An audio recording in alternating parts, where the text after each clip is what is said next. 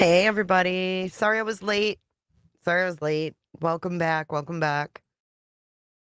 Thank you for waiting around. I was on a call. I just got some bad news, guys. My aunt is passing away with cancer. So I had to pass that message along to a couple other siblings. So thanks for waiting for me, guys. Send some prayers to my Aunt Teeny. Her name's Rochelle, but Aunt Teeny's not doing well. Prayers for Aunt Teeny. So, anyways, I'm gonna have to change probably the thumbnail to this because I'm not really gonna be getting into bridges because my brain's fried tonight. I do have some, material I wanted to share and talk about the bridges. What are you guys talking about? Half pint. What are you guys talking about? Doughboy was probably told to keep his damn mouth shut too. We're gonna watch that. We're gonna watch this video from Nick the Hat. But I also wanted to talk about a couple things that have been bothering me. Like, I don't know. I just feel like after last night, it's been kind of crazy. I don't know really what to believe, you know? Patricia, thoughts with you. Hey, Cramit. So the first thing, thanks, Lisa Rose. It's been heavy. Yeah, I felt today is heavy. So I wanted just to let you guys know before we begin. Last night got crazy. Okay, so I don't even know how to present this. Okay, so Barbecue Lady came out the gate yesterday on, I think it was Queen Bee. Oh, Patricia, thanks. Thanks. Yeah, I won't be going on that panel anymore. I won't do that.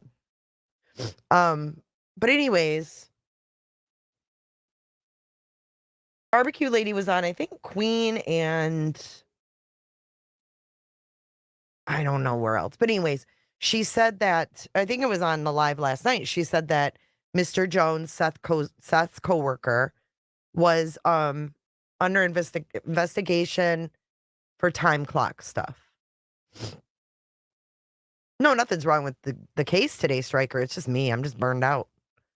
I'm just burned out.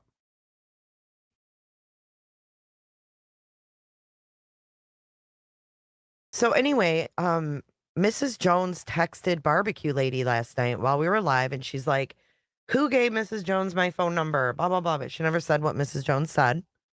So I don't know, what she said to her, but she gave me Mrs. Jones's phone number. So I ended up speaking with Mrs. Jones last night, very late. She works on an ambulance. She's an EMT and she was at work. Hi, Jay. Hey, Jason. Good to see you. So her and I talked, and she said that she wanted me to repeat that her husband is not under investigation. He's never been under investigation.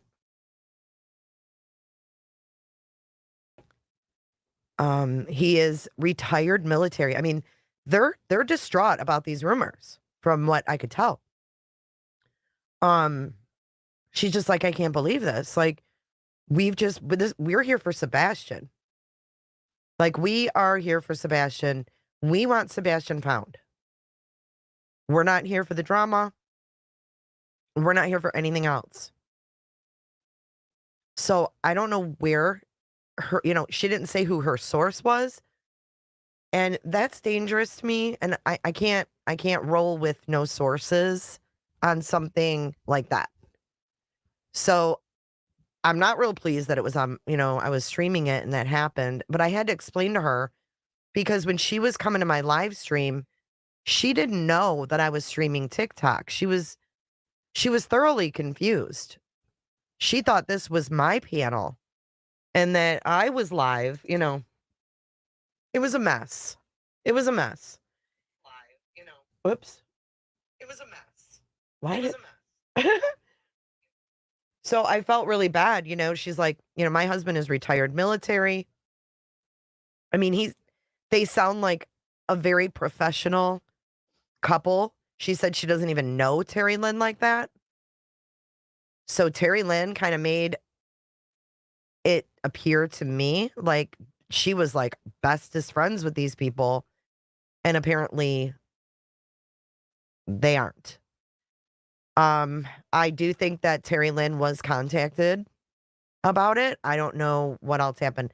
I don't know how she got barbecue's number. I don't know any of that. It's too much. All I tried to do was bring our information together.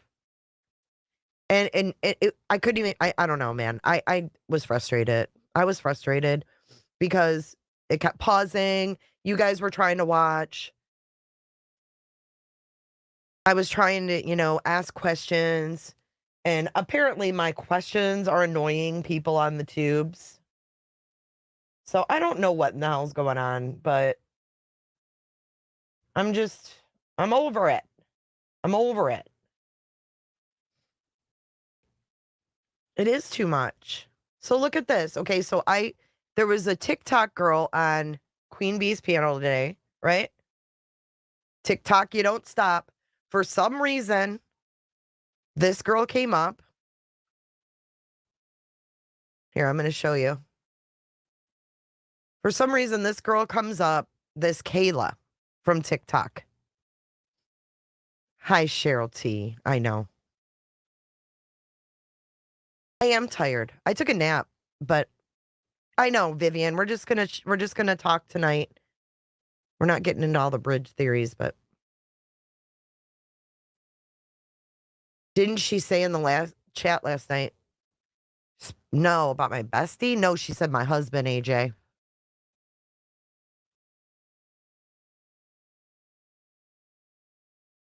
But seriously, if we rewatch that, which I don't even have I don't even have the energy to review that tonight.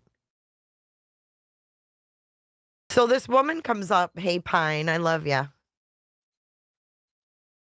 So this woman comes up, this Kayla, and she's, "Oh, I apologize, Queen, for, blasting your personal information." And then she comes up on the panel and she's like, "I did it because I was told to." Like, I don't even, I don't know who any of these people, I don't know who any of you were. I was just told that, you know, this is what I need to do. These people are bad. And I said, fuck it. Okay, they're assholes. I'll go after them. And I thought, why would you even fucking entertain someone? I just can't. I can't. And nothing against Queen. She lets everybody up. And I understand that. And nothing against her. But it's just like these people. I would make it simple. You put my shit out there. You did what you were told by Tony with no excuse. Like, really, I didn't know who any of y'all were. I just did it because, he told me to. I was protecting Seth. So people who are that quick to jump on a wagon of putting people's personal business out can fuck directly off, right? Because we don't do that over here. We're not like TikTokers, apparently, because we don't do that shit over here. And if someone asked us to do that, we would question it. I know any of us here, even the creators I don't necessarily care for, if they were asked to do something shitty like that, they'd fucking question it. Especially since they don't know these people, like she said. To just blindly go after people, they're devious, they're manipulative. Betty, she acted like it was nothing. I know. So I was in there, I was like, you know what? Fuck. I was making my comments known, right? I said she needs to reevaluate why she's online, in my opinion, because she sat there and she said, "Oh, I don't even trust myself at this point." Get offline. If you don't trust yourself, you have no business being online. That's weird. So I went up on panel because I was, kind of spouting off in the chat about it. After all, my personal life, my marriage, all that bullshit was brought up about me. saying I had an affair with JLR. I mean, don't you think any of these women would be pissed off if it was them? If it was their husband that was being contacted about a supposed affair that's a lie?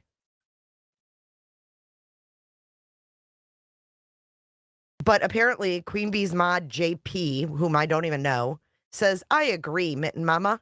At this point, the accusatory questions from J for J are just getting annoying. And what I have to say here about my channel is that that would never happen. Any creator could come in here. Hell, Ziggy Hill could come in here. And guess what? None of my moderators would ever disrespect her. And I just want to say, moderators, I'm so proud of you. I'm proud of the community we created. I'm proud of how we do things. I really am. Because, that was pretty shitty. Because I was in there, I was like, running my mouth like I do. And then Queen was like, Jay, come up. And this is the second time. Like Queen wanted to hear me out. And then I went up there and not the whole chat, but a lot of bad shit. So anyway, that's just my explanation. And she can apologize all she wants. I don't trust any of those people, nor will I ever. I think that they live a different life than me. I don't play that way. I don't play that way. And I think the shit, whether you're apologizing or not, I don't even know what she's apologizing for. But to sit there and say I did it blindly because Tony Mathis told me to is weird to me. So I guess another rumor I have to squash is right here. This is from Bullhorn Betty's. Okay. Cheryl Singh. Cheryl Singh. Are you here? It was so stressful, Missy.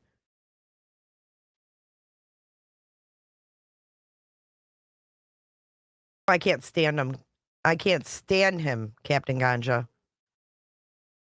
So in Bullhorn Betty's chat, this Cheryl says, Betty, they might be part of this ring. Please watch Jays for Justice. What does that mean?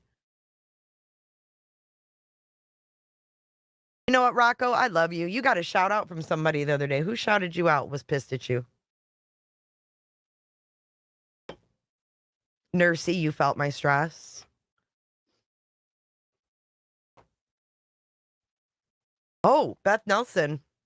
Mr. Jones was accused of being... Mr. Jones was accused of being on, being under investigation for, faulty, like messing with a time clock at work or something.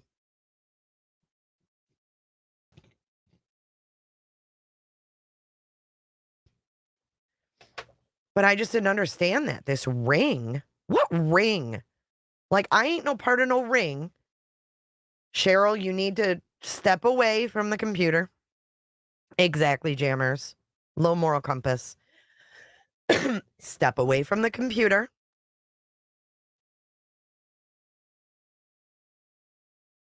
She thinks that there's a ring. And I might be part of it. Terri is collecting money to pay an attorney to sue everyone. Oh, God. To sue them for what? Do you see? See, I can't with that. Patricia says, I've never even had a parking ticket in my life. All these con men and women involved in these cases. I mean, these people have lost. They've lost it. They've lost it. Part of this ring. Stop. I ain't part of no rings. They're nothing like that. I'm just a YouTube creator over here talking about a case. I think we just need to calm down and get back, to reality. I'm the ringleader. I'm the head skunk. Next thing you know, I'm going to be the head skunk. The only one turning this into a circus is Seth. Yeah, isn't it weird? I'm sorry they do that, Jason. So anyway, yeah, I wanted to let you guys know that The whole thing about the investigation, they said that was not true. Um, and maybe we'll hear more about that in the future. But right now,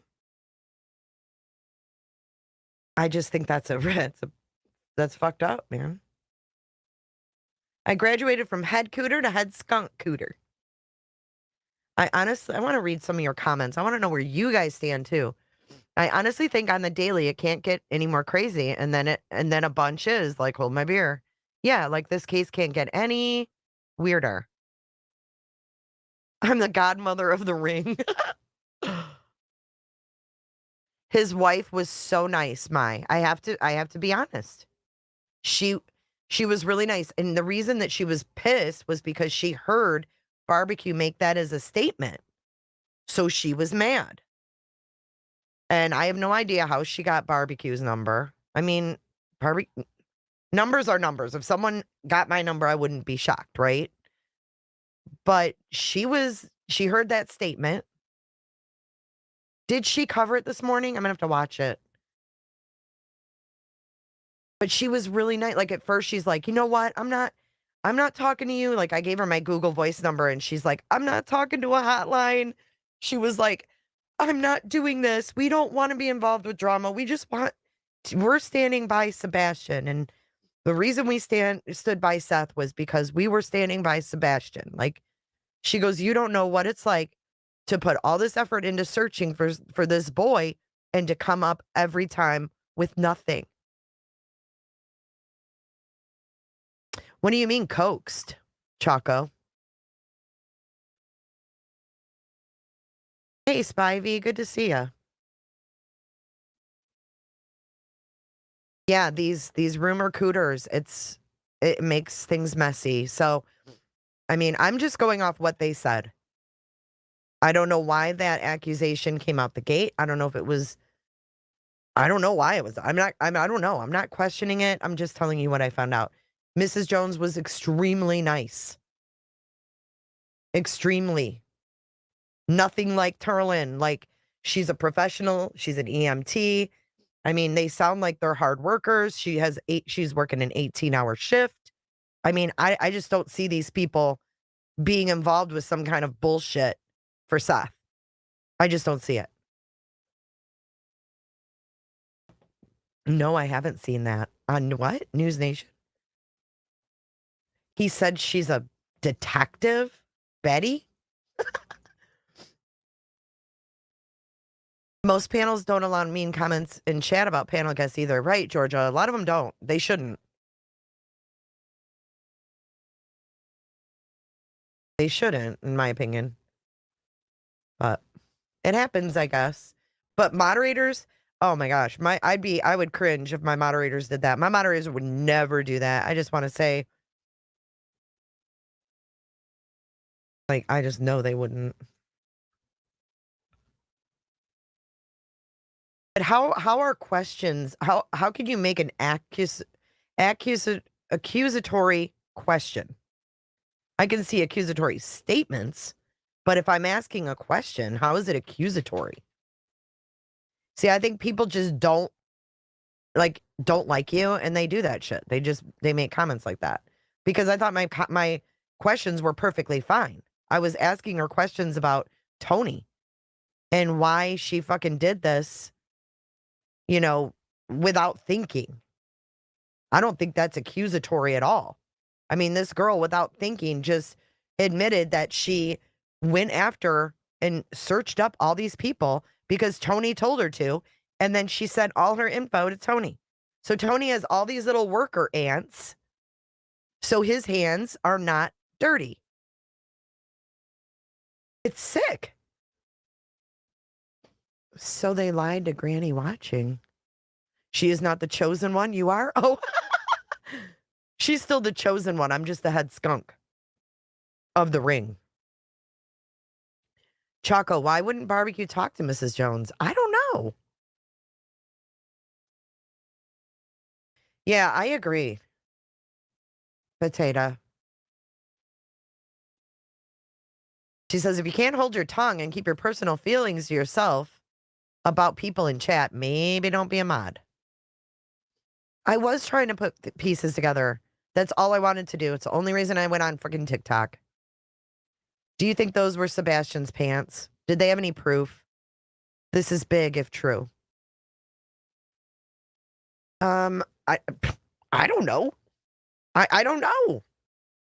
I really can't say that they were his. I don't know. If they were, it's fucked up. But I don't have any proof of that, no. She said she was handed a 40-page document on Queen Bee, like, what the hell? Yeah, I think that was a huge distraction. I definitely don't trust Kayla Ray, and I'm on the fence with barbecue. I don't know what is true or not for sure on all this stuff from yesterday. I don't know, I feel like they're really distracting right now, and I don't know what I don't know.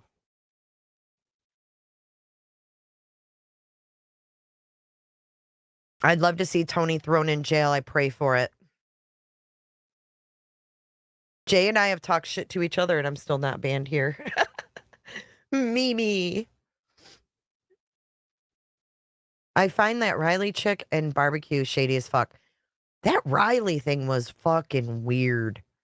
I was all excited to talk to her because, this rumor that she had Seth's laptop.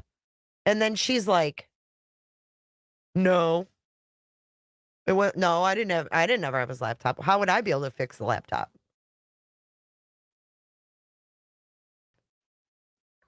Brandon says Seth is the one I'd like to see in jail. Yeah. Yeah, I think we just had to be really, really careful. I'm over this. Is it time for Sarah Boone? We do have Sarah Boone updates to do. Hi, Legendary CE. No. No, I don't think that would be Dog, that bounty hunter in chat. I think it's probably a troll.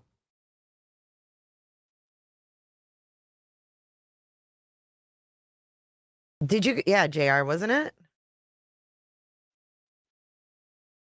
When Seth talked about the call he got from Terri Lynn about the pants, it was big. AJ, you could be right. Oh, Renee, you fell asleep. You're going to have to replay. I know when Sarah Boone sounds like a relief. When Sarah Boone is relaxing.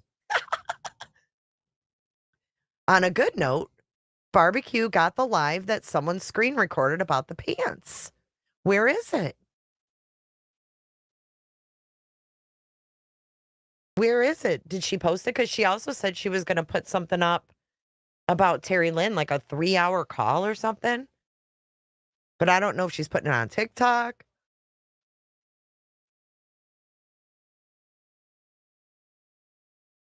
I'm really looking forward to Boone. The park she found the pants at is Moss Right. They have cameras all over. So if she planted those pants or anyone did, it's most likely on camera. They had a bunch of cars broken into, so cams are up. Interesting.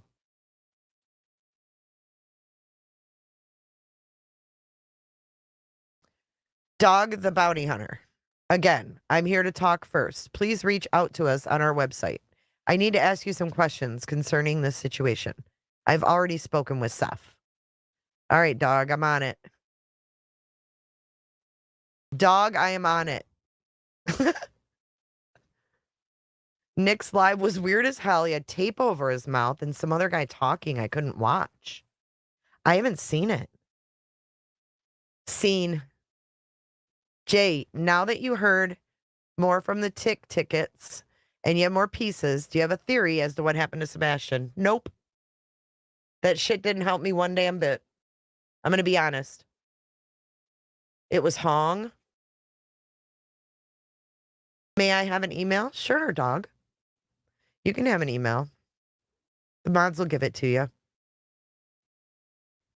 Let's take a look at this article and then we'll watch that. I haven't watched Hong. Nick tweeted he's been muzzled by the Proudfoots. Yeah, I saw that. Do you guys believe that? I don't know what to believe anymore. Hey, Northern Beans. Yep, just a girl. I agree. She says, "Hi, Jay, after last night.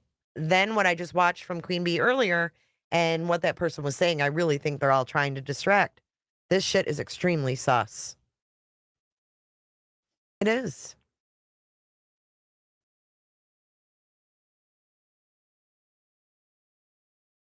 Trolling, trolling, trolling. Damn, my ass is swollen. What's up, Lynn? It's good to have you here. Nick is not supposed to talk about it, so Hong went on Nick's channel with Nick behind him. It was bad. What? You think he's muzzled by his parole officer? Hey, lollipops. Brandon more like his parole officer. It wasn't the Proudfoots that muzzled him. Jason, I don't even know why I'm living with crabby sisters. I know I have crabby sisters too. Sometimes people can't actually form sentences, and only thing that comes out is trash. LOL, don't worry about it. She'll be gone quick enough. I think things are realigning and it will play out. Well, I hope they realign. Hi, 911 crime time. Wait, okay, maybe you are willing to talk. Seth said you would be the hardest to communicate with. I'm not hard to communicate with at all, dog. I am very open. Wide open cooter, by the way. That's my nickname. Wide open cooter. I'm very open. Sumner County. A missing Sumner County teen's parents were in court Tuesday, but the hearing did not offer any progress in the continued search for their son. Sebastian Rogers disappeared in February from his family's home in Hendersonville. His family was in court for a YouTuber by the name of Bullshit Betty, who is accused of harassing and stalking Sebastian's mom and step grandparents. The courtroom was split into two sides.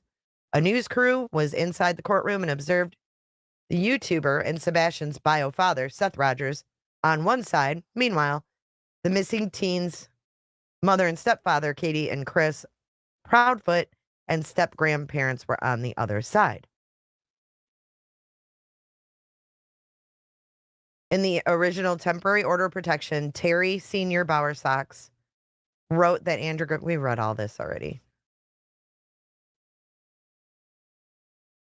Okay, here's a Seth quote. Seth said, Griffin is only trying to help find his son. Quote.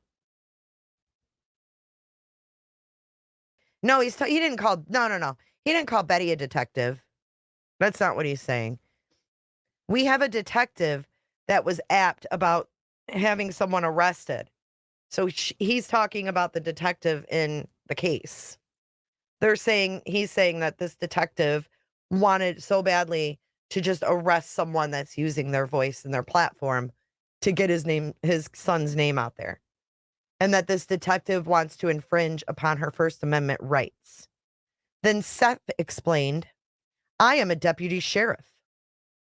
That person is a deputy sheriff. The Constitution is what we are supposed to stand and back upon, not trample upon it. It really upsets me that they are limiting one person's voice, yet that person's voice is trying to find Sebastian. They are not.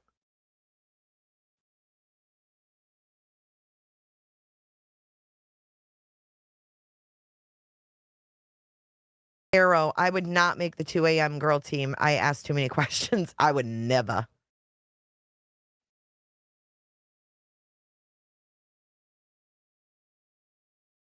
The tape on Nick's face says silence Sebastian. What? I saw on a live that PJ was in a chat and said that Dolly called Nick's parole officer.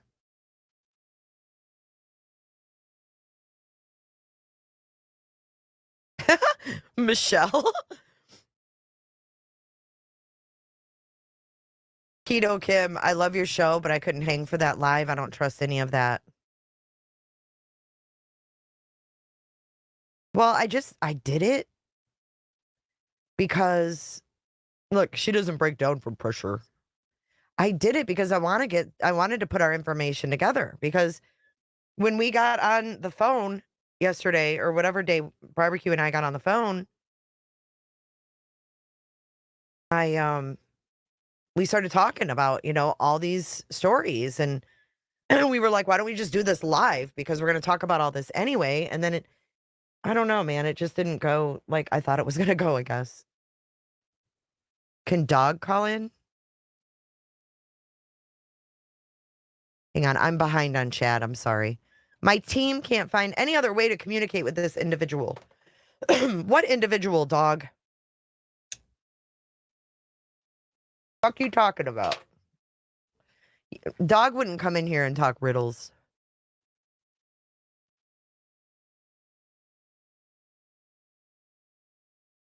I recorded that part of the interview on my phone. Hi, Daphne. Jay, you have to slur your words when you read that. Yeah, here's Tony Mathis. We are very happy where this case is headed. The great thing about America is that the burden of proof is on the petitioner, not the respondent. We know the facts. She did not ever step on private property. She did not ever follow or harass anybody, and those facts will come out in court. Shut up, Tony Mathis. He says, this is Seth. It's extremely frustrating that I have to come here to support somebody, which I don't mind coming to support somebody that is supporting my goal of finding my son. But the fact that I have to come here because 4 people, I'm sorry, want to put a restraining order against somebody who is just trying to help find my son, and yet Sebastian is supposed to be her son as well. Love how he just addresses Katie at the end. Just help a brother out here. Northern Beans, thank you. I'm so proud of the way you took it all in last night. Where did that go? So proud of the way you took it all in last night. My mind was spinning, and you kept asking amazing questions. So much respect. Thank you, Northern Beans. My goal, my son. I raised him. I named him. I took care of him. My son. God, it's just getting fucking old. I mean, for real. Oops, I didn't mean to do that. SF just posted, I heard. Let's see what he's got to say.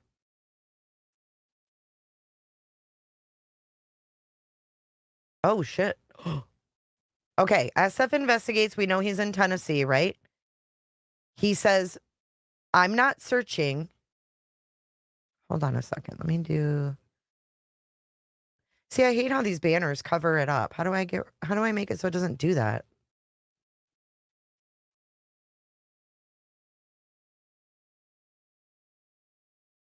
He says, I'm not searching, but doing some decision point analysis on my own time.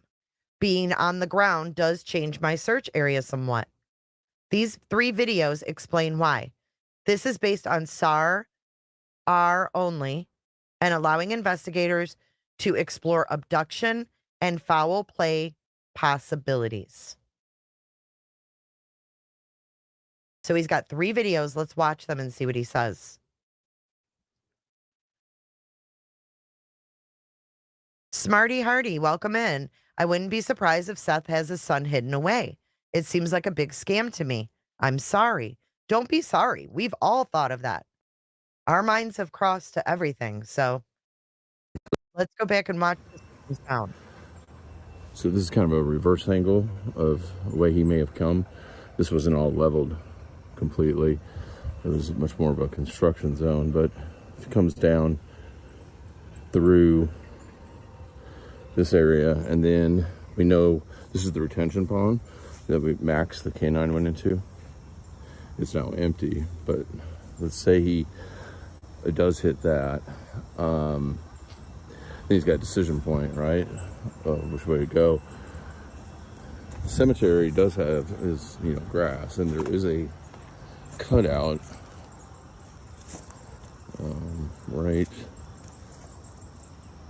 there, and there's a path along that fence line. So if you're barefoot, it wouldn't be bad. Whereas, I don't know if there's water or what at the time in this creek area, but even right now with this completely dried out, this is still very soggy mud. So if he's barefoot and doesn't particularly like, you know, getting his feet dirty and stuff, I think the decision point is to the cemetery, which does go, you know, I don't know, maybe 130-degree radius. So I guess now I'll find the egress points on, that would go to, I think, Long Hollow, and then this come all the way around, and I believe there'll be Ward Lane over there. The school, I think, is right that direction. So, you know, if the K9's right, and he did end up here, then I think the cemetery with the grass is the next point he has to, you know, traverse through. Because this was not graded like this. And this was under construction, so there's all kinds of things in it. So, I don't know, I think that needs to be considered. The egress points are going to be in this arc here.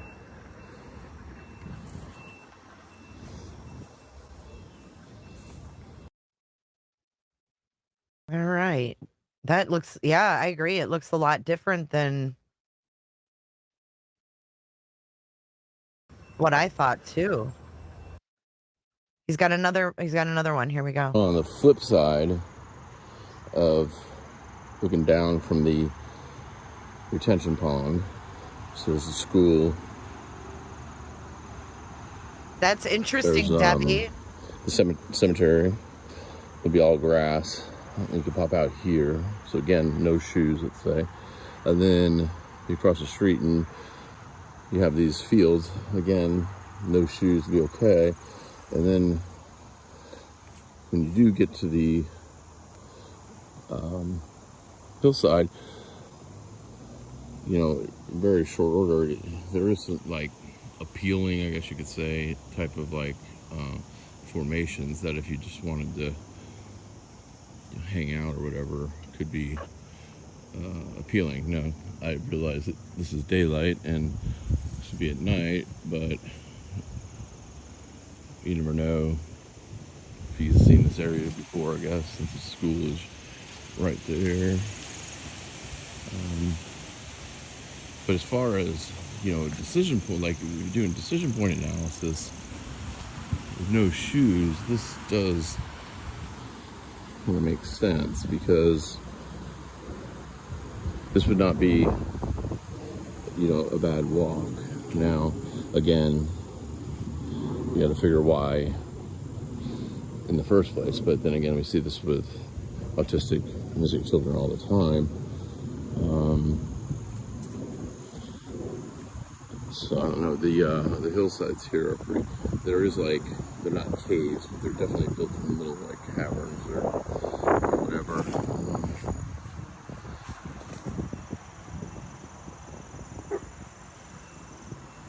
It's super thick.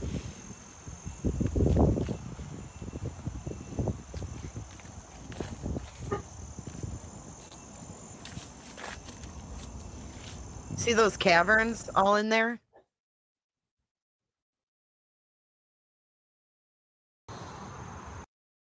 All right, we've got the third video here.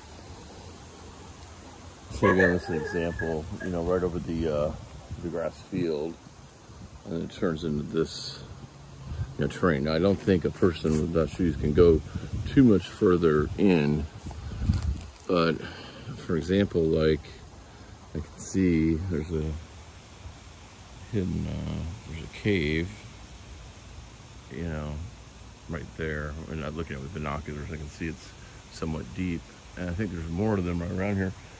You know, being by myself right now, I'm not comfortable going in the cave just in case.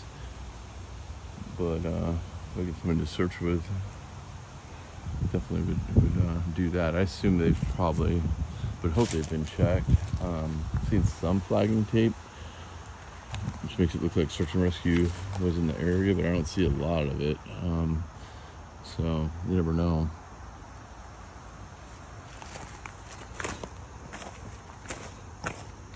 And I'm not here searching right now. I'm not searching right now. I'm just kind of trying to pick or look at possible, you know, decision points, where a person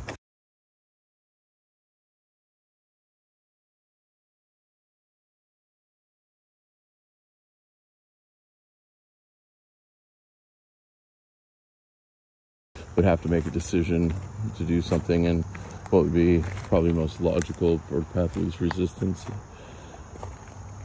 So you can see these, and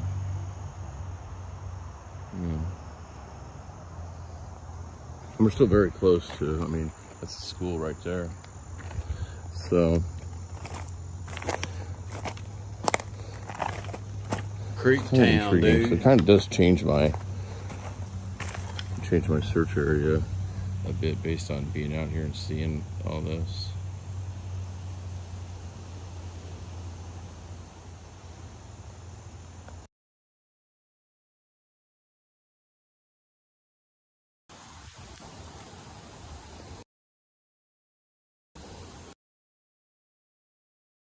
So this is kind of a reverse angle of the way he may have come. This wasn't all leveled completely. It was much more of a construction zone, but if it comes down through this area, and then we know this is the retention pond that Max, the canine, went into. It's now empty, but let's say it does hit that. Then he's got a decision point, right? Which way to go. The cemetery does have his, grass, and there is a cutout right there, and there's a path along that fence line. Now, if you're barefoot, it wouldn't be bad. Whereas, I don't know if there's water or what at the time in this creek area, but even right now with this completely dried out, this is still very soggy mud. So if he's barefoot and doesn't particularly like, getting his feet dirty and stuff, I think the decision point is to the cemetery, which does go, I don't know, maybe 130-degree radius. So I guess now find the egress points on, that would go to, I think, Long Hollow, and then this come all the way around, and I believe there'll be Ward Lane over there. The school, I think, is right that direction. So, if the K9's right, and he did end up here, then I think the cemetery with the grass is the next point he has to, traverse through. What comment did he make Because to this delete? I didn't see it. was not graded like this. And this was under construction, so there's all kinds of things in it. So, I don't know. I think that needs to be considered. The egress points are going to be in this arc here.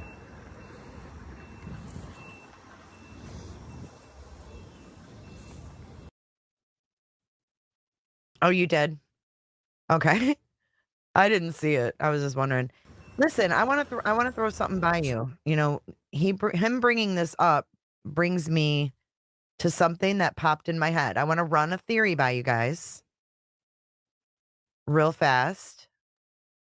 I'm going to pull up the flashlight video because no one's talking about it, right? No one's talking about it. What I want to talk about is this part right here. Watch this. I'm going to give you guys a theory right now.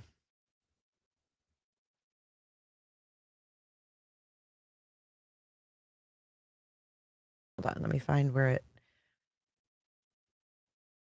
does it say the 23rd? Didn't it say the 23rd or something on here? Where am I seeing that? Theory. This is a theory of mine, okay? You know how we have the flashlight video and then the one flashlight running back to the house after? Actually, A better thing would probably be Nick Barris's. Hold on.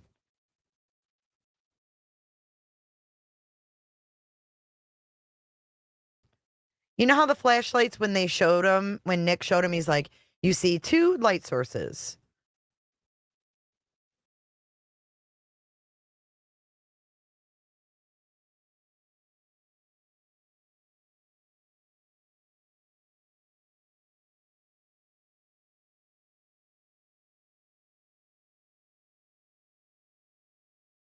Video evidence. Thanks for joining us here at 6. I'm Rory Johnson. And I'm Hunter Hoagland. A lot to get to here tonight. Authorities have scrutinized home security video from that Hendersonville neighborhood, trying to learn what happened to that teen with autism.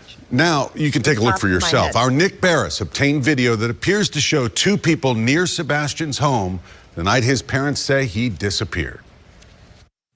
The video you're about to see is from early Monday morning, February 26th, around 3:10 a.m. Now, there are no street lights in the Stafford Court neighborhood, so it is at night, pitch black.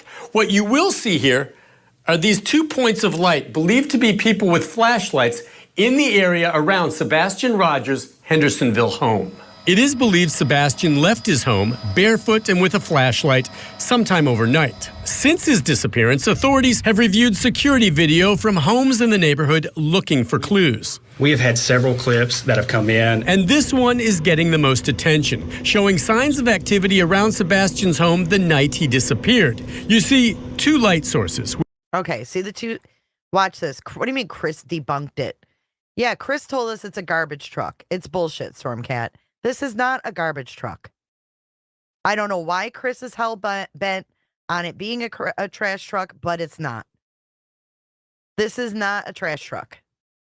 Which we've circled to help you follow. For point of reference, the security camera was pointed toward the back of Sebastian's home in a common area. In the video, you see subject 1 with a light source in the lower right-hand corner. Then you see subject 2 briefly appear and move toward the first before that light source is covered or obscured by bushes. Subject 1, a few seconds later, then moves out of frame. Now watch. Then subject 2 reappears and follows subject 1 off screen. It's a short time later, and it's very vague, but then you see one of the subjects moving quickly back through the common area, and that is it. Now that last light, okay, so somebody moved back through the common area back to the house. Now, Potato, I know you're here. Wasn't there a date? Wasn't the date like wrong on the video? Because this is my theory. You've always believed it was a truck? You're kidding.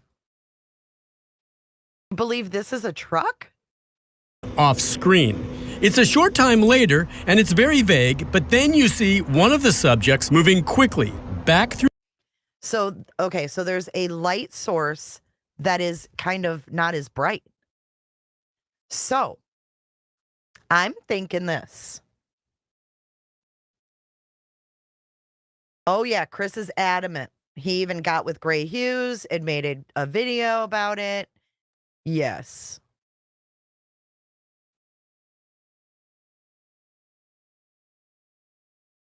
So my theory is this. On that video that we got, there was the wrong date on one of those videos. How do we know that this wasn't a quote-unquote practice run? Let me give you an example. How do we know that somebody wasn't there and had him meet, but then he went home? Because that little flashlight that's going back to the house is dim. And remember, he had a little flashlight. Seth has like a mag light. Like you saw his mag light flashlight in his pocket. So I'm wondering if the more dim flashlight wasn't Sebastian's running back to the house and going back in. Like, did he sneak out and meet somebody and then go back in and wasn't caught? And then they did it again and he didn't come home. Do you get what I'm saying? Like he did this before, but this last time on the 26th, he didn't go home. Does that make sense? Oh, is Mrs. Jones in here? Mrs. Jones, you're so sweet. Hey, Mrs. Jones. I told everybody when I started, I went over, what we talked about last night, and I told everybody what we talked about. So I know it was confusing last night. I'm so sorry that you came into my stream when it was crazy like that, Mrs. Jones, because that's not typically what it's like here. And for you to come in and see that mess, it was like, ah, I was really glad. Thank you, Mrs. Jones, for hearing me out and letting me explain. But I'm thinking, is that little flashlight Sebastian's? Because he had a little one, right? It wasn't a bright mag light. Watch again. Let's watch the subjects again. And just look at how bright one of the lights and the other ones are, the other ones like not as bright. Video, you see subject 1 with a light source in the lower right-hand corner. Then you see subject 2 briefly appear and move toward the first before that light source is covered or obscured by bushes. Subject 1, a few seconds later, then moves out of frame. Then subject 2 reappears and follows subject 1 off screen. It's a short time later and it's very vague, but then you see one of the subjects moving quickly back through the common area. And that is it. I know, there's not. What do you guys think? I mean, one is clearly brighter than the other. Subject 1. Here, I'm going to mute it. Subject 1. And then watch how freaking faint subject 2 is. You can barely see subject 2's light. It's so faint. Watch. See it? It's barely there. But subject 1 is bright as fuck, like a mag light. I don't know. Okay, the one light doesn't move. It's not just a flashlight. I had thought maybe he started running and someone grabbed him. Because law enforcement would have to watch the entire video for hours, not just a specific time. They would also watch days prior and after for people or vehicles hanging around the house area, JJ.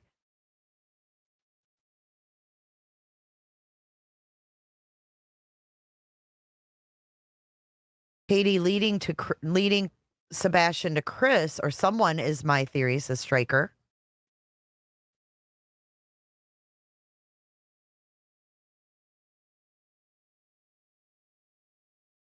Okay, hang on. Okay, I already read that one. His keychain flashlight was supposedly broken, but I doubt a tiny flashlight would show up on a camera. It's pretty dark out there, though. Oh, I want to say, though, I think it would show up on camera, and you want to know why? Kelly Mack, that's a good theory. You want to know why? Because if you look at other videos at night, okay, Pearl, you can even see solar lights really clearly at night in this neighborhood because it's so dark.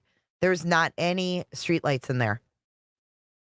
So if you can see solar lights that are in people's landscape, I think you'd be able to see a flashlight. Allegedly, there is another video LE has that more clearly shows the vehicle that pulled up. I've never heard that, but who said that?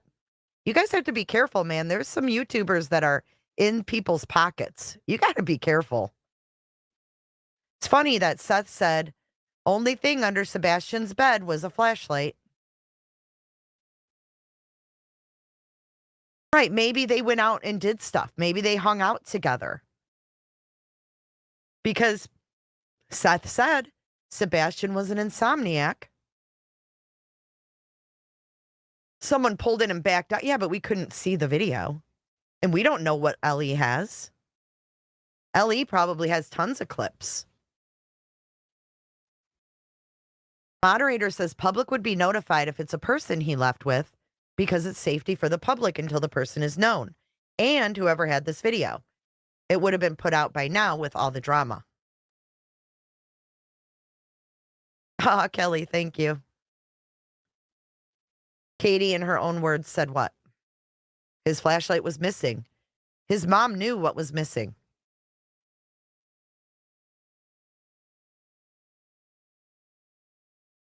If you notice, though, Seth always has a flashlight in his pocket. He said they would go fishing in the middle of the night. Mm-hmm.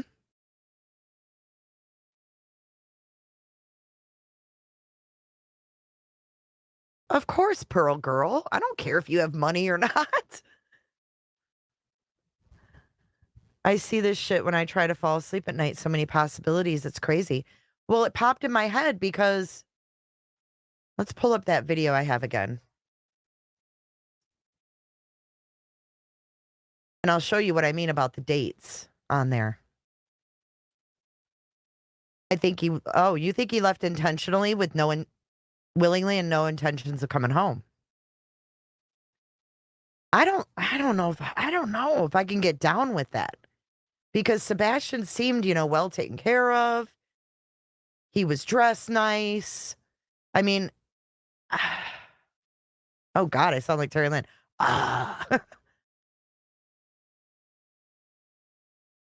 Hey, Cricket. Let's put it this way. If it was anything important, it would be sealed evidence and not out for public consumption. This video is not evidence that can be used in solving anything.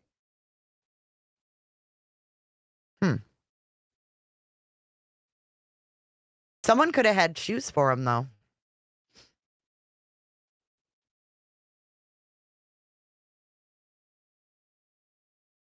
Jeff says, every day with Jay, it would be good if you could get a pic from that camera during the day and overlay the lights to see where they would be walking if those are flashlights. It's a good idea. Cricket, this is common logical sense. That rule does not exist on YouTube.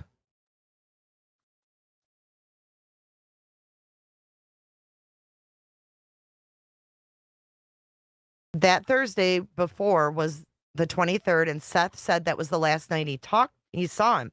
I think he said that was the last time he talked to him.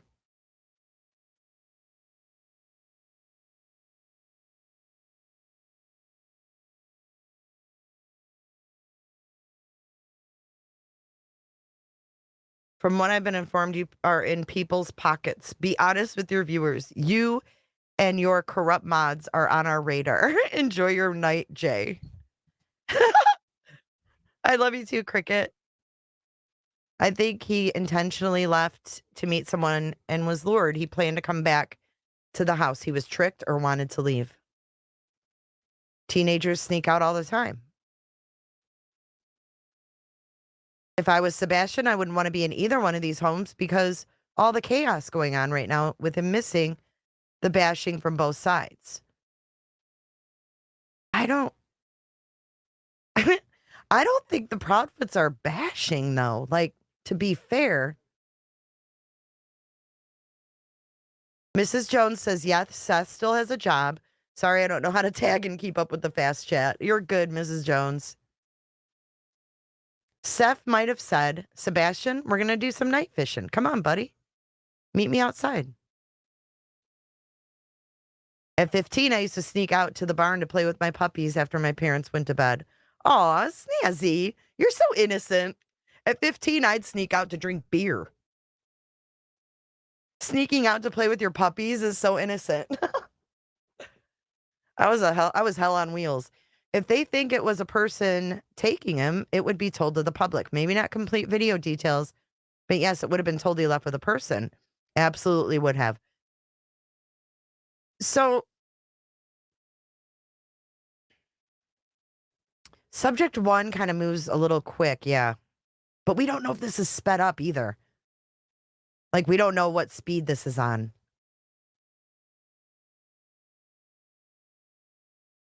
Last week, I saw a drone flying around. I went outside and waved. That night, I went to sleep and had a dream I was being chased by a UFO. I reached my door and Benny P exited the UFO. When you're having dreams about UFOs and Vinnie Politan. That's hilarious. That light going back to the house makes me believe it was Katie. This case is crazy. That's why I was wondering if this is the right date. Amy, I agree. Very well taken care of. And he had fun. You know, we saw the video of him and Katie and, you know, going out, having a good day and going shopping and getting snacks. Probably got to go to, you know, Costco and pick out the snacks he wants. But then on the other hand, Seth said he wouldn't even take him to the store. He would just whatever. So I don't know. I think Seth is willing to say anything to get attention. Let's see this one. But deep down, he knows Sebastian was capable of leaving on his own. He's doing this to get back at Katie. He knows Katie didn't hurt Sebastian.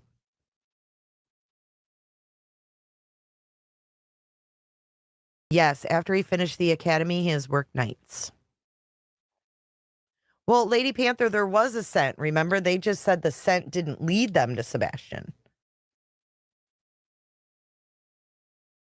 I really haven't seen Katie and Chris bash. I mean, in all reality, if you think about it, like, they were asked about Seth and Katie said, or no, I'm sorry. You know what? The part that stuck out to me was that Katie and Chris were asked in one of those media interviews if Sebastian had extracurricular activities. And they were like, no, not really, or whatever. I don't remember. And then Katie said, you know, if he did, his dad would be there front row.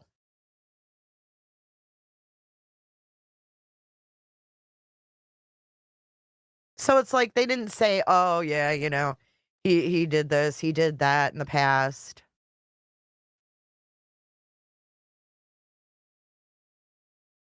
Oh my gosh, sweet one, I know. I put my parents through a lot too. I snuck out and ran around with only underwear on them. What? I snuck out to smoke weed.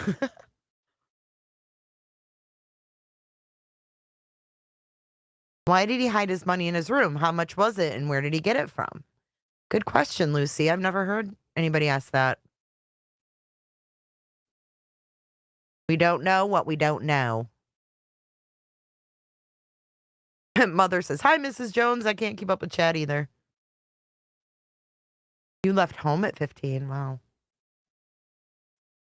True crime and other stuff. You naughty girl. I forgot. What time does the video say? Okay, let's take a look at this. Let me unpin this. And over here on this side, you can see just barely, you know, like their little camera. So let's watch it. I could have sworn that the date was wrong on the right-hand side.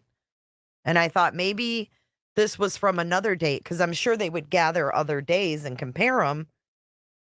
Because maybe it was something that Sebastian had done before was, you know, sneak out and meet someone.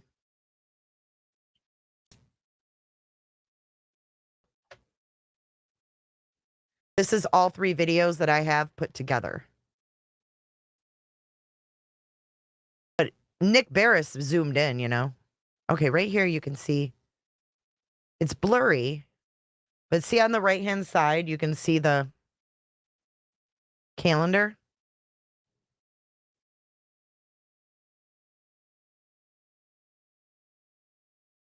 This is 3 different clips put together, but you can barely see those flashlights. Like, see, you can see one right here. Do you see that? I don't know if you guys can even see. It's like a speck.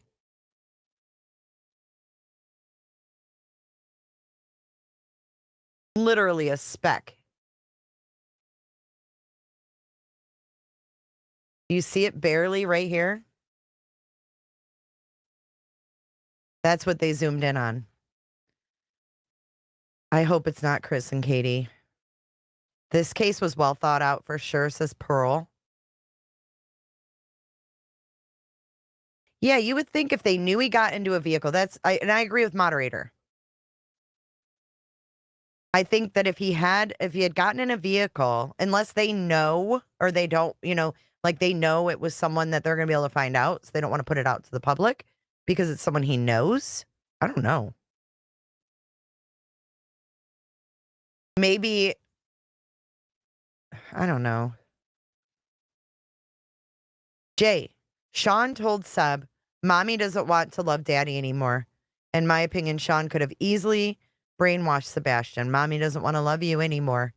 That could get to Seb to leave. That's really sad to even think about. Jay, he wants to be cleared so bad because he was at work. So did he have someone else doing it for him? This exact stuff happens all the time in other cases. Do you guys remember when there was a custody dispute between hold on. There was that Microsoft worker, that guy, and he was going through a custody dispute, and his ex-wife literally had her boyfriend shoot him. So do you remember that? I think it was in Florida. He was driving and there was like something in the road. He got out to like get it out of the road, a tire or something, and he was ambushed. And it was all set up by his ex-wife. And his 2-year-old was in the back seat. Which slip, moderator?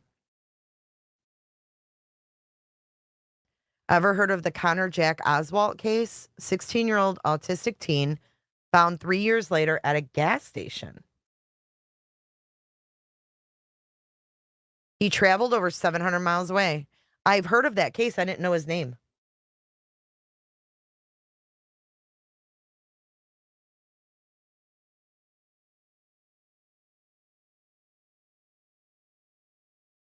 I actually found that clip in Pascal. Seth told Pascal he doesn't call Sebastian Friday to Sunday out of respect for his mom's time with him. Yeah, I thought that was weird too. Katie said go to bed, and he did at what time? 10 p.m. I think it was like 9:30, wasn't it? Wasn't it said that the camera that we see the lights on had stopped working days before the 26th, so that would be on the 23rd. See, that's what I was thinking. Let's keep playing this for a minute. I could have sworn I saw the wrong date on this somewhere. Unless I'm losing it. I could be losing it. That's very, very possible. So apparently he didn't talk to him. He said the last time he talked to him was Thursday, the 23rd. See, there's that light right here, and see, it's bright there. You can see it moving. It's not exactly moving fast. If you look at this, watch this. You're going to see the flashlight pop up right meow, right here. See this? See it right there? Now watch how slow that motherfucker moves.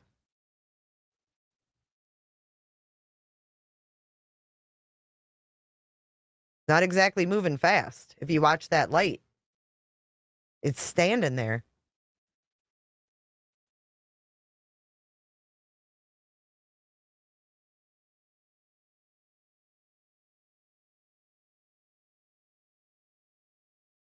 But see, this light stays stationary right here. Over here.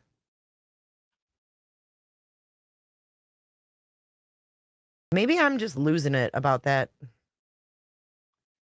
calendar. I could have sworn I saw the 23rd on there.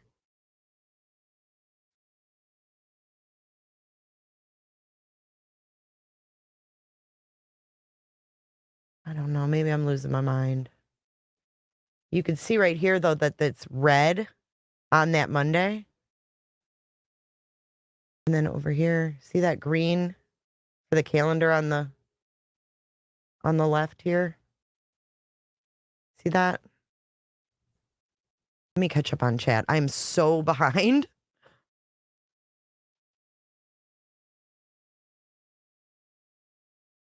Maybe Sebastian didn't want to go to the store with Seth because it would give Sebastian more time to be alone on games.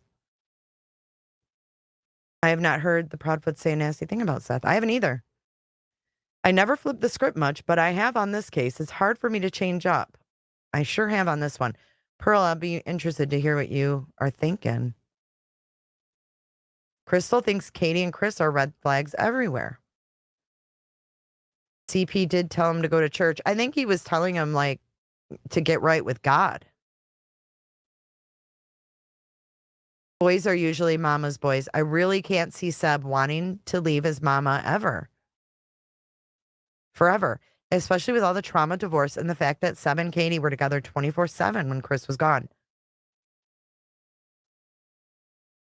Why, oh, why are you siding with the Proudfoots? Hashtag disgusting. Beth, what are you talking about? I think you're in the wrong chat. I don't know what the fuck you're talking about. I'm not supporting anyone. I don't support anyone. I don't side with anyone.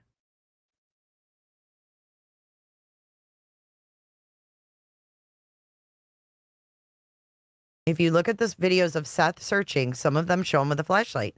He always has a flashlight in his pocket.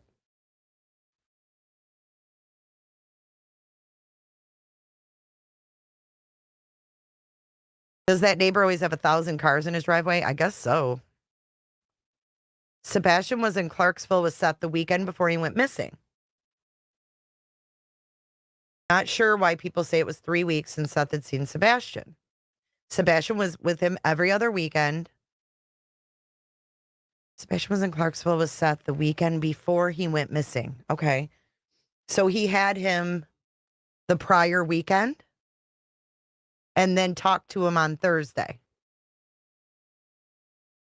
Thank you for clearing that up, Mrs. Jones. See, this is why we need people who know to give us some information. Because it's all fucked up. This is all fucked up.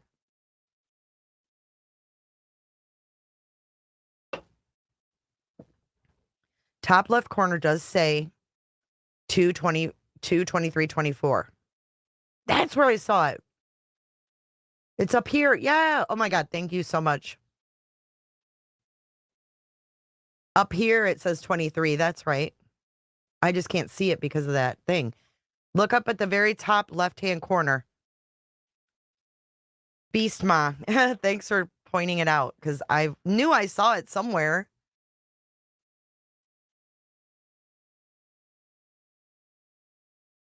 I don't know what to think. I've had all kinds of thoughts, but none of it makes sense, says Mrs. Jones.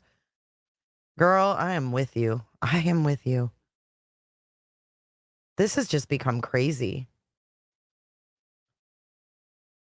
Avondale says that panel made no sense last night. Jared Bridgegan or whatever. Yeah. Mimi asked Mrs. Jones, have you gone over theories of all the parents being involved? As well, it's hard to know what to think anymore. There is a case where two spouses planned and carried out the murder of each other's spouse. They thought there would be no connection to them.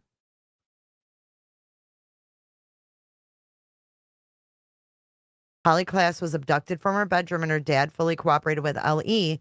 She was found and the killer was convicted. If you have not lost a child, you have no right to bash Seth. I'm not bashing Seth. I just listened to Seth's words. Any young man who was also autistic, I believe the young man was 16 when he went missing, he was 19 when he was found.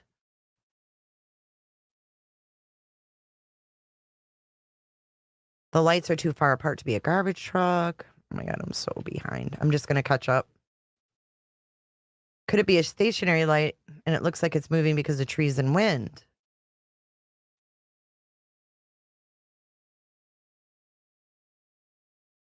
Well, I'm going to tell you this. I don't bash Seth, okay? This is the difference. I don't consider it bashing when he's changed his stories, and I've noticed. You know? I think everybody has different opinions, and I think that their opinions change. You live in Hendersonville, so that gives you the right to tell me not to bash somebody. I'm not bashing anyone. And furthermore, we weren't even really talking about Seth tonight. I'm just reading chat and reading everybody's thoughts. Jared, Bridgedan, and Shauna. Yes.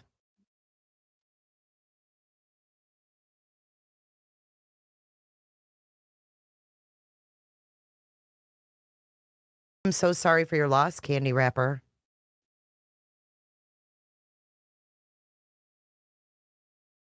I heard you, Jay, on TikTok last night with the troublemakers. I wasn't trying to be a troublemaker. I was trying to have a discussion. But I'm glad you see it that way.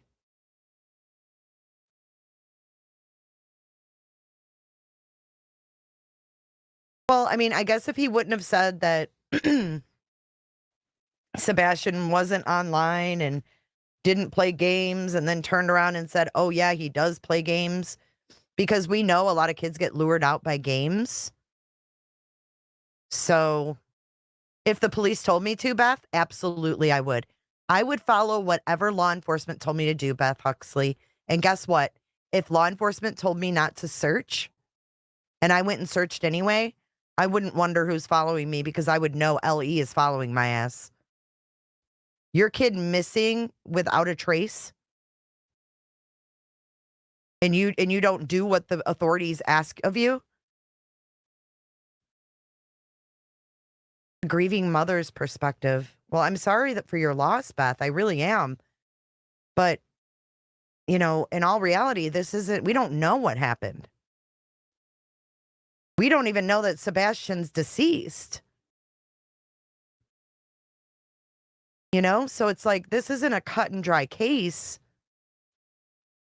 You can have your opinion, but you're accusing me of something. We haven't even really talked about Seth. But my concern is that he lied about the online use. And I just think that that's a perfect way for a child to get lured away, especially someone who can be naive. And the fact that he did not, he wasn't upfront about that is weird to me. Yes, it makes me question everything.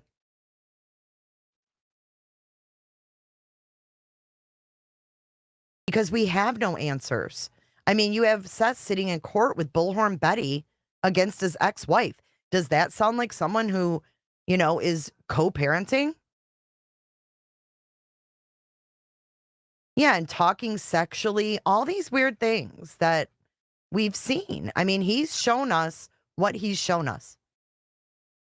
And I would love to ask him, if there was anything you could go back and do over, would you do anything different?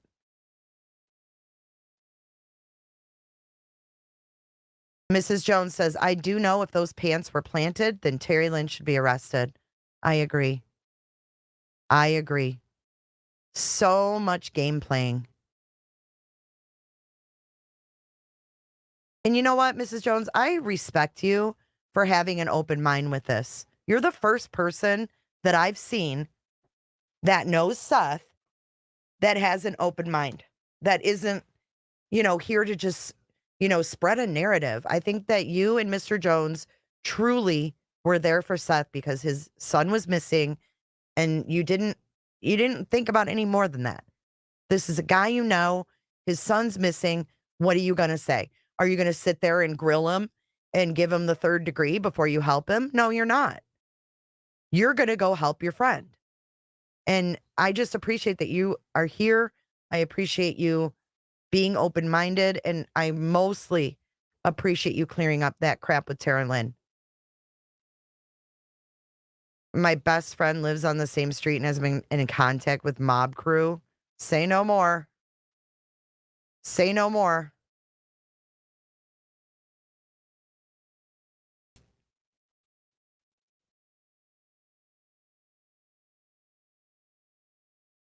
No, I really do appreciate her, because we've seen so much fuckery.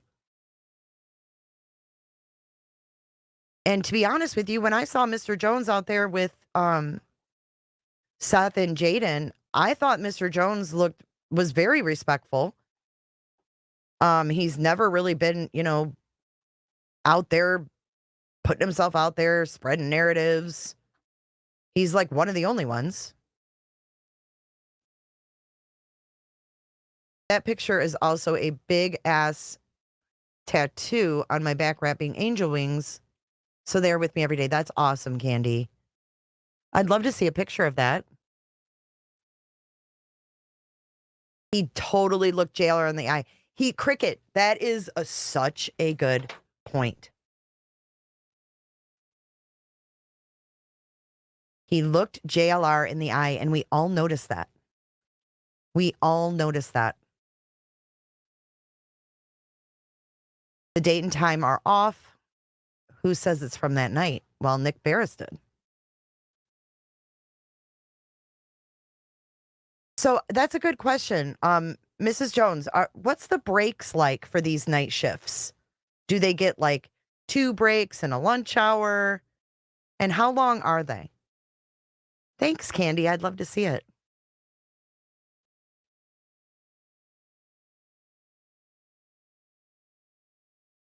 Hey, Sarah. The right side of the screen says the 26th. Is that where it's red, potato? Right here? Thank you, Charlie. Good to see you. Fit to be Tied says, we need Mr. Jones. Aw, Mrs. Jones. My husband is the most respectful, hold on, it's lagging, humble human anyone has ever come across. Not just saying it because he's mine. Anyone who has ever met him says it as well. Just help a brother out here. Good to Raw. Welcome to the Cooter Crew. I do. I respect them, and I respect you for talking to me and being here. I really do. Because I wouldn't question my friend either. That's ridiculous. To think they would sit down and like interrogate Seth before helping him. We tried to talk him out last night and nothing really came of it. But I just want you to know that we respect you. And you know what? I'm glad that you and your husband are together, and I just really am. I'm glad that you're here. Mad respect for the Joneses. Because Terri Lynn really made it sound like her and Mrs. Jones were best friends, like Jonesies, and oh yeah, me and Mrs. Jones. Like she just really portrayed it like different than I think it was. And I think, you know, seeing her on these live panels these last few days has been really eye-opening. She really needs some help. I mean, I'm not saying that to be mean either. I really think she's gotten in too deep. I don't know why she gets in so deep, but she seems to get in too deep. But yes, we're going to watch Hong and what's his face? Nick. I can't even.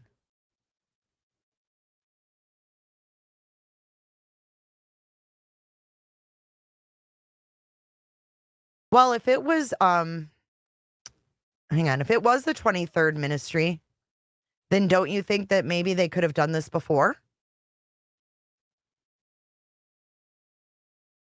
Annie Jean coming in hot.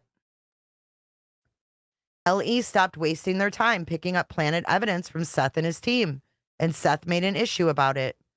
Clearly, the police knew everything they found was a false lead. I agree. It's a shame. Okay, let me see. Did she answer the... Why are you upset, Cricket? What's wrong?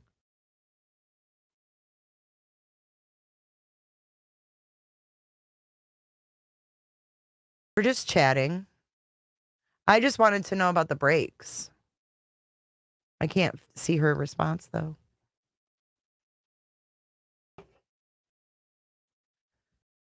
Is it illegal to do 12 hours straight? Hey, Ludwig.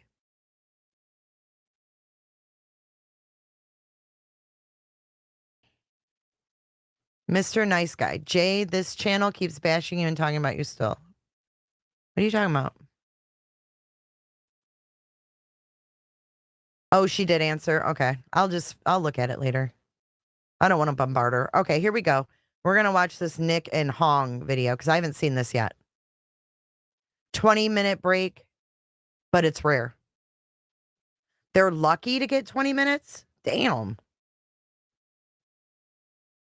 That seems crazy. You know, I just don't know if the Joneses really know everything that we know. Do you know what I'm saying? That's my thing. Like, does she know everything that we've heard? I can't imagine that they have time to sit around and watch all these interviews like we have. Like every single YouTube interview.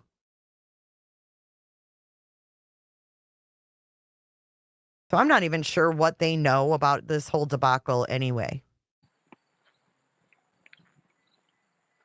I'm not going to believe this. So what's going on, guys?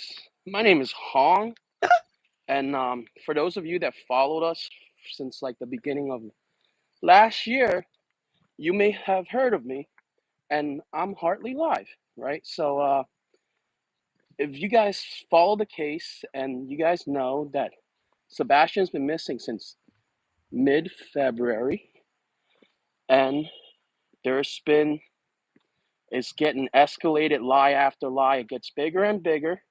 And now that we're starting to get threats and all the other stuff that, like, if you guys will be on Twitter, you guys will see that our lawyers are taking action. And it goes to a point that they even muzzle Nick. So I'm here to talk about Sebastian, okay? So Sebastian's been missing since mid-February. It's been 7 months. Are they walking around their And neighborhood? these people, like the Dropfoots, Proudfoots, Dropfoots? they've been trying so hard each and every day The drop to shut people up, to trying to find this poor kid. They're in a Just cemetery. help a brother out here. That is not even funny anymore. Thank Like, you, Shelby. what kind of parents? I'll tell you that.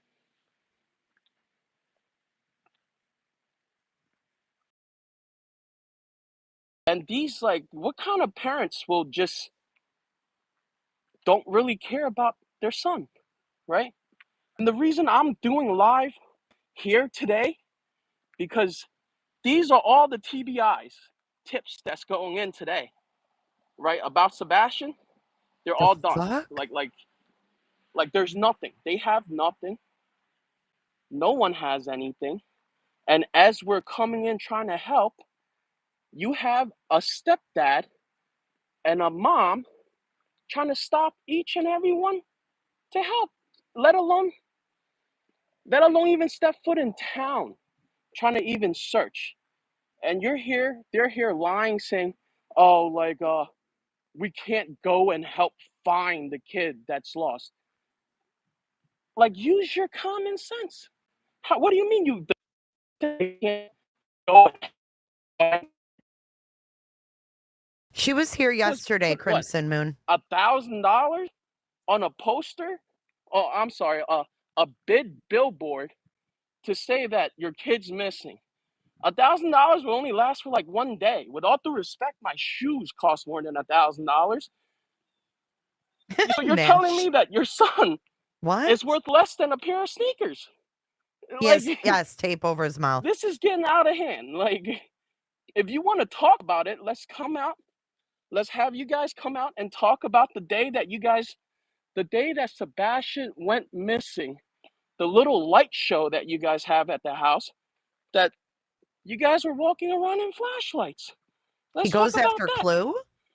And also, I gotta take my hat off to the Proudfoot parents, because if it wasn't for them, the son would have been in jail a long time ago. You wouldn't have the cojones to come here, write letters, call the cops about What? people trying to find your stepson. That sounds a little too shady to me. Wait, what did he say? Your son would have been in jail? Is that what he said? The son would have been in jail? The son would have been in jail a long time ago. The fuck? Is he talking about Sebastian?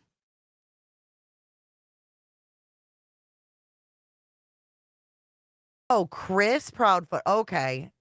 The Bauer socks. Okay. That didn't even make sense. Listen.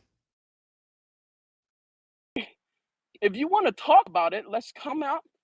Let's have you guys come out and talk about the day that you guys, Thanks for the day that explaining, Sebastian went missing. Mrs. Jones. The little light show that you guys have at the house, that you guys were walking around in flashlights. Let's talk about that. And also, I gotta take my hat off to the Proudfoot parents, because if it wasn't for them, the son would have been in jail a long time ago. You wouldn't have the cojones to come here, write letters, call the cops about people trying to find your stepson. That sounds a little too shady to me, you know? And like, what really grinds my gears, for those of you that watch Family Guy, is that is working off a CEO salary and has been spending hundreds of thousands of dollars to try to find this kid. Maybe. And you go ahead, the stepdad goes ahead and say, you make this thing bigger, I will beat the living hell out of you. How's that logical? How's that common sense? So is he saying that when Chris confronted Seth, he said, if you make this thing any bigger, I'll beat the shit out of you? And like, I just don't get it. Like, our team and dog is trying so hard. Like our team and dog is trying so hard to help Mr. Rogers for free. And like, you go ahead and sent letters to cops, whatever TBI or whatever cops that you have under your pocket, to give us more problems, to arrest people that's trying to help. And let alone, like, guys, like, at the end of the day, it's 2024. 2024 is the year where truth is going to come out. Jesus. And the world will be watching on TV once the truth comes out. Like, why do they put these noise things in their videos? Like the remember the thing that sounded like the CB? I noticed that a lot of people here has been saying, oh, like, dog's in for the views, dog's in for the money. We're not in for the money. How are we in it for the money? Like, I respect criticism, but like, I would take criticism with the people that are the same level as me. I'm not going to have somebody that comes out at night and say, we're in it for the money, we're in it for that, we're in it for this, and you're there with a $5 tank top and a $15 yoga pants dressed as the Big Show from WWE. What? What? Who is he talking about in a tank top? And say, we're in it for the money, we're in it for that, we're in it for this, and you're there with a $5 tank top and a $15 yoga pants dressed as the Big Show from WWE. Like, it sounds like you've been getting money. That sounds like he's talking to Betty. Oh, he's talking about Clue? How did you figure he's talking about Clue? Betty wears tank tops and leggings. You guys think she's talking about Clue or he? A $5 tank top and a $15 yoga pants dressed as the Big Show from WWE. Like, it sounds like you've been getting money to come at us, to tell us to stop. And like, you finally tried to stop, you muzzled this guy, and you got a loose canyon now. Like, I do not have a filter. I can say whatever I want. Like, and if those people that just think about, and Nick is more like politically correct. Like, I say whatever I want. I apologize for that. If it's not true, I will come back and I will talk about it as not true. But like, you don't go ahead and start pointing fingers when you don't even have the facts right. It sounds like you want to make more money than anyone else, the people that's out there. Like, it's common sense, guys. It's not that hard. Like, it's so easy that a sixth grader can figure it out, okay? What parents, when the kid goes missing in the middle of the night, The kid goes missing in the middle of the night, and you guys point fingers at the dad. You guys are pointing fingers at the dad, and the dad's nowhere around. I'm going to keep the channel going nonstop because we're here to find Sebastian. We're not here for drama. I just want to know where the kid is.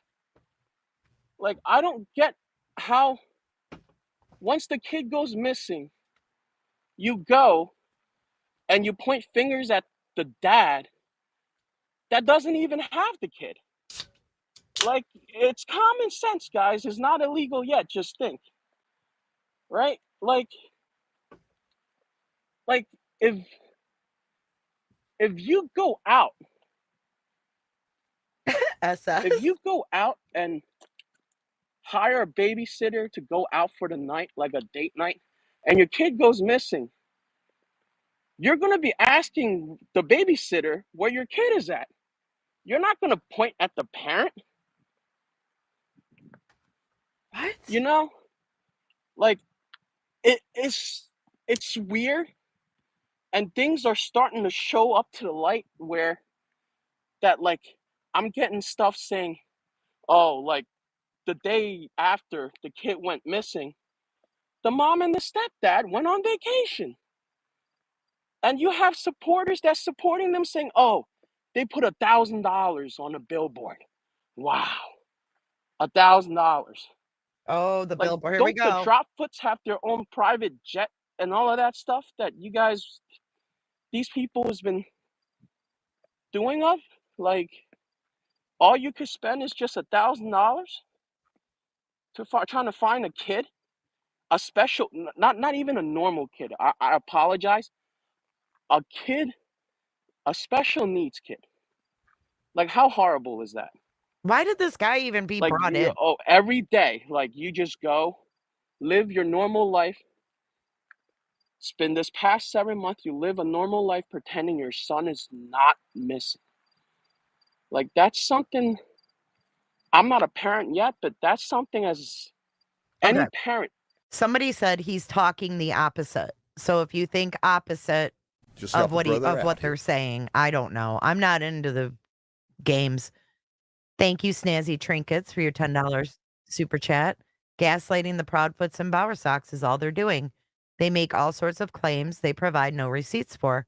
They are no better than any other YouTuber, TikTok creator. Totally disgusting.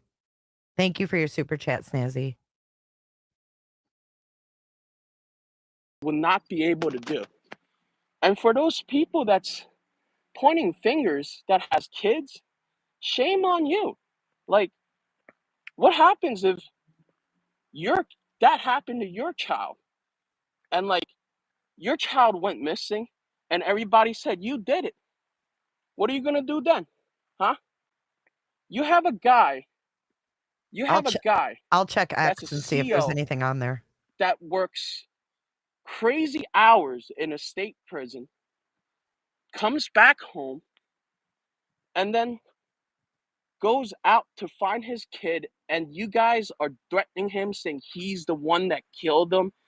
He's the one that took his kid away. He's the one that did this and that. Like, this is the only guy that's been putting out money to help find the kid. I apologize. He's not a CEO. He works as a jailer. You see, that's how I am. Like, if I get it wrong, I fix it. But, like, also, you're not, like, that's more, the step parents to me are acting more like a Chris Watts than any other thing. Like, and, like, with all due respect, if you guys look through all of, like, murders or whatever in history and stuff like that, if you guys are pointing at the dad, you shouldn't be. Because if a dad went and killed his beloved child, he's going to kill his wife too. How's he going to leave his wife alive? What? You know, like, something strange is going on. We're going to find out what it is. We're going to get to the bottom of this. Even though that, like, people are being chased out, we're not like that. Like, if you want war, we'll give you war. Like, dog is mad. Like, the stuff that, like, these people has been... You guys, I'm pausing this. You guys are going to shit bricks. Check this out. No, check this out. This is the law office of Joseph Lesniak or whatever. And it says, for immediate release, legal action imminent amid threats and interference in the search for missing teen Sebastian Rogers. September 12th.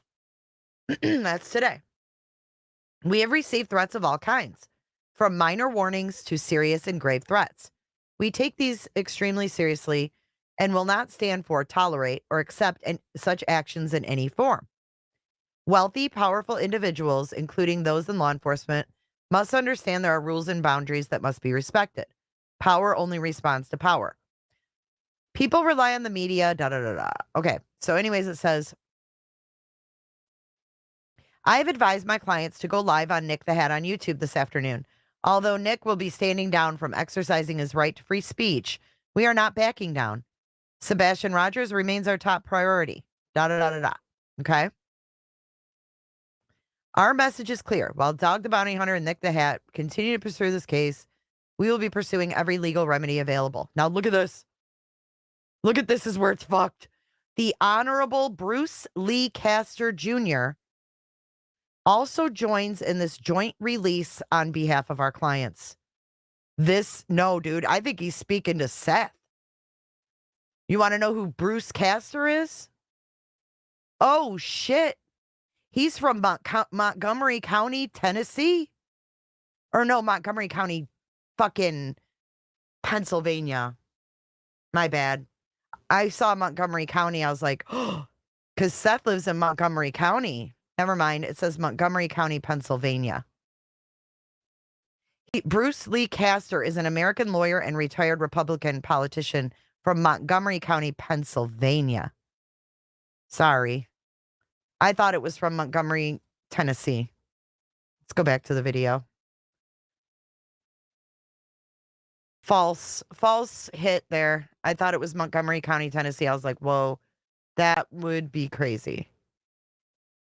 He's the former Attorney General of PA.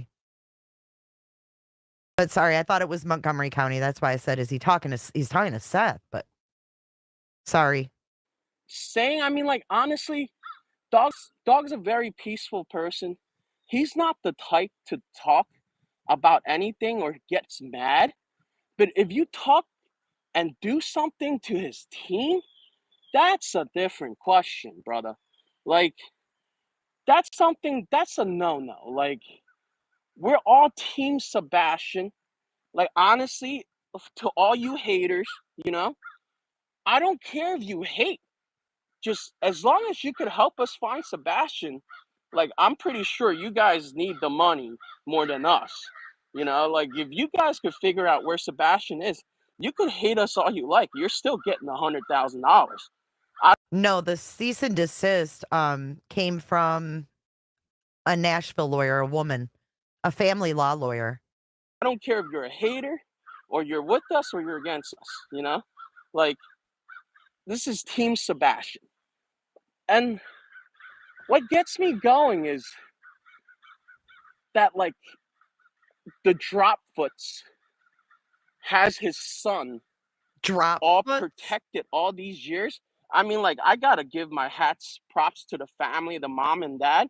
Like, the guy's what, 40, 50 years old and still living with his parents?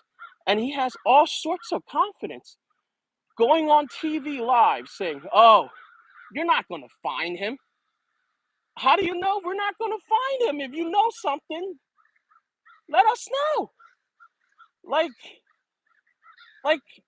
if you notice that, I mean, like, I don't know you personally, but, like, for you to say something like that, I know you can't sleep at night because you know what happened. Who said they would never find him? Do you guys remember? And why are they walking around a cemetery? This is weird. Like, come on. You go on national television lie after lie after lie. Over here saying, oh, like, TBI won't let us go out to search for your son, or get on Nancy Grace saying, oh, we, what was it? We communicated with the police. We helped and everything. What did you do? Because it sounds like for the past 7 months is you went in an RV to vacation, came back and shot for a horror. Penny, don't put words in my mouth. What do you mean you're disappointed in me? She hates Seth more than she wants Sebastian found? Penny, that is so out of line and so fucking rude. How dare you speak for me? You think I watch this shit just to hate Seth? No. I want Sebastian found. I'm sick of this fucking games. I don't know why the hell you'd be disappointed in me. I'm the only one that's tried to keep an open view. I don't talk to the Proudfoots. I don't talk to TikTok Tony. I've never talked to him. I kept out of the fucking parents for a reason. Getting mixed up with these parents right now is messy. Messy. I wouldn't even want to talk to either one of these parents. So don't sit here and tell me what I think, because that is a rotten thing to say, Penny. Shame on you. Charlie. And seems like Penny Penny cares more about trolling and saying nasty things about people than you want Sebastian found, Penny. Says you guys can't leave the house. You guys went to a fancy restaurant and dined out instead of searching for your son. I mean, does that sound innocent to me? I don't think so. I mean, like, it's 2024. It's like, think first is not illegal yet. If you think and get all the things together, things are starting to get shady. And like, something is going on down in Tennessee, to be honest. Like, I don't know what. Listen. But like Tennessee. Crystal, if you didn't switch up through this case, then I wonder about you. Because this case has been a literal roller coaster. If you haven't changed your mind, then I don't think you're open-minded to what's going on here, in my opinion. It's okay to change your mind throughout a fluid case. Absolutely it is. Something fishy is going on. Because first, Joshua Zimmerman, right, like, just left court, took everything, Mississippi, ran out of court for murder, took all the surveillance cameras, everything, found this guy in Chicago. Our team and Dog found this guy in Chicago. Northern Light says, where did it go? Jay, I wanted to talk to you about that statement Nick made before about taking a Xanax before the poly. I think he was talking about Katie. I don't know. We know Seth fell asleep during his poly, so why would it be about Katie? I mean, we know Seth fell asleep during it. Why would it be Katie taking a Xanny? Chicago, which they apprehended. And then this case. Like, how come every time that there's a case, something like this, it doesn't make sense and is all in like Mississippi, Tennessee, all the weird places, small towns where these people are scared to talk to people that has money. And like, these people that has money are thinking they could get away with anything that they want. Well, like, buddy, this is America. It's not supposed to work like that. This is about all the Proudfoots, Dropfoots, whatever they call them. The crisp, what is it? The Kelly or whatever, Katie, Dropfoot, Proudfoots that they call themselves. I don't think they're that proud. Like, I don't think they should just call themselves Proudfoots, because what is it? They're proud enough to pull a crime and think they could get away with it? That's not true. Like, more like drop foots to me. They're dropping the ball because they're not even playing innocent. Let's say, like, the family's not Carol, even playing. Carol, I'm going to tell you right now, you make one more racist comment and you're gone. Carol, don't sit here and make Asian jokes. Grow up. Grow up, lady. That is just awful. I can't even believe I had to delete that message. Go make egg rolls? I mean, I get you don't like them, but fuck, to go to racial slurs? Come on. Innocent. We're better than that here. We're better than that. Family is just like, oh, kid went missing, great. Let's go on vacation. Like, you want to upgrade a new RV or upgrade the 747, the private jet that the family has? Like, no, it's not supposed to be like that. And like these little counties or whatever, these little what, like I wouldn't say deputies or whatever, but like these people are scared to talk to them or even went and go and question them. Like you're here saying you're cooperating. What what is it? Is it the wife beater and the child beating like in your head telling that you're cooperating? Wife Because you're not. beater? You're not cooperating. What are you cooperating with? Calling people, oh, like such and such is trying to find my son, or what's that other lady? What's the YouTuber's name? Bullhorn Betty. Yeah, she was trying to find your son, and you have the poor lady arrested.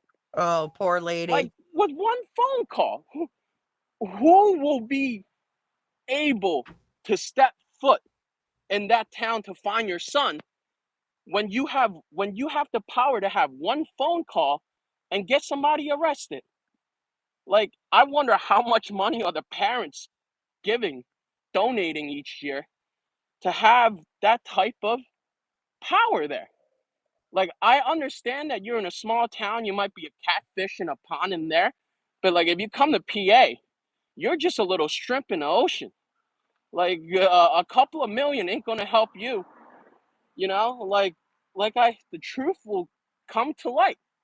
Like, and I started noticing that most of you trolls, or I call it piglets, that's oinking off, oink oink, out here, mainly come out at night.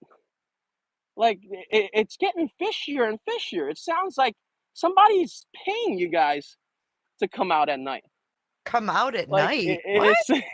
it's starting to get funny to a point that, like, every day there's this lady that dresses as Big Show that just talks and just oinks away every night. And the funny thing is, if the person that's been paying you is the person that caused harm or anything to this poor child, Oh shit, Terri Lynn was going out at night. That's the only one that was going out at night that I know. She would literally go out searching at night, like wait all fucking day and then go out at nighttime. Like, what are you doing? Have you ever thought that Terri Lynn, the places she goes, it's almost like she was guarding those places? Have you guys ever felt that? Like she would go out at night and it's almost like she went to these places, almost like she was guarding them. Like she never was really looking for anything. She was just at these places. This guy is called Hong and he is Nick's sidekick, I guess. you're an accomplice. So that what? $1,000, that $20, that $600 that you got paid from, you're getting 5 to 10 years. And trust me, buddy, like, I'm not as nice as Nick. I'm not scared of having controversy. I will bring hell down on earth on you so fast that you will think that you're a basketball player because you're gonna be having so many court dates throughout this year that it's not even gonna be funny. Like, have you ever thought about that? That the person that you're helping, trying to stop the people that's trying to find this kid, actually did it? Anyone ever thought about that? Because I have. The first thing I got, the first thing I got when they said the day of the kid went missing, the family went on vacation. That's done said. I mean, like, I don't even have to say anything. Like, even Chris Watts tried to be like, I don't know where my wife is. I don't know where my kids is. Until this guy can't sleep at night. That's your sins. That's something that's telling you that you did something bad. That's why you can't sleep at night. But you won't let the truth out. That's what's going to kill you. That's what's going to kill you mentally. Because the truth will set you free, and you don't even have the truth. I'm just saying that, like, look at what happened to Chris Watts. Once he told the truth, he's happier in jail than anything. Admit to your wrongdoings so nothing will happen to you. But in this case, the family has so much money, they think they could just get away with everything. I mean, like, now I understand that, like, like, you beat, like, the 3 wives that you had, your 3 ex-wives, you knocked the braces out of your daughter's teeth, and you're still not in jail because mommy and daddy. So, like, that's what's giving you the confidence to think, like, oh, if you did something, I'm gonna be out of it because mommy and daddy got me. That's a shame. You're 50 something years old. Like, is that why that it wasn't your child? That's why the only thing that you spent was $1,000 to find the kid? Like, I've never seen, me personally, I've never seen, I don't care if you're a stepdad or stepmom, okay? If a child goes missing, you would at least try your best to find him, let alone, like, not Just help a giving a brother out here. crap. That's your son. Like, that is your son. That's an outrage. Like, that's an outrage to anywhere. That's an outrage to the Chinese community and anything. Just help a brother out here. Thank you. That's just, Thank you, that's Steph. outraged. Like, it's not right. And let alone, like, why won't you come on? I know you won't come on because you're too scared to. All you're doing is just Come hiding on behind where? back, writing letters, calling cops on whoever's stepping foot in town, trying to find this kid. To be honest, like, at this point, it's better if someone else takes charge of the case, not whatever TBI or CBS, whatever team that they have over there, because CBS. it sounds like they're just a bunch of kangaroos jumping around town, be sniffing around trying to find a kid that's been missing for 7 months. Like, guys, like, it's not like a Mojo Jojo contest, all right? Like, it's a kid, a life is in stake, and you're here saying, oh, we have every department down to anything to help us. And, like, when DC comes in and reach out to ask for help, you guys don't even say anything. Like, I don't know if you guys know, but, like, the marshals this year have a whole department just to find missing kids. The Marshals. Now Okay? he's bringing up the Marshals. And Dog called them to help them try to get them involved.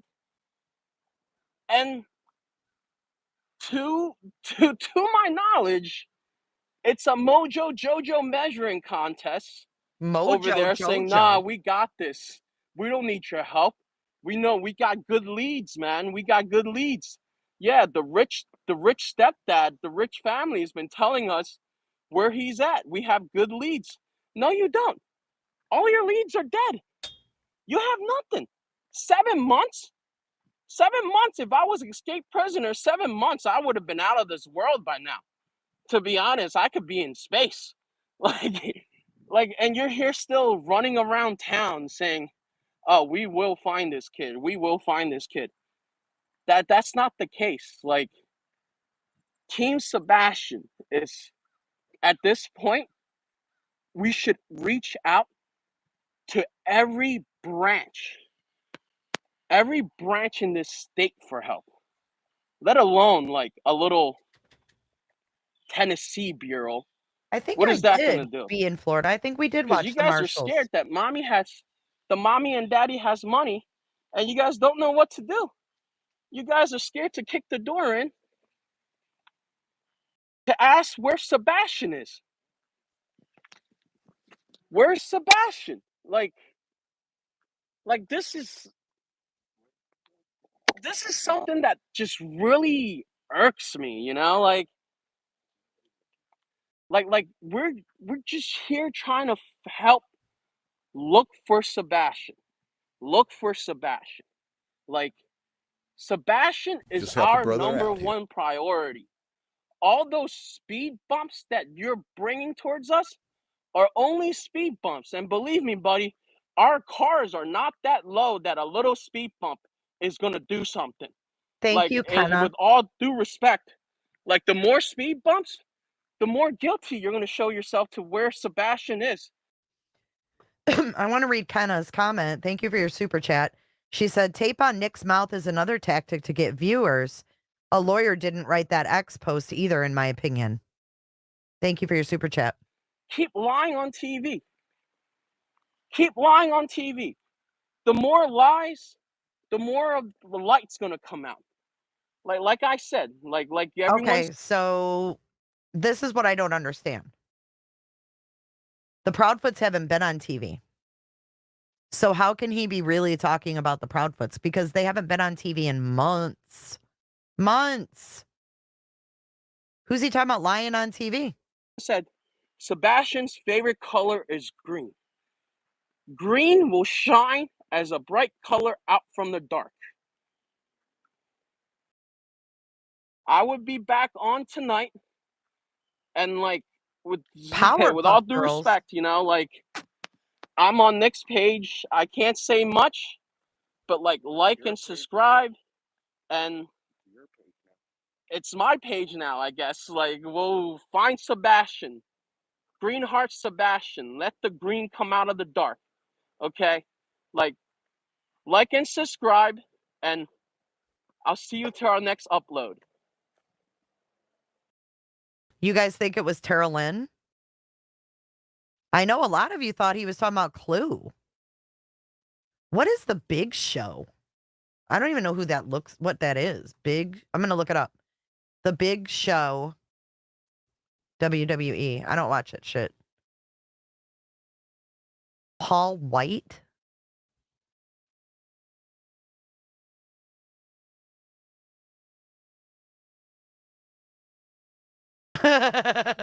This looks like Betty's tank top to me. That looks like Betty's tank top in her bed. Dude, I think they're talking about Betty. Listen, I know they said, oh, that poor lady and all this stuff, but y'all,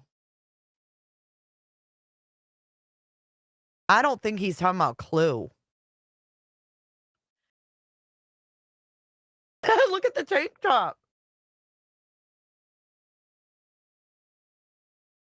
Yeah, but I think he's talking in riddles. I don't think he's honestly talking about Clue. I just don't. Let me show you the picture I think he's referring to, because I actually snapped it because it was so gross. Yep, I've got it. This is the Big Show. I'm telling you. Hold on. I'm going to show you the exact picture. Y'all are going to shit.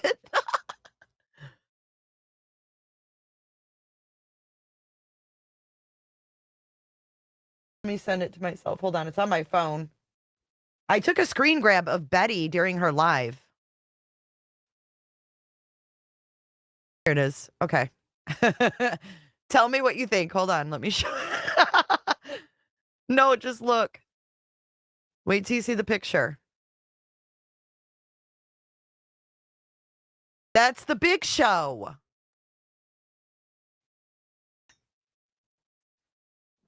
That's the fucking Big Show. Come on now. I mean, it's identical. It's identical. I know he took up for Betty, but he's talking in riddles, clearly. I mean, he's not talking outright. I swear to God, I think he's talking about her. Because look.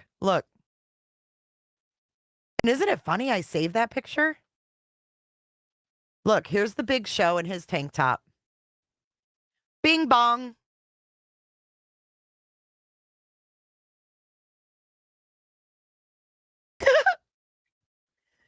I don't know. Seems to me it could have been old Betts.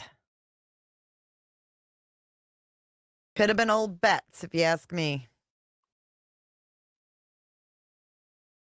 Look, there's Big Show. There's Betts.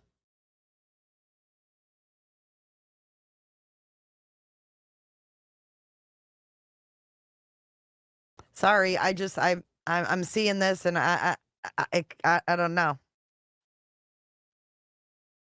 Remember when B. Tim said Betts looks like Andre the Giant? No, I don't, but that's funny.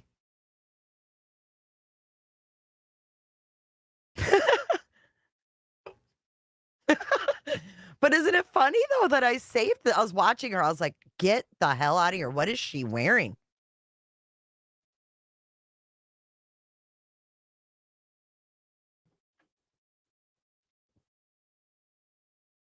Yeah, I know. They're talking out of both sides of their mouth. So it's hard to make sense, but I fully see this as being a resemblance. I don't know. Good night, Northern Beans. Tap out.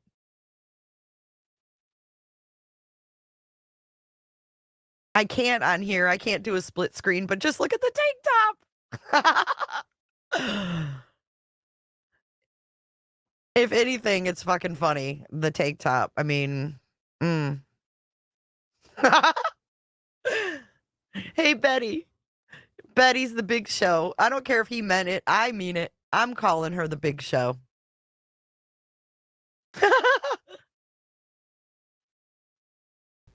He did kind of allude to Clue, but Clue doesn't dress like the Big Show.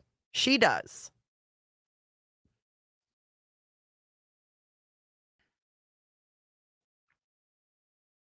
Do I think Seth is trying to silence them? I don't know. Betty Big Show. Betty Big Show. Fuck it, we'll do it live. But don't you think it's funny that I caught this picture of her in the same tank top? Clue wore a black tank top the other day, too. Not buying it, says Lovey. Shaniqua says it's odd. I wonder what their end game is. Ew, bitch Franklin. And Clue doesn't go out at night either.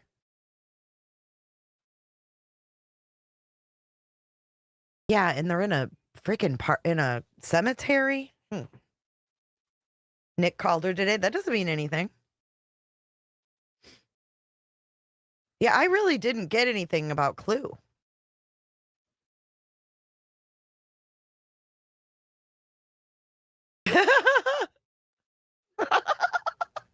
Who wore it better? The Big Show or Betty? I mean, what is this? Is this a bathing suit? Is this Spanx? Is this a tank top? What is this? Oh, wait, I got another one to show you. Hold on. Of the Big Show. This one's funny. Oh, my God. Well, remember, there was someone in leggings, a blonde in leggings standing on a bridge. There was a sighting of Sebastian. I don't know if you guys remember that or not.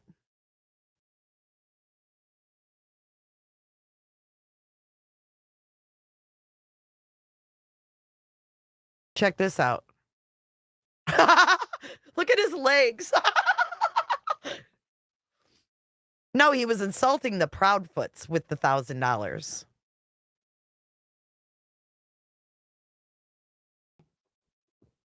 But do you guys remember a blonde lady in leggings on top of the bridge?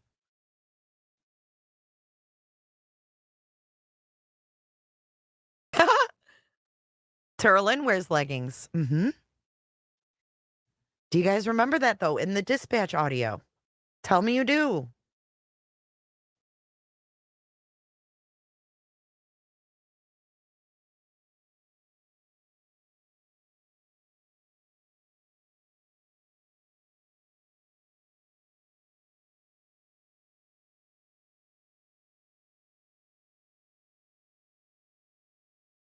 Yeah, so who was the girl in the leggings in the dispatch audio?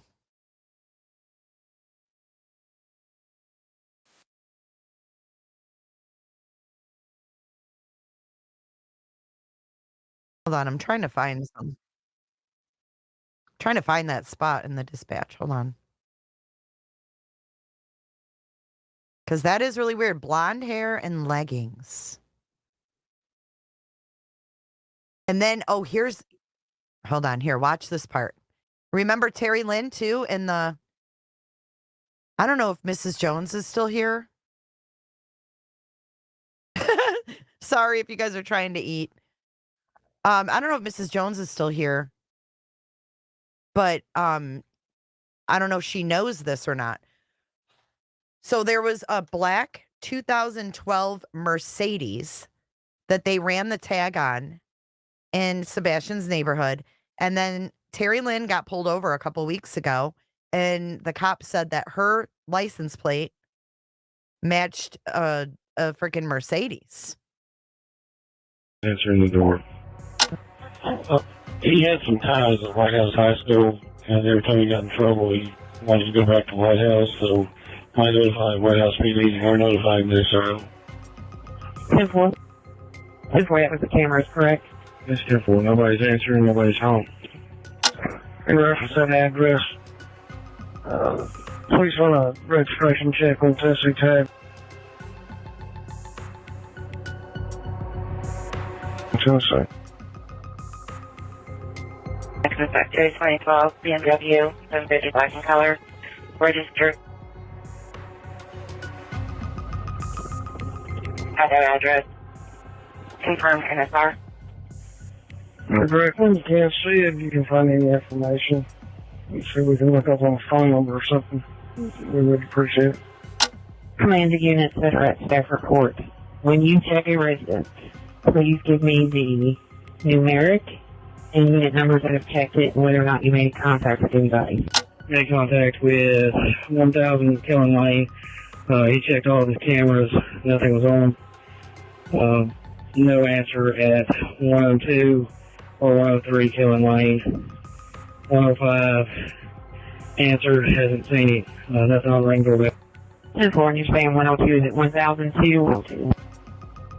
1002, I'm sorry. 10-4. Did you ask if he had a light purple hoodie?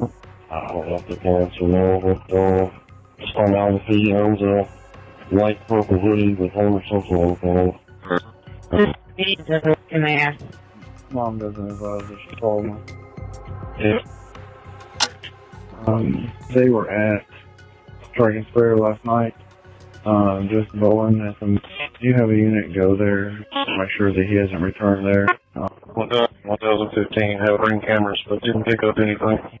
517 Hendersonville is with me. 1000 contact, haven't seen anything either, nothing on ring doorbell. 1012 Killen Lane through 20. All 1012 go through the entire. The lady at 1032 Kellen runs the neighborhood Facebook page, and she's updating it to request people to look in their crawl spaces and hidden areas. 4. Hey, on at 1000 Kellen Lane, did y'all happen to check the crawl space? I will have to check my list, but if it wasn't locked from the outside, it was checked. 1018 Stafford. They are reviewing their camera footage right now. I need some check contact and they cameras checked. No, that's fine. 184, your low volume. They got cameras checked. It will 1018.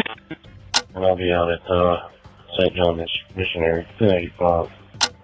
Resident at 1028 Kellen Lane states that he just saw a kid with a black shirt, black shorts, had a phone in his hand coming across the construction.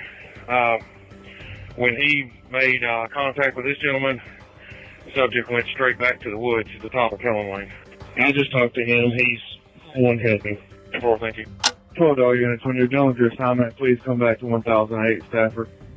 1023, 24, 18, and 16 Stafford. We're in cameras. Nothing's been called. Operations have started at Willow Bend Drive.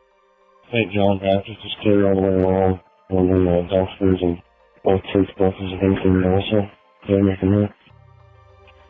10-4. Are you going back to Stafford Court? Still on search, but general area. 1026. Kellen Lane, no contact. 1028, made contact, nothing on their cameras. And 1030, contact, nothing on their cameras, and nothing in the treehouse behind the house. 10-4. 68, man. All houses on Kellen Lane have been checked. And Brad, those woods on that side of Long Hollow, we've been unable to fly to due to the distance with the drones. So those big woods that's south of the house, we haven't been able to shut off. All the properties on Vandywood Court have been checked. We're starting on Honeysuckle now. Yeah, that's 3293 Long Hollow Pike. Beyond the creek and checking that cave behind the house. I'm almost back to the house. Meet my partner. I crawled back into the cave as far as I could go before it got muddy. No footprints, and it's collapsed on in about 10 feet. 10-4, but you're out of it, correct? Sounds like.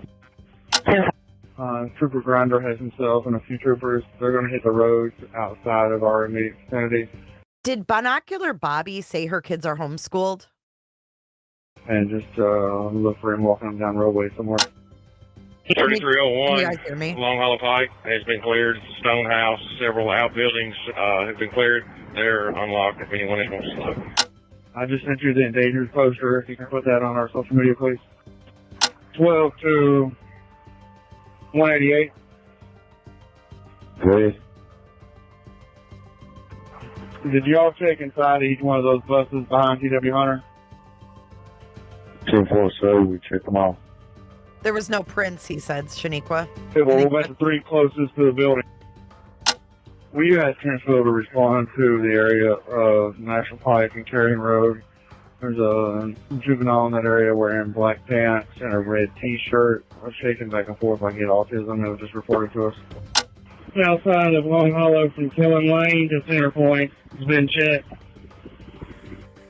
Can you check the field houses that are up on top of the hill by the practice field back behind TW Hunter? I don't see that anybody has tracked through there on foot. 10-4.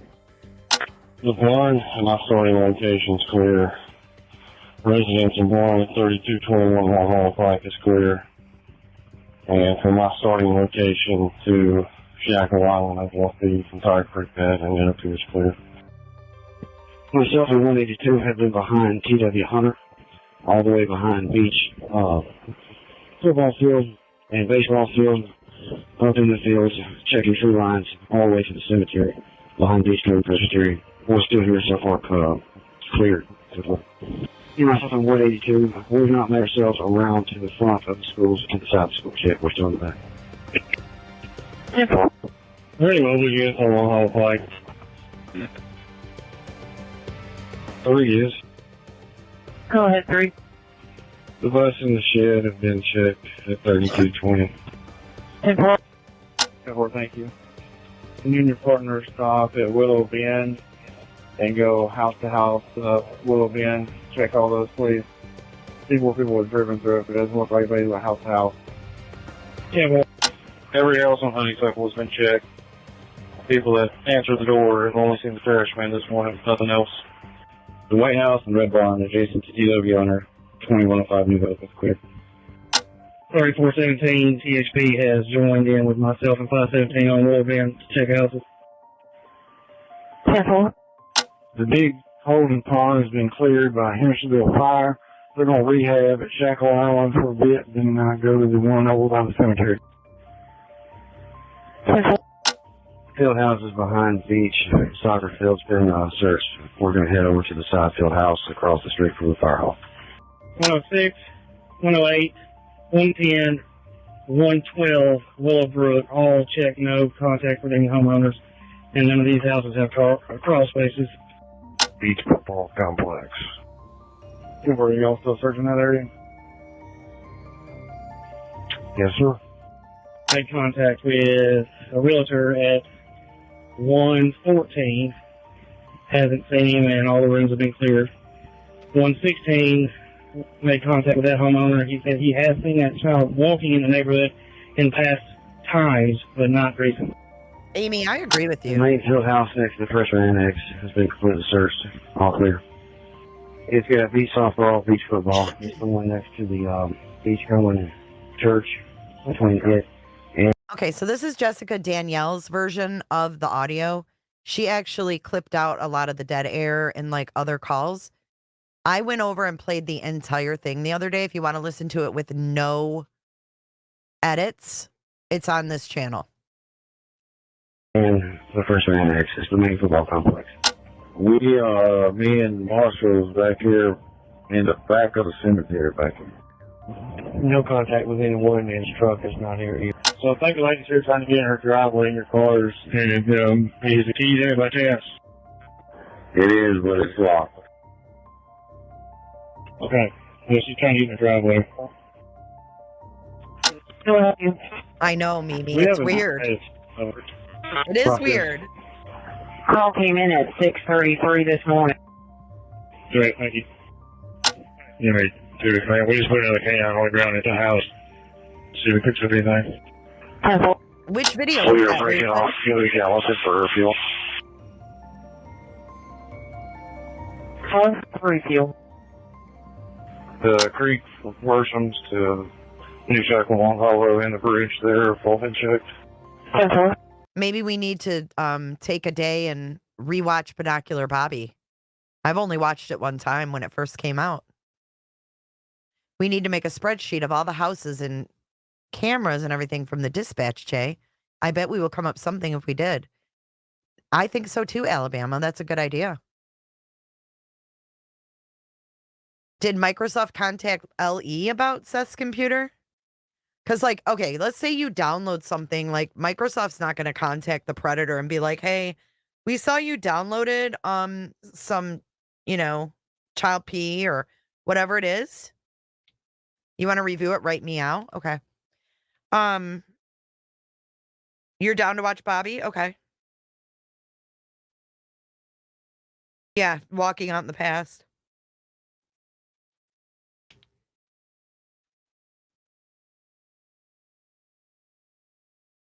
But I think I think I passed the leggings. It was early on. It was at, listen to this. Listen to this part again. In the same area back there. Yeah, the north end of it, yeah. Now over here, go straight back. There's a person in the woods by that pond. There's the house on the other side of the tree line. Going back toward beach or going on the back side? Yeah, on the back side, and he's not moving. He's just standing there by himself in the woods. It's Hendersonville 517. I'm on the northeast corner in the cemetery across the tree line. Am I close? No, the back side. Mickey, if you can, do you have anybody there with you? Stand by. Let me see if I can find it on my map. I got my drone grounded for the moment, and I'll see if I can do it. Target's over it. 1 to 2. I'm in my truck. 2, there's 4 of us on foot coming across the yard, start directions. 19's on the screen. Alabama, that would be wonderful. If you could make like a Google Doc and share it. I'm just trying to find that damn. I think it was 9:45 when that tip came in. Hold on. Yep, right here. Listen to this. An additional caller call in that was in the van stating she saw someone that made with a description on Hogan's Branch, male with sandy blonde hair, with a bag wrapped around his head. She also stated he had on a reflective jacket approximately 2 hours ago. So someone called in. See this? It's 9:44. They're saying they saw Sebastian 2 hours before this. 7:44 a.m. A child with a bag over his head. But they knew the color of his hair. Remember, Bobby is Terri Lynn's friend from school. She chose to talk to JLR first. I think that was on purpose. But JLR met her. JLR met her. All right, here's Binocular Bobby. Let's do it. JLR Investigates. Come on in, everyone. Continuous coverage of the Sebastian Rogers case. I'm going to bring in Miss Bobby, who is a neighbor of the Proudfoots. I'm going to bring her right in right now. We're going to talk to a neighbor of Christopher and Katie Proudfoot.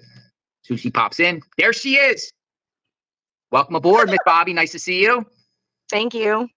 Well, thank you for coming on JLR Investigates. A lot of people were in the chat because no one ever really heard from a neighbor, Miss Bobby. Now you're gonna make me want to run. Yeah, well, I've kind of kept myself. We're all kind of hidden. Yeah, I mean, you're active in the Sebastian groups. You do talk, you do share, you share a lot of insight. You've been there from day one, right? Yeah. Well, I don't know that I was in your group from day one. I was in another group not really even. Honestly, day one was such a trauma, just dramatic day that I don't even think the only thing I was in on day one was our neighborhood group, because that's where Katie had first commented about him being gone. So no, actually I wasn't in any Facebook groups day one. It was such a crazy moment. So probably. Yeah, when you say Katie commented, what do you mean by that? She joined a neighborhood group? Well, so I'm an admin of our private neighborhood group, and she created a post, I want to say around, 7:30 maybe ish, 7:30 that morning, Monday morning, simply just saying, my son is missing, and kind of commented on a little bit about him. Like, I think she made the comment about how tall he was, and that he was autistic and he was missing. Please check your cameras. It was just like a 2-liner, just real quick, shooting it out there. So maybe an hour and a half, hour something after she and Chris, that we found out that they called and reported Sebastian missing. Correct. It was, yes, because I think that from what I understood, she called around 6:30 that morning, I think. Wasn't about 6:30, I think is. Yeah. Okay. So yeah, it was. And I think from what another neighbor said, that she actually caught her SUV leaving the neighborhood right before that, or right after that. And so she did all that and then came back, and then I guess that's when she put it on the Facebook page. But I also remember what I thought was very odd was shortly before that, another neighbor. So if their house is here, if you're going up Stafford, a little bit farther up Stafford, was actually the first one to ask, hey, what's all going on in the neighborhood? Because my older son left to go to work that morning, approximately 8 o'clock, and there was already police all up and down Stafford, like just covering it. And they were already out walking around and stuff. And so I don't know, I guess she saw some of that traffic as she was leaving to go to work, and she posted first on the Facebook page. And then Katie, after that, is when she posted, and I went back to find that, and that previous neighbor deleted her post. What about Katie's post? I don't know. No, the original post, the first post. Yeah. It's no longer the neighbor, there. It's gone. She had to have deleted it, because you can't, if you're not the creator of the post, you can't delete someone else's post. They have to delete it. But when I went back a couple weeks after everything happened and things kind of calmed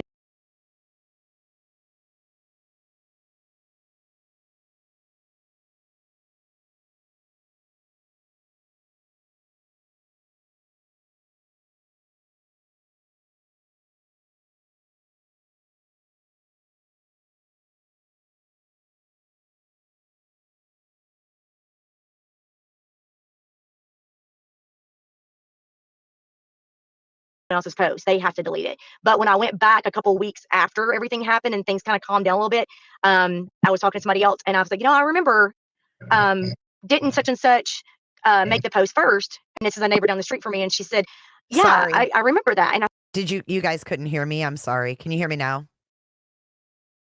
I removed myself from the stream. No, what I was saying is JLR's looking at her like, bitch, I've been running these groups on Facebook for decades. Okay? Administrators, moderators, they delete. They can delete. That's why they're administrators and moderators. She's saying that the original poster is the only one that can do that, that can delete.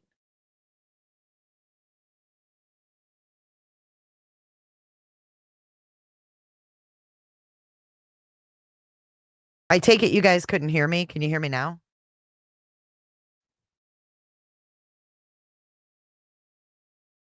Hello, hello. Let me know if you can hear me. Okay.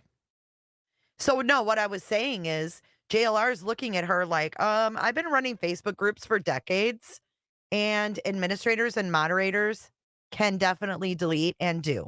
That's why you have administrators and moderators in groups, Miss Bobby. She's making it sound like, oh, just the original poster can delete their post. And Katie must have deleted hers. Nope. Sounds like either you or one of your moderators deleted it, because she just said another neighbor deleted it. Then she went back and this woman's full of it. She was leaving to go to work and she posted first on the Facebook page. And then Katie after that is when she posted, and I went back to find that, and that previous neighbor deleted her post. What about Katie's post? I don't know. No, the original post, the first post. Yeah. It's no longer the neighbor, there. It's gone. She had to have deleted it because you can't, if you're not the creator of the post, you can't delete someone else's post. They have to delete it. But when I went back a couple weeks after everything happened and things kind of calmed down a little bit, I was talking to somebody else and I was like, I remember didn't such and such make the post first? And this is a neighbor down the street from me. And she said, yeah, I remember that. And I was like, I wonder what the time frame was different. And I went back to look and it was gone. So the original neighbor that very first posted asking what was all the commotion going on. And I still wonder if that's why Katie posted that. But then it was like 2 or 3 neighbors after. So Katie posted her comment or her post. And then several people commented after. I didn't see anything. She was asking, like, everybody check their cameras. I didn't see anything. And then Chris posted underneath that and simply said something like, yeah, my son's missing. That was it. Oh. So what did it say, like, where the post was originating from, or was Chris around the neighborhood by then? Okay, so I have twins, and when we first heard about everything, they jumped up and went running out of the house and went across the street down to where they live, and they walked over because they wanted to be a part of helping, look for him, and they went over there, and Chris was not there yet. So Seth was in there 8:30. 8:30, okay. 8:20-ish. Yeah, because my oldest son had already left for work. Okay, so her kids went over to the Proudfoot's house at 8:30. Seth got there at like 8. Chris wasn't even home yet. He left about 8. Then my twins, when I got the phone call from the neighbor very nearby them, that is a good friend of mine, about 8:15, 8:20 that morning, asking if I had heard what would happen, and I had not yet because I hadn't gotten going for the day yet. And then when my son texted me, I didn't answer, so he called my other boy's phone and asked them, hey, do y'all see what's going on? And they came around my room and said, hey, Mom, did you hear what happened? I was like, wait, what? What's going on? My phone's ringing. You guys are running in here. Like, what is happening here? And my neighbor was on the phone calling me. And so as soon as I heard the neighbor tell me the story, what happened, they went running out the door and went over there to kind of help, with the search and stuff. And they said that they saw Seth and Katie in the front yard and of course they didn't know the names back then. They just knew, like, now that they've seen pictures, they go back and say, yeah, it was Seth and Katie and Kathy Bowersox and a bunch of other police, law enforcement and stuff like that. But Chris was not there yet. Interesting. Well, he wasn't there then. Now, where do you live relative to the Proudfoots? I live at the very top of the hill on Kellen. So the next street, the street that turns into Stafford. The main street. Main street coming in. So just basically what you're now going back to Katie, like what you know or what you heard. When was Katie driving around in her SUV, like a time frame. Like when do you think Good night, she was Kimberly. driving around in her SUV looking for Sebastian, like she claims? Right. So there's so many different things here because the neighbor that I actually spoke with, that I'm friends with, she's the one that has the camera on the corner of Stafford and Kellen. And I'm not going to mention her name, but she's the one that the camera footage got leaked without her knowledge and her permission that everybody has seen. But I've directly spoken with her.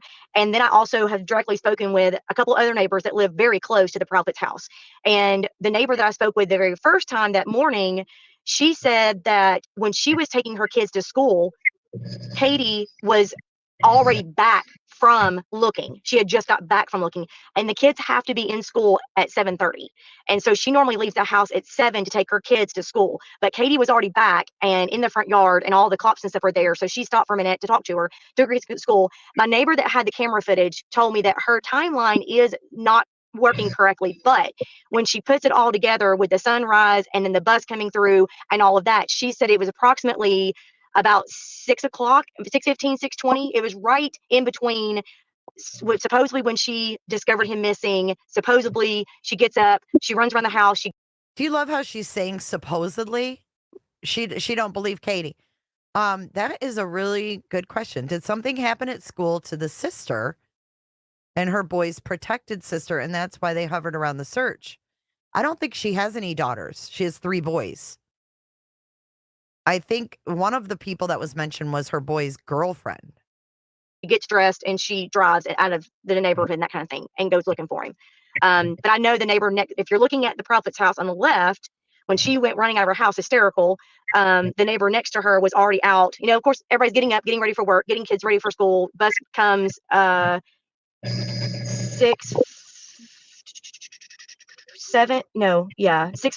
6:50-ish. 6:45, 6:50. It's been a long time since my kids have ridden the bus, so I have to really think about.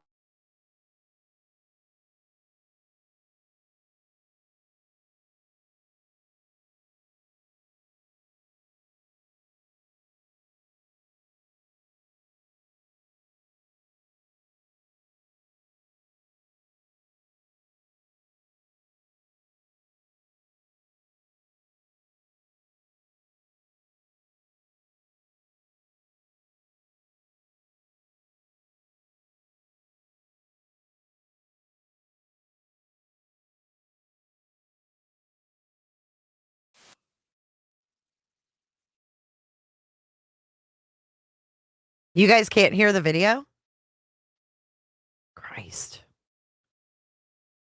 You know, I really hate this program. Hold on. I'm going to refresh. Hold on.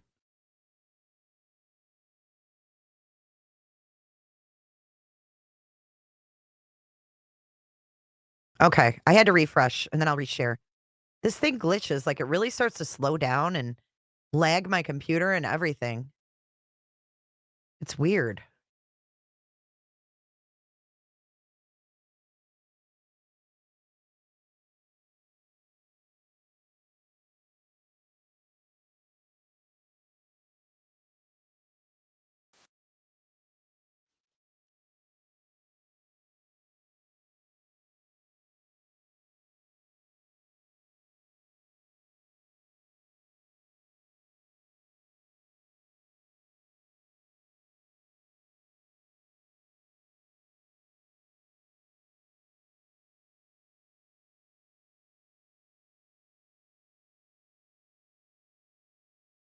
You still can't hear the damn video?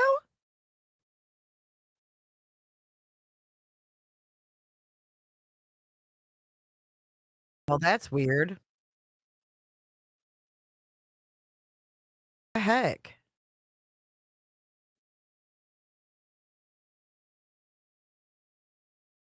Look at Bobby's mouth. Tell me if you can hear it now. All day Monday, all day Tuesday. And then, so Tuesday we had SWAT. That was the day we had the vigil. And it was interesting because we put. Can you hear the video now? Okay. Out a post on the neighborhood group that we're having a vigil and everybody's invited, but we want it to be just the neighborhood only because we want it to be a private vigil just for our neighborhood and for the family. We were hoping if we made it more personal like that the family would come and they would be overwhelmed with all this. That was the other thing. Good God, the traffic. The second that it got out, we had tons of people just driving up and down the street, just looking and watching. I'm like, I don't know what you're going to do to help. We're flooded already with police. I don't know what outsiders coming in are going to do. I mean, it was chaotic as it was anyway, and now you got all these extra people coming out there, so it just got so chaotic. But so Tuesday night we planned the vigil. Went down there, got in a big circle, introducing everybody, and there's neighbors. I don't want to get too personal here. There are neighbors. Actually, we have I think 2, maybe 3 sets of neighbors that are in law enforcement. They're in different counties. One of them is actually a part of Hendersonville Police, and then the other 2 are from other counties. They came to the vigil. And matter of fact, the one that is part of Hendersonville has been in a neighborhood since almost the beginning. Know them very well, good people. And he was down there with a flashlight because we had so many people driving up and down and around and circling and going up and down and circling and coming back and forth. And we're just like, good grief. The Proudfoot sent, I don't know who it was, but they came down and we were all introducing ourselves, and they introduced themselves as aunt and uncle. Don't have a aunt and uncle. Proudfoots. Apparently, I don't know if it was somebody's brother, or that's what they introduced themselves as. We are, maybe it was Sebastian's aunt and uncle. Chris and Katie said they were their aunt and uncle. Well, it wasn't. Chris and Katie didn't come. They sent family members, and when they introduced themselves as we're aunts and uncles. So I guess Sebastian's aunt and uncle. Why didn't Chris? Did Seth go? No. So no Seth, no Proudfoots. They basically sent their own representatives, family members that claim they ran. That's correct. Yes. I got 2 questions back on the first day. When do you know that Chris arrived home? I did not, because I didn't know. I had never met them. They moved in and nobody knew them. Like, I still don't know anybody that really knows them. Like, nobody ever really knew them. When did they move in? Do you know? I think, well, so apparently it was a year and a half ago. Gotcha. Yeah, and they just stayed to themselves, and nobody really even knew them. I didn't even know that the original owners sold their house, and not because we don't, our neighborhood is just a real quiet neighborhood. Everybody kind of stays to themselves, except for, if you need something, or if a dog, a pet gets out, or if somebody goes on vacation, hey, will you watch my house, that kind of thing. But we don't really, unfortunately, I think everybody's just have busy lives and stuff, and we just don't know. I mean, like each neighbor knows the neighbor next to them. Like, I know all the neighbors around me, and I know a lot of their original neighbors that were there from day one, but I don't know the ones that have moved in over the past 5 years. And I think with COVID, that kind of messed everything up too. Gotcha. Somebody put in the chat, what time does the trash get picked up in the morning? That is the biggest misconception. Here we go with the whole light thing, right? This is where we're going. So one more thing first. The very first day, the dogs. You saw dogs out there. Oh yes, absolutely. See them going a specific direction or area? Did you see them centered around a certain area, or did they pick up any scent? Okay, so there was no scent that was picked up from their house to anywhere. However, and my kids were with the handler and the canine, and actually watched. He followed them all through the construction zone. And one of my kids actually saw one of the dogs take the handler to one of the retention ponds. And not only did he go to the retention pond, he ran to it and jumped in it. And the handler had to go and get him and take him out of the water and then dry him off. And my son looked over at the handler and said, "Oh my gosh, I've never seen anything like that before." He looked at me and said, "He's never done that before." And my son said, "Why did he just jump in that?" He said he was following a scent. And then the other on that, did they go in the water? Did they take scuba divers or anything in there? Supposedly, when I told Seth that when I met him at the most recent vigil, he said they drained the pond twice and nothing.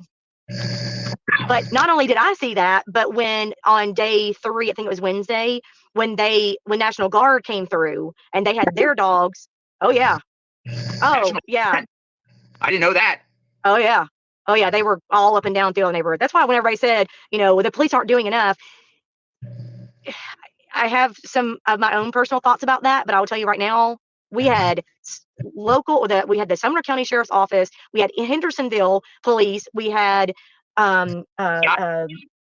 state troopers, we had National Guard, we had drones, we had helicopters, we had canines, we had 2 sets of different canines, and the National Guard brought theirs. So we were flooded. Okay, so back to the whole dog. Let's go to the trash, because the trash is what everyone is like curious about. The time the trash picks up, and then in reference to the lights. We're going to talk about the 3:10 a.m. lights. Let's talk about the trash. What do you know? So our trash gets picked up by J.E. McMurtry Disposal, has for many years. They used to, a few years back, they would pick up around 6:30-ish, but then the bus was coming through and it was making it hard for them to come through with the bus, and all the kids were out and it was just chaotic. So they switched it, and now they go down my street about 5:30, 5-ish, between 5:15-ish, 5:20, something like that, every Monday morning. That's going down my hill, though. That's not when they come in and they're going around it. That's when they're coming back down. So, yeah. I mean, that's an extra, 20 minutes? How long does it take for the trash truck guy to go through the whole entire neighborhood? And the other misconception is a lot of people are saying that they have to hand dump the trash bin in there. They don't. It's a new truck. They have an arm, and it does it for them. So that was another thing where they're having to pick up these big. No, they're not. They have an arm. They roll it over to the arm, connect it to the arm, and they dump it. You can hear it. I mean, it's not quiet. It's loud. I mean, you can hear the arm doing all that. So by the time they collect the trash coming up the street, though, not going down it. They're collecting it as they come up. So I guess they're probably in the neighborhood just like around 5, just before 5. And they're out of there before the buses come. Yes. Or the bus comes, or the Absolutely. You said buses. Where's trash go? Oh, it gets dumped in either Nashville or Gallatin. If Nashville is full, they'll temporarily dump it to Gallatin. And then once, I guess, Nashville gets whatever, then they'll transport to Nashville. The big misconception was that the neighborhood behind us, they get picked up by a different company on Tuesdays. So that's a whole different thing. Is that construction development you're talking about? Well, that was the dumpster that everybody was asking about. How is it possible that, whatever, that the dog hit over there as well? The second dog that was out walking hit also by the trash dumpster. And the trash dumpster owner found that out when law enforcement told him that we got a hit by the dumpster. The owner of the dumpster called them back and said, okay, we dumped our trash on this certain day, Tuesday, whatever, on that certain day in Kentucky. So you guys need to go and get a warrant, obviously. And he gave them permission to go search the Kentucky dumpster or landfill. So that's why they went to Kentucky. And then I was told that they also checked Gallatin and Nashville as well. That night, Katie claims, the night of the 25th, that Sebastian takes the trash out after they arrived home from going out to dinner. Go ahead. There's no specific footage of that. The neighbor that has the Ring door camera that saw that, she said to me on the phone that the only thing you can see is a silhouette. She said you cannot see a physical person. There is absolutely no physical proof of Sebastian being at their house that night after dinner. There's nothing. There's her car coming home. My neighbor did tell me that she saw her car come, but she parks in the garage. So nobody saw him get out of the car. What time was that? I always want to know what time she arrived home. Do you know? I asked, and she said that it was so dark that she couldn't really see. She saw about 6 or so, I think is what she said, ish, because they went to dinner at Texas and then supposedly came home, and then her car came in the driveway around 6, and then somebody pulled the trash bin out, after that. But they don't know who it was because you can't tell. So no evidence. Any neighbor, including yourself, or because you all talked, the neighbors talked to everybody and said there's nothing to indicate that he was home that night. He got home. There's no proof of that. Nobody ever saw him come home, or really, I mean, I don't even know if anybody can say they saw him leave with her.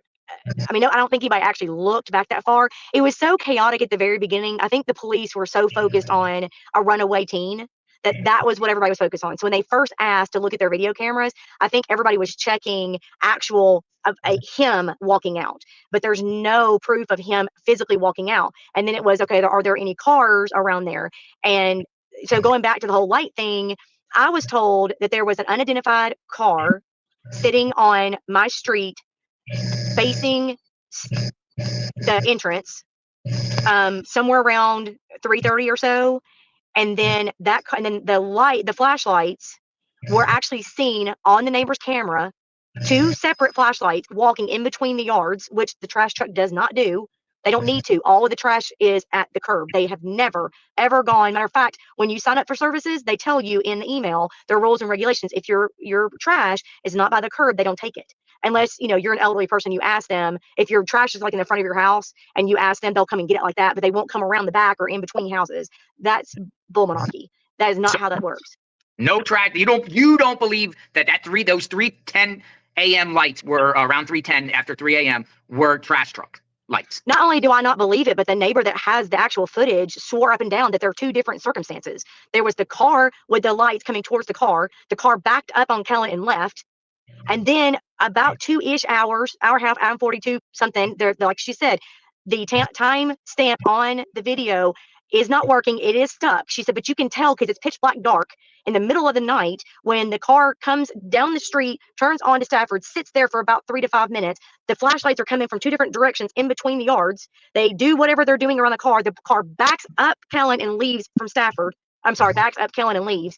And then 2 or so hours later, as the sun is just beginning to come up, you can see the trash truck.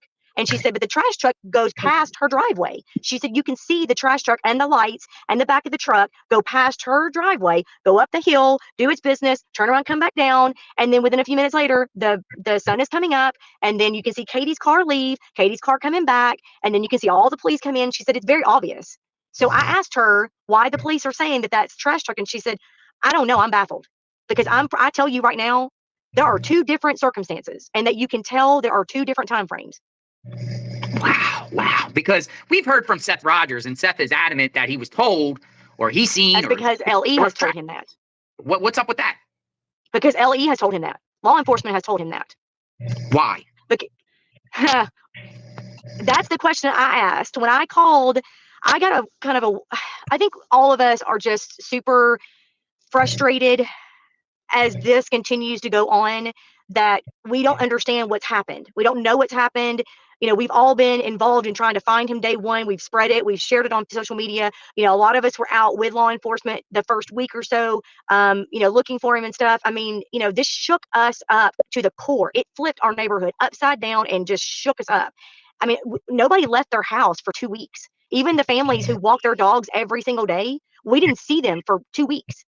Why? So, why? Yeah, I mean, we didn't know what was going on. We had no idea what happened. I mean, when you have a 15-year-old kid that just vanishes in thin air, nobody wants to leave. We're scared. And then, of course, you see Chris,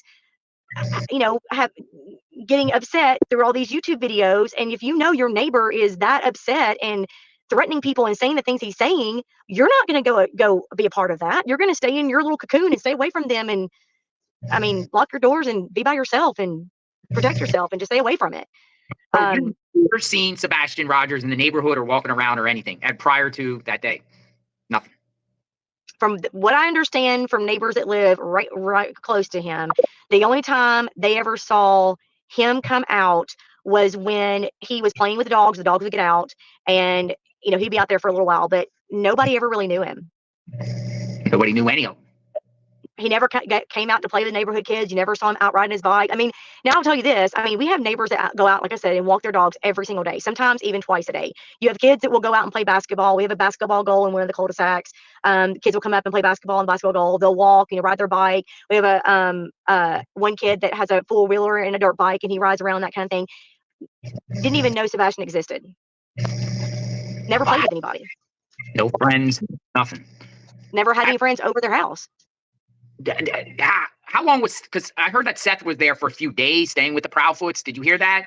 I did. Well, I saw his, I didn't know he was staying in their house, but I saw his truck there every single day for, when I heard that he had stayed in their house for 3 days, I was shocked. I didn't realize he had actually stayed in the house and then they said 3 days. I'm like, well, that's odd because his truck was parked on the curb of the street for about a week. But I didn't know he was actually there because he was out searching. Like he was actually at the command center for the first week every day, all day long. Seth was. Not Chris and Katie. Chris and Katie? Oh, no. They never left their house. Never went. But any flyers, go to door, to speak with neighbors, ask them if they've seen anything, nothing. No. Wow. Nope. That is so Miss Bobby. So do you... And go ahead. I was just going to say the only thing that they even put on Facebook was that one post. Which eventually got deleted. Theirs didn't. The original neighbor that was asking, hey, what's all the commotion on Stafford? That person deleted their post. Gotcha. Katie's is still up there. Were the Bowerstocks around at all during that week? Yeah, I know you said that they were there that morning. Did they look around? Did they look around? No, we never saw anybody. None of them ever looked in our neighborhood where I'm at. I never seen any of them walking around at all, period, ever. Seth, Chris, Katie, Bowerstocks, none of them ever. I never even met them. I had one encounter with Chris one night. And after, no, never saw him, never met him, nothing. The Chris encounter, you mind sharing? I think we talked about this offline a little bit. Yes, okay, so I'll kind of share a little bit of that. This was the, gosh, what day was it? Thursday, I think it was Thursday, that Thursday night. Now, mind you, our neighborhood is on pins and needles. Don't know what happened to this kid. Don't understand. Law enforcement's, coming up and around. We've got every department that I didn't even know existed. Like I said, I didn't know, we had a SWAT team. I didn't know we had, drone footage. I didn't know we had any of this stuff. I mean, we're, a small county. I had no idea. Not a small county, but you know what I mean? Like, we're away from like the big crowd, the city. Never had any issues. So I didn't even know that any of this stuff existed. So we were all kind of on pins and needles. And so anything weird, let me go back a little bit and say, the night before this is the reason why this happened. The night before this, I had went to work that night, I think. I did something. I wasn't home for some reason. My son was on our back deck. Now, our back deck faces the construction, the back of the construction. And so he was on the back deck talking to somebody, and he looks out and he says, well, that's really weird. And she said, what? And he said, look at the light out there. And there was a flashlight. It was kind of a dim flashlight, but you could see it because it's pitch black dark. And he said, why is there a flashlight over there? It was one single flashlight, and it was like walking in the back, kind of over in the back of the woods area. And it like walked around, stopped, walked around a little bit, stopped, and then just disappeared in the back of the woods. And so he called me and he's like, what do I do? And I said, you need to call law enforcement. Like, call the number. We had a flyer, one of those flyers. And I was like, you need to call the TBI and tell them and figure out what to do with that. He did. And nothing. No phone call back. No, nothing. Just, okay, thanks for the letter. I'm like, okay, that's awfully weird. I mean, you would think that they would come check that out or call you back and ask you. Yeah, follow-ups. Nothing. No, they didn't even call him back to ask him, like, exactly where are you? What did you see? Nothing. Nobody ever followed up or nothing. And so he was like, that's really weird. And I was like, yeah, that is weird. I mean, with the missing kid, you would think they would be coming flying up here to figure out who that was. So it was the following night. So now, of course, we're all like, even more in pins and needles. Like, is people just going to just start walking around our neighborhood in the middle of the night like they were pitch black dark in the night? And so he was coming home. We were all at home and still looking around and talking to neighbors and figuring out like what the heck is going on. And he comes home and walks in the door and is like, Mom, I don't know what to do. And I'm like, now what? And he said, there's two people, a real tall, skinny guy and a real small, it looks like a girl maybe, that is walking up our street. Now, we do have families that will come out and walk their dogs at night before they go to bed, but they had no dog with them, no nothing. And the strangest part about this was this guy was wearing dark, black, wide, like ski goggles. You've been in my neighborhood. You can't see your hand in front of your face. It is so dark at night. It was 9 o'clock at night. Why is somebody walking with these big black goggles? How can they even see? Well, with everything going on, I'm thinking, okay, that's very suspicious. I got to check on that. Yes, I could have called law enforcement, and that's what was said. You should have called law enforcement. However, I didn't want to call law enforcement on my own neighbor. If it was a neighbor out walking around, I didn't want to be rude and call law enforcement on my neighbor. So I told my son, I said, you know what, let's go. He's got a Jeep that's got a bunch of lights on it. And I said, let's drive down there and turn your lights on and see if you can see somebody out there walking. I said, I'll call law enforcement and let them know what we're seeing, and then we'll just turn around and go back home. I wasn't going to follow them. I just wanted to see if I could find them. So we're driving down my road. We turn up Stafford because we couldn't find them. Like, well, maybe they went up Stafford. We went up Stafford. Now my son's Jeep is loud. And so I didn't even think about it. I was more focused on who this person was. So he drives up Stafford and he says to me, hey, while we're up here, where's Sebastian's house? And I'm like, we just passed it. So he turns around and goes back down, and we're going slowly because I was trying to point out Sebastian's house. And so I pointed it out, and he's like, oh, okay. And so we drive back around and we're driving back down to the other side of the neighborhood, another cul-de-sac. And he said, wait a minute, didn't you say that this other neighbor has a Ring camera? And I said, yes. And she's the one that saw the silhouette in the window and the lights in the house go on and off and whatever. She's like, but that doesn't make any sense, because if that house is located here, how can she have seen over here? And I'm like, okay, go back up the street and I'll show you. So we went back up the street to show him where that house was versus this and all the whole thing. And as we were coming back up, we kind of stopped. Now, this is my neighborhood. I'm not a suspicious person. This is my neighborhood. I should be able to do whatever I want to, right? So I stop, or he stops a little bit. I'm pointing at houses out, and we drive out, and I said, Sean, I said, honey, we got to go home. And he's like, why? And I said, because somebody's standing at their front door. He was like, oh crap. And so, and I did not, God honest truth, I never meant to upset anybody. It was truly just me trying to figure out what's going on. Never meant to upset anybody. Turn around, Stafford, I'm coming back down, and Chris is, now mind you, I've never met this man, never seen him before. I wouldn't even know who he is. Matter of fact, I thought he was law enforcement. Stands in the middle of the street and puts his hand out and stops, just like this. And I was like, oh my gosh, oh crap, oh crap, oh crap, oh crap. And I'm thinking it's law enforcement. I'm like, oh crap, we're about to get in trouble because they're going to think that we're looking for this kid or something. So roll down the window, and he comes around and he stands there just like this. Just like, what are you doing out here? And I'm like, holy crap. I said, I'm so sorry. We were looking for, and I told him what happened and told him the whole story. And he was like, why wouldn't you just call law enforcement? I said, because I don't want to call law enforcement on a neighbor if they're out walking around. That's kind of rude. And he's like, well, you have no business driving around here, and started telling me in a very intimidating, very strong voice, I guess you would say, big tough, he's a big guy, kind of thing. That my son is missing, and they've got police all around here looking. I said, yeah, no kidding. I know, I'm aware. I've been talking to him. Trust me, I know, I get it. And then he said, there's a police, the heat sensor mobile unit things, what I'm talking about, that can detect heat sensor and stuff. Well, they had one of those up in the top, hoping that if he came home, it would alert law enforcement that there was somebody walking around, which I don't get that, because you've got families that are walking dogs anyway. So I was like, I'm so sorry. I kept apologizing to him, and he got really upset and, kind of said some things, and I was trying to calm him down, and I apologized. And my son's girlfriend was in the back, and she thought that if she rolled the window down and said, I am such and such, and I go to your son's school, that he would calm down. Even though I said, hey, I'm your neighbor. I live up there. Everything's fine. I'm sorry. I didn't mean to bother you. I thought even me telling him I was his neighbor would calm him down. It's like he just glossed right over that. He didn't care. So she says, I'm such and such, and I go to school with your son.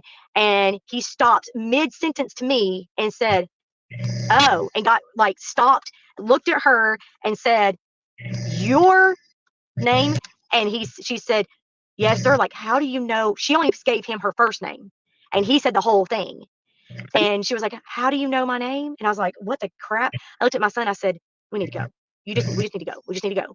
And I'm like, I'm going to call the police, because this is getting, I don't know. I don't understand. I wish you could have, I can't describe his body language. Was just very, it wasn't like, well, for that people were out there looking for his son, or thinking it was more like, I'm trying to stop. Get off my street. Get off my street. Get out of here. Get off my street. Go home. Leave me alone. Get away from us. But he told her that, so you're the girl that runs this Facebook group and this, that, and the other. I'm going to demand you take that off. You get your phone. And he said, where are your parents? And she said, at my house. And he said, well, I'm going to find out where you live, and I'm going to come knock on their door, and we're going to have a conversation. And she said, okay, good luck with that. And I was like, you know what? Look, we don't want to, cause any issues and whatever.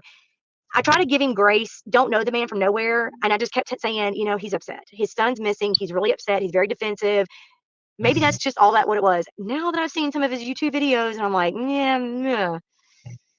Wow. Thank you for sharing that. I didn't know the back end of those details. I know we talked before offline a little bit. You said, kind of like a confrontation kind of deal. We confronted you guys, but I didn't know those back end details that you shared. Somebody in the chat, Smiley's World, was asking, prior to the February 26th, right, when Chris arrived home, did any neighbors or anyone that you heard, whether you see it, but you said you never knew him prior, did anyone ever say anything about him being around the house on the 25th, the 24th, or seen in the neighborhood or anywhere in the area prior to the No, nobody's ever really mentioned him. The only person that's ever said anything about him coming home, like I said, nobody really ever paid attention, I don't think, because even the neighbor that lives close by that I'm friends with, I asked her, did you ever see? She said, I never really paid attention, because he would come and go, and they never were out really, and they had this camper, and the camper would leave, and then it would come back, and then, he never came outside. And it's odd, because Chris kept saying that he would go outside and play, and, all that kind of stuff. And she's like, I don't remember ever seeing him really outside playing.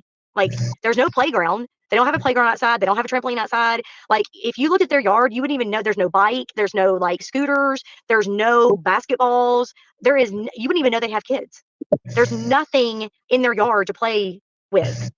He never outside. He didn't go outside and play catch with his dad. Nothing. Interesting. Now, as you said, pitch black in the neighborhood. Do you buy it where they're claiming that this kid walked out the front door and kind of that neighborhood? No. Because everybody around the camera. Would a kid go out at night and walk around out there at night alone? I don't think so. I mean, unless their parents didn't. Now, we did have a ding dong ditch happen a couple years ago, but no, I mean, I've never experienced kids just randomly walking around the neighborhood. That's the thing about our neighborhood is it's so quiet. Like at night, literally, like in the summertime when my kids were younger. Sorry, my car shut off on me for something. My kids were younger. They would go outside and play like flashlight tag and stuff like that. And I'd have to get on to them like, okay, 10 o'clock, y'all need to be done because everybody's got to go to bed and whatever. Nobody ever gets like, you don't ever just see random kids walking around by themselves. I don't buy that at all. And I know that neighbors that are right around them said that there was nothing on their cameras. Nothing. So no evidence whatsoever for that morning, No. 26, and not even the 25th, the night of the 25th. Wow. Do you think law enforcement? He just vanished. He literally just vanished. What's your theory? What do you think? What do you think happened?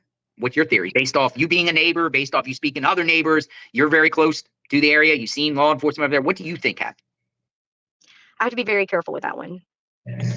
I know there were some family issues, like there were some personal stuff going on within the family between Katie and Chris. Seth told us, that he was supposed to get full custody. One minute he says that Katie was okay with it. The next minute I'm hearing that Katie was not okay with it.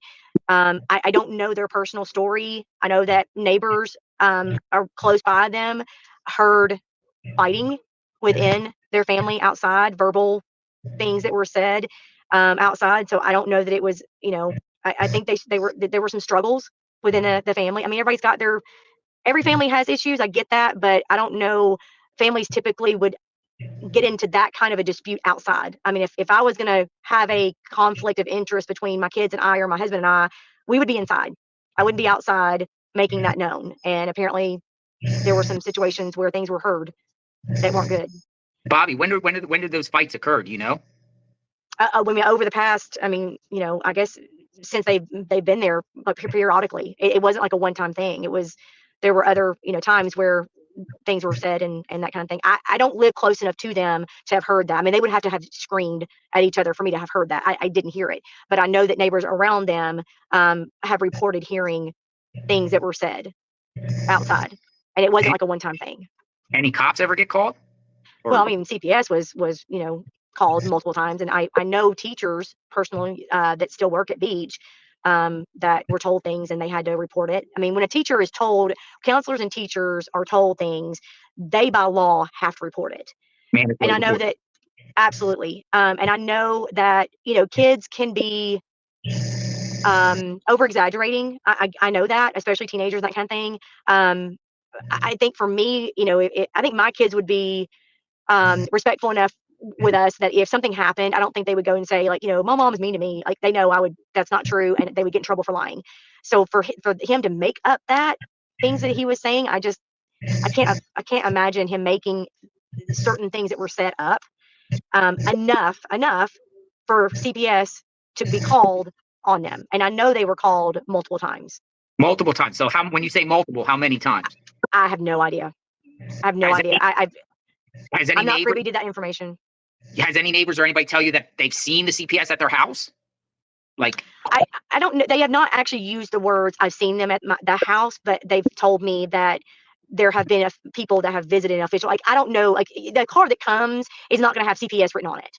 Yeah. I mean, it may have a government official like license plate or something like that, and they're not going to have they're going to have a badge on them as they go to the front door, but it's not going to be something that a neighbor is going to see, that kind of thing. So I don't know. Like, neighbors haven't said like I have seen this happen because they were really paying attention. I don't think it was one of those things where I don't think neighbors after this has happened, some of the neighbors are going back and saying, "Wait a minute.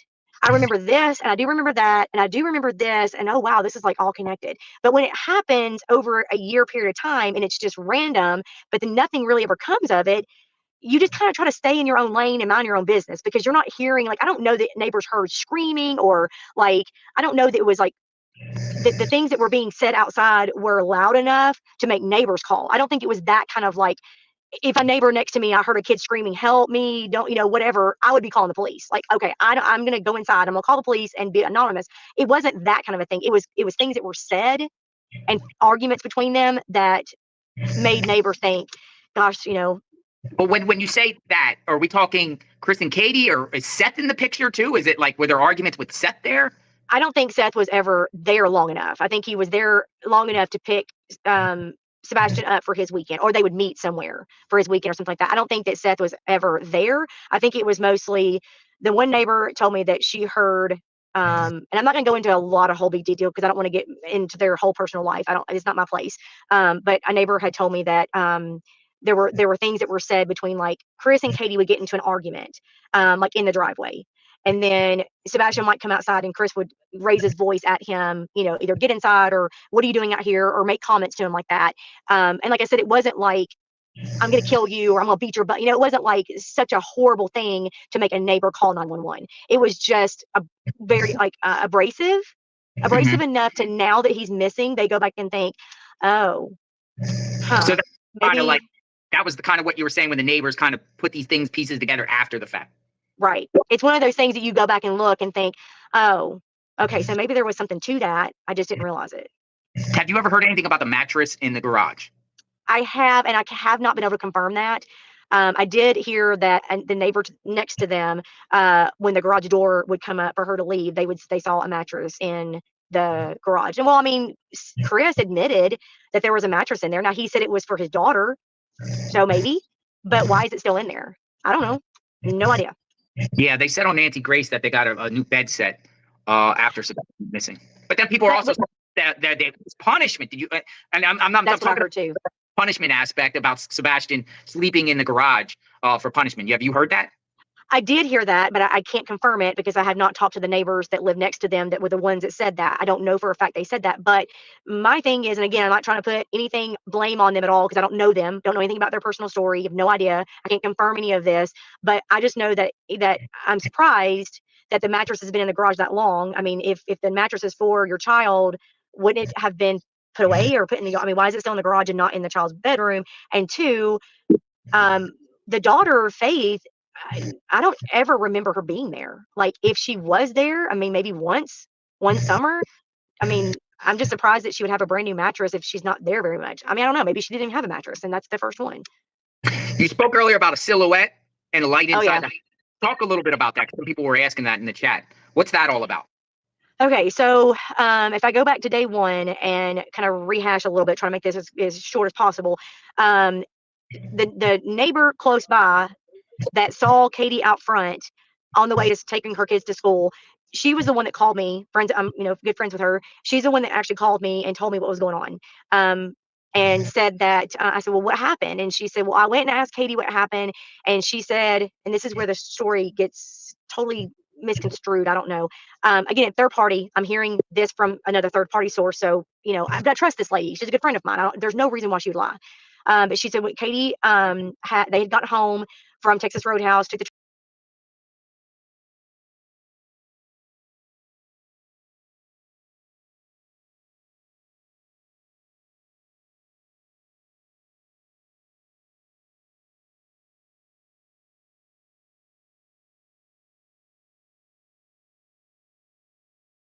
and Katie told her that Sebastian was in her room. She was in the kitchen. She said, you need to go to bed.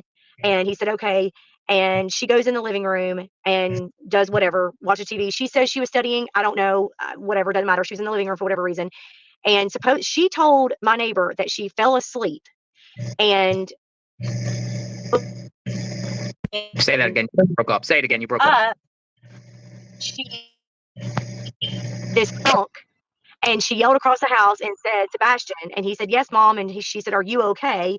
He said, yes, I'm fine. I'm good. Go to bed. And she said, okay. So she gets up, and my neighbor said, you can actually see his light go off, her walking across the house, her light go off, and then a silhouette come up to the window for a minute. And then everything just goes black. What time was that again? Because you cut out. I'm sorry. I know my son was calling me. Okay. So she woke up around 11:30 is what she told my neighbor, that she woke up about 11:30, and apparently he was still up. But I find it odd because my thought is, and again, none of my business. I just think, okay, put yourself in that position. If I have a child who's got special needs and I hear a thump, I'm going to walk into my child. No, let me put it this way. My kids are all very healthy and normal. I'm very blessed to have very healthy kids. But if it's 11 o'clock or 11:30 at night and my kid has to be up at 6 the next morning, I'm going to be in their room yelling at them and taking their electronics away and telling them, go to bed now. That I would be walking in my kid's room. Even where my kids are now, healthy and average children, whatever, no problems. If I heard a thunk, I'm probably still going to go in their room and ask, like, what in the world was that? I wouldn't just stay. But hey, maybe she trusts him. Maybe she thought it was no big deal. I don't know, whatever. But that's what she told my neighbor. And then she goes to bed. 11:30 though. That information is not really out there. We keep hearing 10 p.m. kind of deal. Put him to bed. Hear the thump. Are you okay? Good night. 10 p.m. Right. But this is what she told a neighbor. That's right. That's right. And when I asked my neighbor, so she told me this Monday. And then when the sheriff's office came by our house to do the same door knocking thing and walking around and whatever, I asked the sheriff, I said, let me ask you a question. And he's like, what's that? And I said, I know early on investigation, they actually were talking to us. Like day 1 and 2, they were talking to us. So they were giving us information. They were telling us kind of what they were going to do and whatever. And then after about a week of it, they just shut down and never would talk again. The day that the TBI came in, that was it. No more discussion. It shut down. We're not talking about it. You're just going to have to be in the dark. So, but this day 2, when the sheriff's office came in, no, I'm sorry, the state troopers came in. Still don't know why state troopers got there. Haven't figured that one out yet. I don't know why state troopers would be there. But state troopers came in. Actually, they came into my driveway because they were rinsing their shoes off. They had gone into the construction area and his boots were all muddy. And so he and my son were rinsing his shoes off. And I looked at him and I said, let me ask you a question. He's like, what's that? And I said, if you'd fallen asleep in the living room and your kid walks out the front door, wouldn't you have heard that? And he was like, not only would I have heard that, but I would have jumped up with my gun in my hand to figure out who's coming in my house. Yeah. Because that's the thing is, like, she falls asleep on the couch and her kid just walks out the door. But then when I asked my neighbor about that again, called her the next day, I'm like, okay, explain this to me. This is what you said. I don't understand that. And she said, oh, well, she woke up and then heard the thump and that kind of thing. So I don't know. Yeah, it goes with all that in the evening time. At the same time, like you said, no evidence that any neighbors or anyone seen that he actually returned home that day. And then we also have those lights. It's just a mystery in a sense because those mysteries. Someone asked it. Go ahead. I'm just going to say those were not trash trucks. I concur. But why did the authorities say it doesn't have any evidentiary value? I asked that when I called the lead detective and I flat out told him that I know the neighbor. I've seen the video footage from the very beginning before it was edited. She told me with her own mouth, looking at it herself, there are 2 separate occasions, car, then truck. Why is that? We've had it. He argued with me and told me that he had it broken down. The Secret Service looked at it and they confirmed that in fact it was a trash truck. And I said, I'm telling you, it was not. He said, well, I'm not going to argue with you. I was like, okay. Wow. Somebody said in the chat, any video footage of Katie searching for Sebastian that morning? Like, do they have any, since you have a neighbor that has a Ring camera, did any cameras pick up Katie actually out there searching that morning before? If she, oh, you mean before all the police got there? Yeah. So the neighbor that was leaving to go take her well, actually the neighbor's camera did pick up her walking around her house. Really? So she walked around her house? Yeah, because in the neighbor, if you're looking to her house, the neighbor to the left of them, that the wife came out and was actually looking there's like a little like a wood door underneath the house. What do you call that underneath the house? The crawl space. They actually opened up that door and were looking in the crawl space together. And so they were looking. But as far as outside of the neighborhood, I've never seen them. And they've never, no, not that I'm aware of. I mean, I asked my kids and my kids said they had never seen her, never seen him.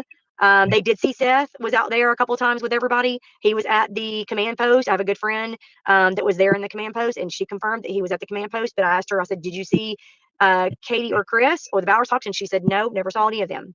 But then again, she said, but I mean, law enforcement did ask them to stay home in case he came home or called. So there's that. Do you think law enforcement exhausted the whole area? Like, do you think they did a thorough search of the entire neighborhood and the streets along Long Hollow Pike and in the school? Do you think they? Oh, yeah. Oh, I definitely, I mean, I watched it with my own eyes. They were deep in, they were climbing in the trenches and looking in the sewage areas. And then they had dogs everywhere. They had drones everywhere. The question is, what are they doing with whatever evidence they collected? And what are they doing with the surveillance cameras? Because what I'm told that neighbors saw, they're denying. They're denying. Yes. Wow. Why is that? Exactly. I don't know. That was what I asked. I have no idea. See, what I find interesting, Miss Bobby, is, you know, I was up there, a week and a half later, and then we were searching on that federal property, and there was a dog hit, and law enforcement didn't even go out there to look at all. It's as if they didn't even care that there could be. I would think that they would look. It seems like they've already made up their mind or have a conclusion of what happened to Sebastian. That is exactly how I have felt since the first week, literally the first week, within day. I mean, and a lot of people would get on Facebook and like, belittle our neighborhood and yell at us like, why aren't you guys out looking? And why don't you guys have signs? And why don't you have, if I was in that neighborhood, I would flood it with green. And yeah, but you haven't been violated, and you were a part of this where you had hundreds of cars a day driving up and down and taking videos and pictures of your house and stopping and asking you questions, and the news reporters being out front of your house. And you don't understand where we are, and we just want to just have some peace and some privacy. We are looking, we're out there, we're asking questions, we're talking to each other, we're on social media, we handing out flyers, whatever. We're just not, why do we need a sign when we're in the neighborhood? I mean, we live here, for heaven's sakes. Why do we need a sign? I mean, we know what's going on. If you drive through here, this neighborhood belongs to him. Why do we need a sign to say look for him? But anyway, I feel like from the very beginning, it was a massive search effort. But I just don't understand what they did with, if they found anything, what they did with it. Why are they trying to act like the footage, did they find anything on the footage? From what I'm being told from my neighbors that saw stuff on the footage, and I asked them and they want to deny it, they want to argue with me. Why are they? And then when the TBI came and actually walked into my house, sitting in my living room couch and interviewed me, and I told them what I had heard and whatever. And then after that, he gave me his card and said, oh, and I promise you, I had 12 people every day for about 3 weeks from random places. I'm talking Canada, I'm talking UK, I'm talking Hawaii, Puerto Rico. They were trying to get into our private group. Why do you need to be in our private group? Why do you need to be in our neighborhood group? Gotcha. Just wanting to know stuff? I don't know. But I mean, we had just they were coming out of the woodworks trying to get a piece of the information. But they just shut down. And every time I would send the TBI agent, I sent him the story about what happened to my son and I, and said I had it on, video, whatever. And I said, do you want to see this? And, he didn't even respond to me. He didn't even respond and say, I will let you know, hold on to that. Nothing. I didn't even get a response from him. Weird. I called. It seems as if they already know something and everything else in their mind is irrelevant. It's weird. That's how I felt. That's how I feel. I can't prove it. I mean, I don't know for sure, but that's how I feel. And that's what a lot of us feel like. I mean, a lot of us feel like, I had 4 or 5 of my neighbors come over to my house one day, and we sat in my house and talking about all this and kind of sharing stories and stuff of what we feel. And we all feel like something is going on. Something isn't right. Miss Bobby, somebody in the chat asked if when you had that neighborhood vigil for Sebastian, were the prophets invited? Oh yeah, it was all over our Facebook page. So they knew. Absolutely. Absolutely. Well, if they were and we had planned it a week before, so it's not like it was last minute, throw it together. It was, a matter of fact, one of the neighbors that helped me organize it, she actually had posted it on her profile, like just on her as a posting, and just said, I'd love to have a vigil. Let me know if anybody is doing one. And I messaged her and said, hey, why don't we do this in our neighborhood? That way the family can come as well, and it can just be our private neighbors. And she's like, yeah, that sounds like a good idea to me. So I put it on the Facebook page as a post. I tagged her in it, and I said, hey, this is what's going to happen. This is where we're going to be. And then several people posted asking what time. We kind of kept going back and forth about what day, what time, and whatever. So did we go to their door and knock on their door and personally invite them? No, but we didn't do that with anybody. And we had a big group show up. And they knew it. One was existing. Instead, you said they brought 2 representatives, family members. That's the other thing is that's the other thing is, for a fact they knew, because they sent the family. Yeah. What did the family say? Like the people that you said that came, uncle and aunt, right? Uncle and aunt, they said? Yes. What did they say anything? Did they talk? They didn't really talk much. They just kind of stood there and listened to us, introduce ourselves. And we went around the circle. It was quite a big circle. We went around the circle, and everybody, said their prayer and whatever. And then afterwards, we just kind of said, hey, do you guys need anything? And we said, do we need food? Can we set up a food train for you? Or, is there, do you need anything? And they both said, oh, we've got a lot of support. We're good. We're fine. Don't worry about us. We're good. We got plenty of support. Does somebody asked in the chat, does the Proudfoots have security? Did the neighbor, did you guys know if they had, because Katie worked at Brinks, right? Or Brinks security system? That was the very first thing I asked my neighbor when she told me that Sebastian is on the spectrum.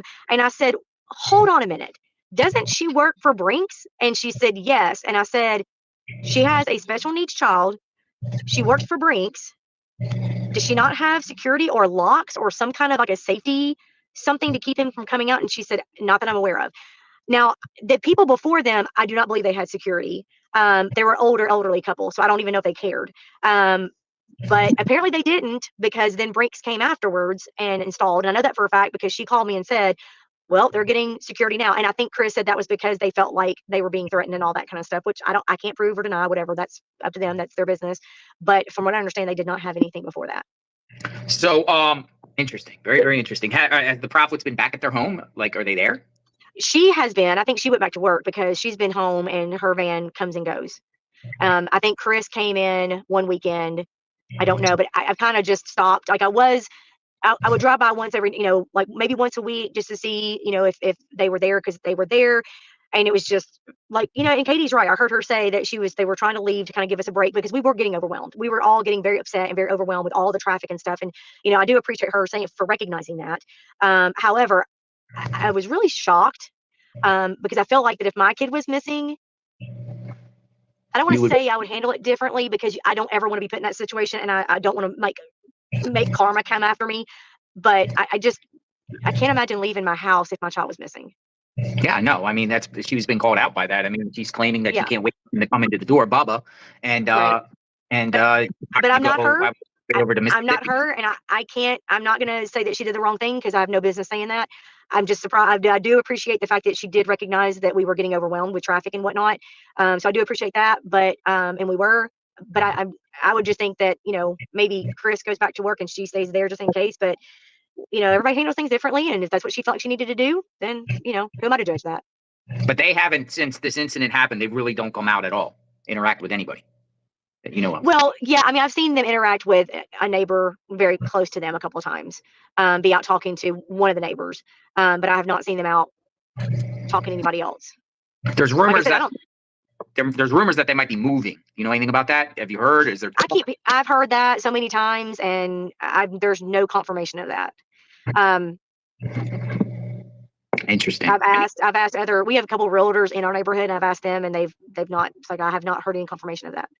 Has one more thing, has the detectives or authorities ever go back to their house, like in certain time, like maybe like a week or 2 weeks after Sebastian went missing? Have they ever returned to the home? Oh yeah, they came back. What was it, week 2 or 3? They came back and basically started it all over again. Started the searching all over again, and they also reenacted the whole scene. And they started at 10 o'clock Sunday night ish. Was it something like that? Sunday night, going into early the next morning to see if they could kind of retrace each one of the steps and everything that happened. Type of deal. Yeah. Interesting, but nothing seems like got their evidence and got something out of that possibly. If they did, they're not telling us. They're not. How's the neighborhood now? I think it's getting better. I mean, I'm noticing a lot of neighbors are getting out more and walking dogs again and talking. And I think people think that we're all huddled together talking about everything that's going on.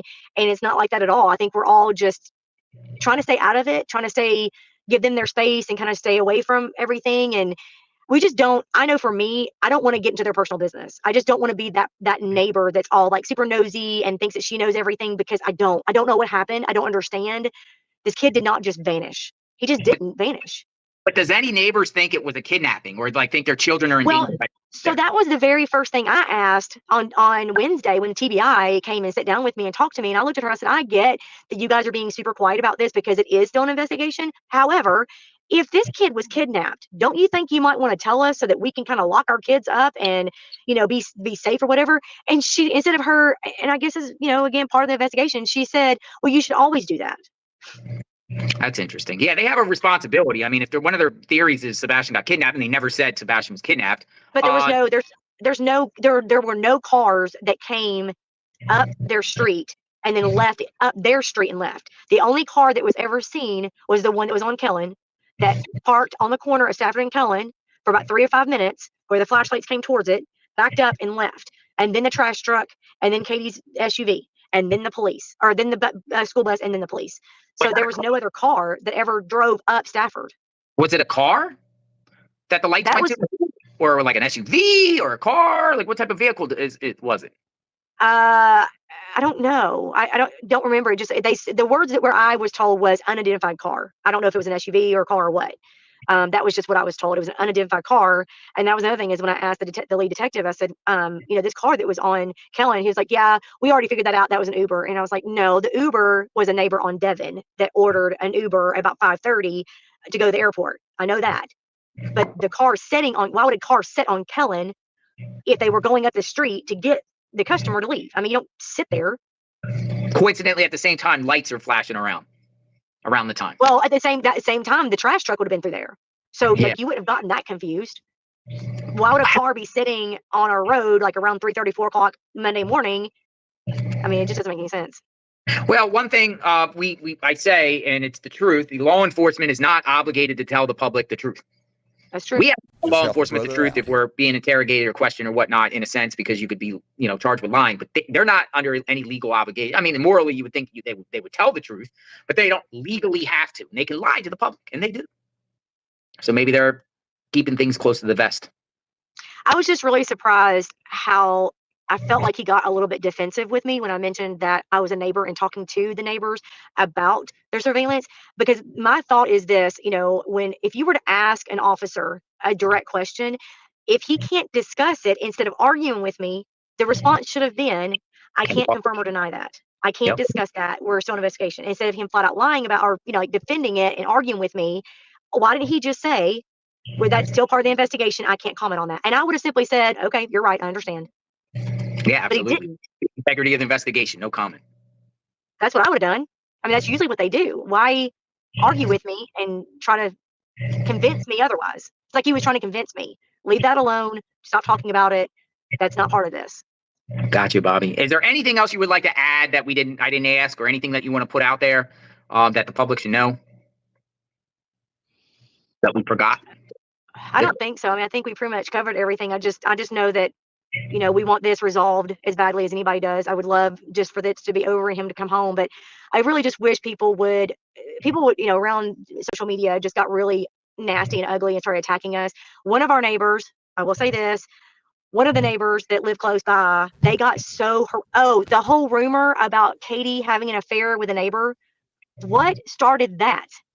Interesting. So that's not true. I saw that circulating. Where in the world? Not only that, but one of the neighbors, precious, sweet family. I know them personally. They are a great family.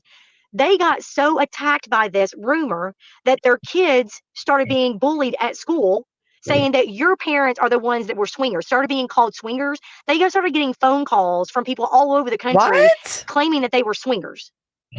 Yeah, that rumor so bad. Not true at all. About not that I know.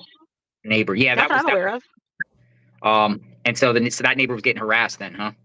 Bad. It was really bad. People just get I know that they want answers. I know everybody just really wants answers. I mean, heavens, we want answers. We're living in the middle of this. We want answers. We want all this to go away. We want the truth to be found. We want this to just be solved and be done with. But making things up and, coming to your own conclusion because you don't have an answer is not helping us at all. It's not helping the family. And I'm not here by any means to defend Chris and Katie by any means. I don't know them. I don't know anything about them to defend them.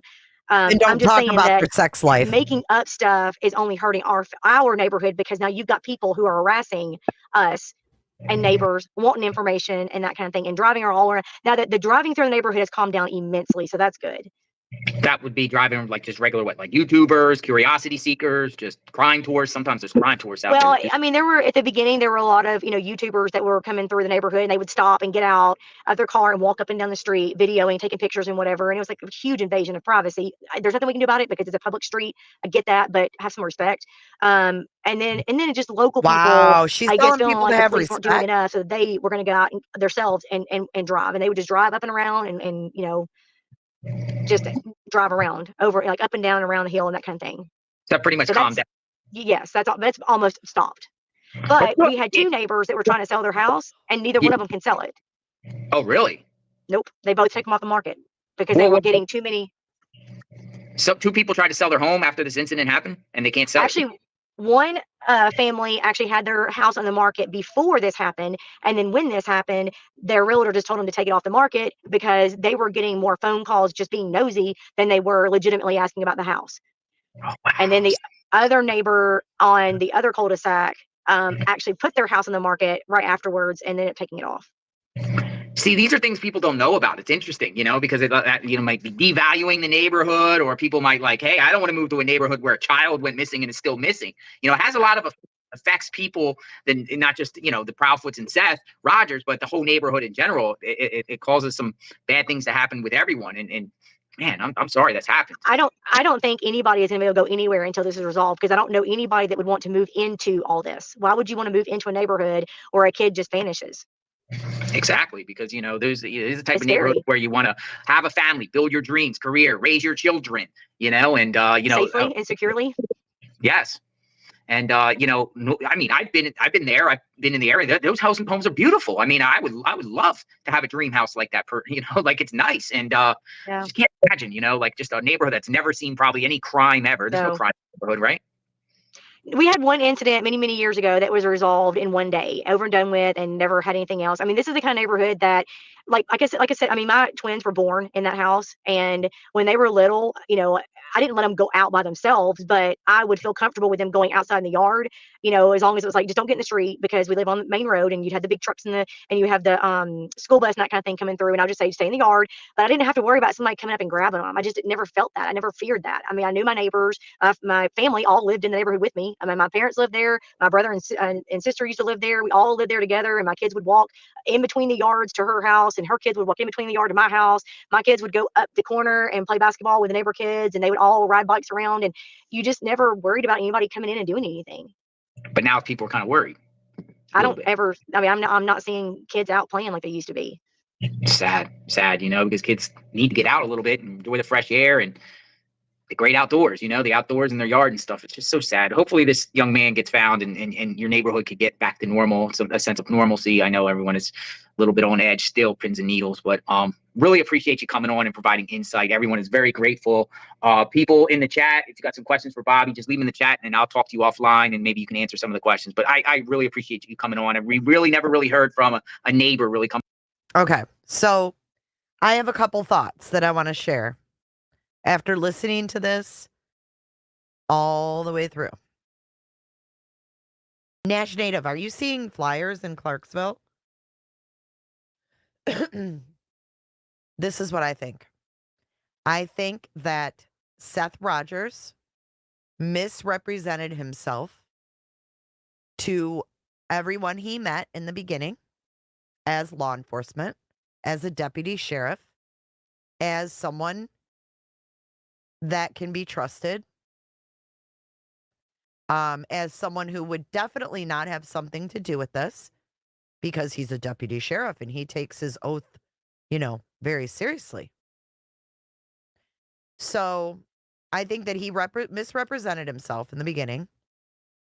And that's what got people, believing him and believing everything he said about Chris and Katie. So, and then if we also take into consideration that this lady, this happened in June. This was June 9th. She's already done talk to Terri Lynn's kin. All right. Terri Lynn probably prepped her for this interview, telling her all this shit about Chris and Katie. Because remember, Terri Lynn was the one that called, got on the phone with Chris and was flirting. He wasn't the only one kind of talking on a turn here. But then we had the instance about the waitress and Chris.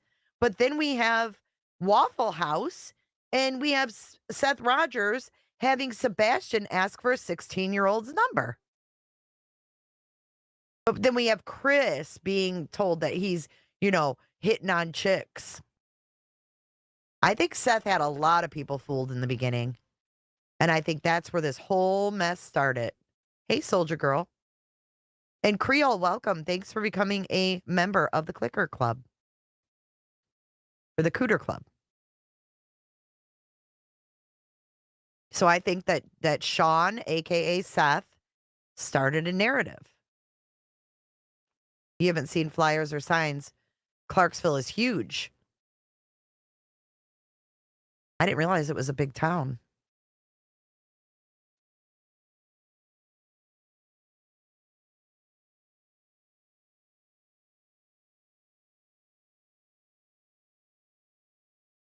Well, I'm glad. Welcome in, Creole. Appreciate you. But I do think that Terri Lynn had a narrative. And I think that Seth used certain things to create a narrative. Huge military town. Cooters everywhere.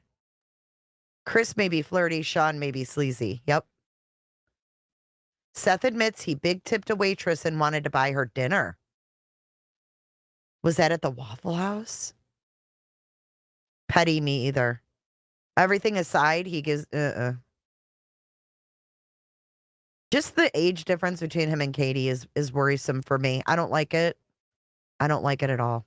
But I do think that we need to take into consideration that this man is introducing himself as law enforcement. We heard it from Barbecue Lady. He got the badge out. I believe that Stephen Crabtree said he got the badge out.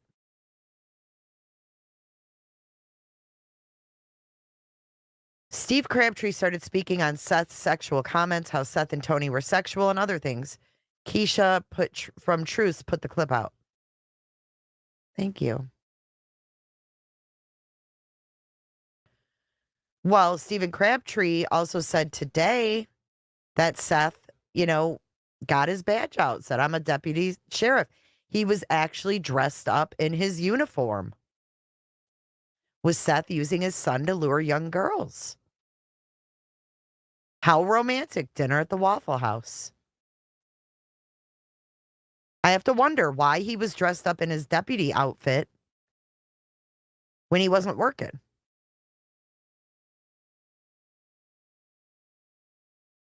It is abuse of your badge. It's really, really Just help a brother out. concerning. Thank you, Maggie, for becoming a member of the Cooter Club. Sure, it makes him feel important, but it's very, very concerning that, was he using Sebastian to get, that's what, Yikes, Ashley. Gotta wonder what they found on those computers. The Phantom Mushroom member was enough for me. What Phantom Mushroom? What's Sean been doing all these months? Clarksville should be plastered with posters. Who said that? I can see him. Oh, Two Old Crows. I can see him late at night dressed up in that outfit and taking his young son into the Waffle House. I can see that. Me too. Okay, hear me out. If that was true, don't you think a picture would have been taken? Sorry, not believing that side of TikTok right now. Yeah, I'm kind of leery of everything I heard last night, too. Like, I really can't even take into consideration anything I heard last night about the carpet, any of that.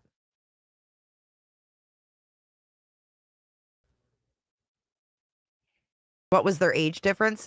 10 years. And he met Katie when she was 12 originally. She was 12, he was 22. And then somehow he met a 12-year-old when he was 22, and he thought it would be a good idea to have sex with her later on. That's weird to me. If I'm 22 years old and I meet a 12-year-old kid, I'm never looking at that kid sexually. That's fucked up. And I'm just calling it like it is. That is fucked up.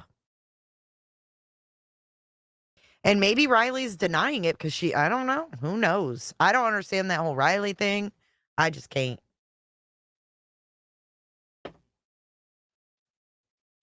Well, when T-Rev took that picture, where is it? That was in Seth's house. Seth said he did at 13. I didn't hear that. I'm just the math and, 10 years difference. I don't know. I mean, even if I'm 22 and I meet a 12-year-old at 18, I'm not looking at that kid. No, fuck that. No. Now, if you meet someone and you're 40 and they're 30, that's different.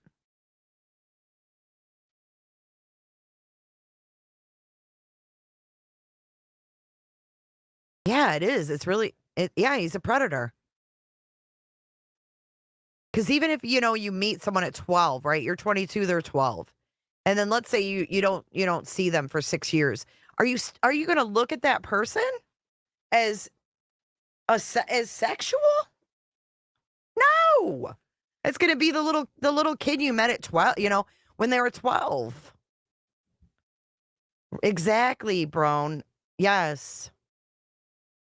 I wonder if Seth was truly watching the house when Chris was away at work. I think he was. I think he could have been. I think that maybe weird things were happening. Imagine if Seth came in there while, they were at work and hung out with Sebastian. And things were moved or missing. Who knows? Maybe that's why Chris was on the phone with her all the time. I would be scared. And I'd want my husband on the phone too. And we heard specifically today on Queen Bees, right? That girl, Tony told that girl, Kayla, that the goal was to take all the attention off of Seth.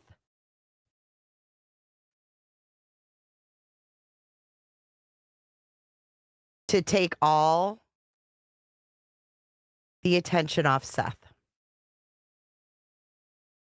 Right. How do we know he wasn't going in the house? How do we know that he didn't go there when they were at work?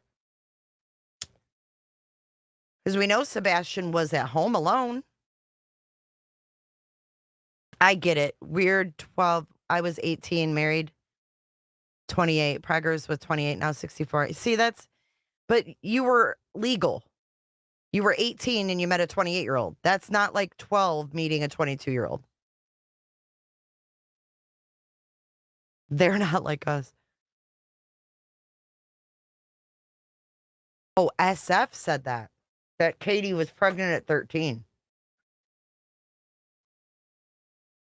If cameras were in the Proudfoot home, were they planted by Seth? I agree, Marie. So that's what I'm wondering. Why was Robin, Seth's mom, okay with that? Exactly, Dreams. It sets the stage for Seth Rogers and who he is and the kind of person he is.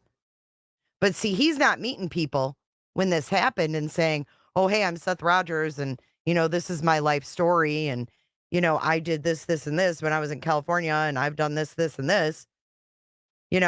He's saying, I'm a deputy sheriff. It's deceitful. I think he's been deceitful with his thing. And someone said, I could see him at night going out in that uniform.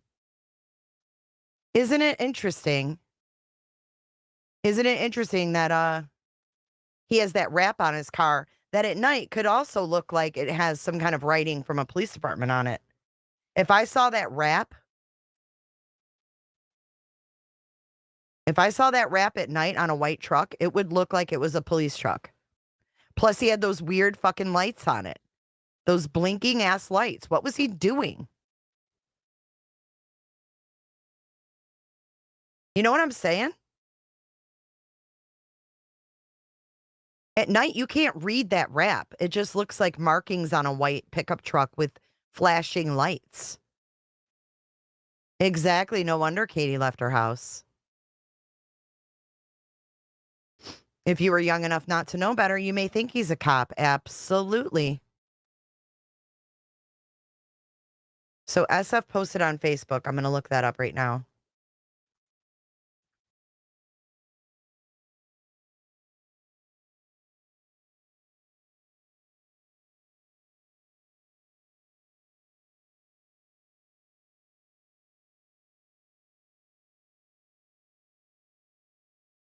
You're saying it was on Facebook? Hold on. I've never followed him on Facebook. I don't see anything on Steve Fisher's Facebook since July 19th. So what am I missing? Here, I'll show you. I don't see anything on his Facebook.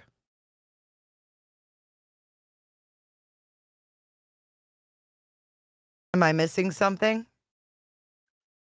Oh, Twitter. Okay. I already read his thing. If he posted again, I read it earlier. When in Rome.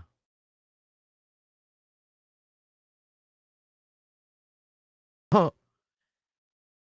What are we looking at here? Downtown Nashville? Is that where the detention center is? Where the fuck are we looking at?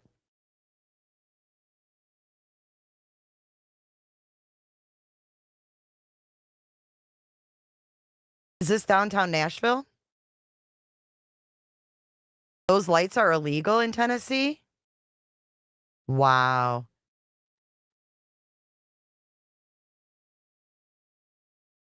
Where is this? This isn't Hendersonville. Where is this? Are we looking at the downtown detention center? Just curious. Anybody who knows Nashville, let me know. Your Chevy has the dual towing package, has the same identical truck, has with the beep beep like a garbage truck. Yeah, I know. I've showed that. The searching issue obsessed by Seth annoys me. Law enforcement tells them not to, but Katie is judged because she didn't, right?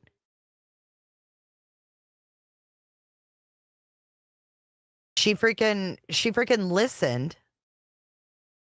She freaking listened to law enforcement. They said, don't go search. So she didn't.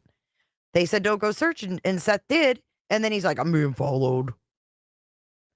No, I don't think it says Margaritaville. I think it says, let's see. I can't blow it up. I don't know what that says. Yeah, SF did say that he straight up said that what Seth did with Katie was quote unquote child grape. He really did. He said it was straight up child grape. And we've looked at these videos already, guys. We looked at these in the beginning.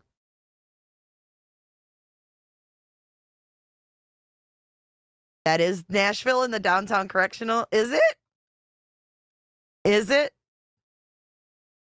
Shit's it's getting hot in here, guys. That's nuts. Yeah, I'll show you guys Seth's truck. Nash, you've never seen his truck? Jay, don't listen to that bullshit. Stay true to yourself. What bullshit, hon? What are you talking about? What bullshit do you not want me to listen to?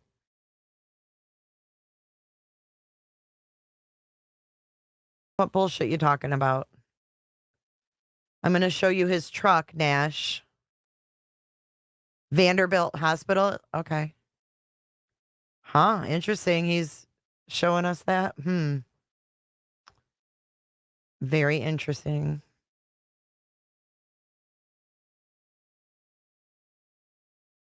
I know I have a thumbnail. It says beep, beep.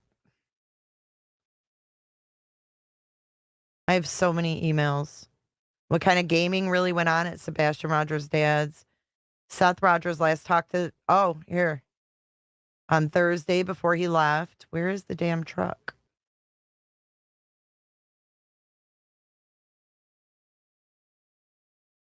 Oh, here it is, right here. Beep, beep, blink, blink, blink, blink, blink, blink. Watch.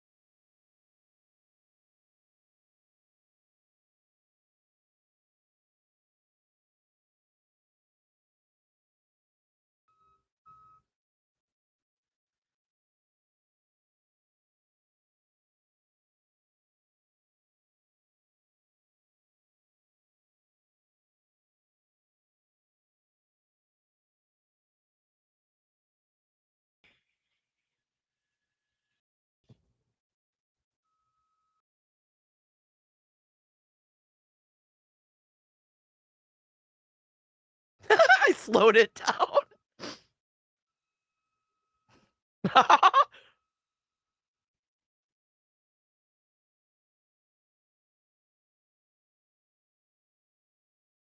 I don't know why he has this rap. He gets paid for it. Look at his front license plate, too. It's bent. What'd you run into, Seth?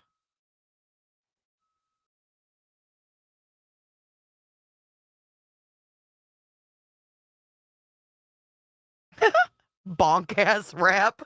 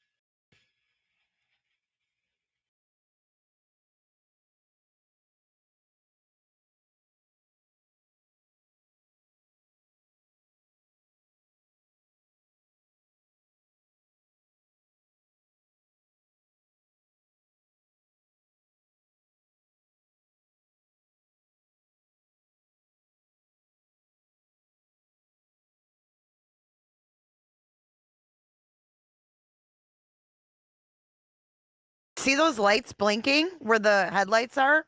Bothers me. That bothers me. Right here. These lights blink.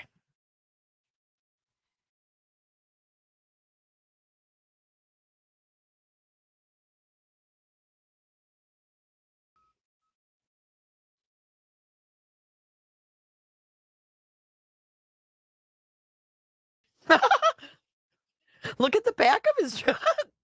Beep, beep, beep, beep. Yeah. He's got this how's my driving thing, too.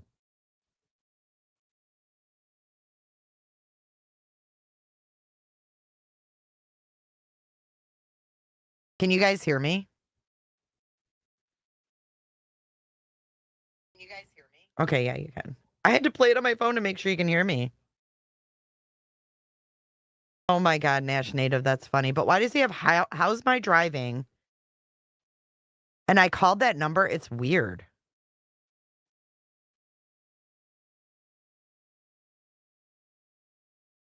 No, it has a phone number.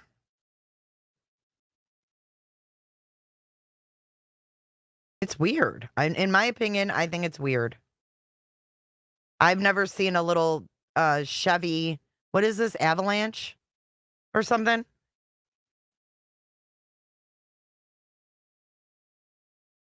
Yeah, I did call it a long time ago, but I can't see it in this video. I can't remember what happened. I think it just hung up on me. Is it 302-273? See, I can't read it here. What does that even say? 302-273. I can't read the last four. I'd call it right now. A Silverado? Maybe it's a Silverado. 1816? Okay, I'll try it. I just remember it like hung up on me. It was like, it wasn't real. It wasn't anything like to report anything. 1-302-273-1816.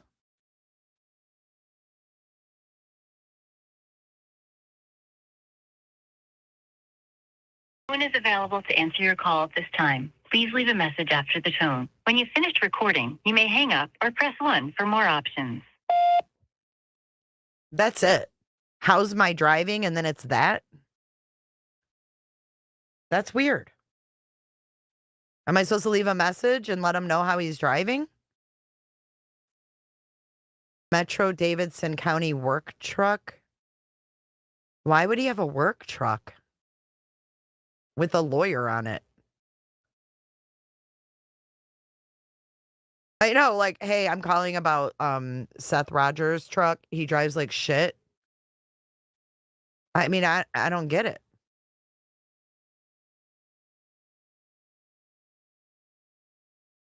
It doesn't even make sense. Tell him the front plate is fucked. No, it's 1816 because that's exactly what it said when I called before. I thought it just hung up on me, but it was just that weird. It was that weird voicemail. I wonder how long he's had the rap. I wondered that too. Is Mrs. Jones still here or no? I wonder if Terri Lynn was given items of the actual scene of the crime. Is that why Terri Lynn is about to break? Did Seth get her involved without her knowing, or did she know? Jay, when are you going to get it? It's all a grift for this. What do you mean, what the fox? What's all a grift?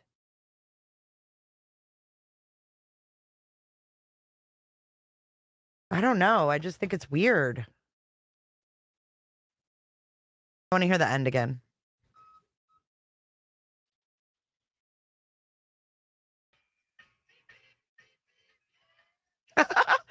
Beep, beep, beep, beep, yeah. Yeah, so weird stuff, right? I mean, I've got a lot of videos. We could just take a night and go through videos and look.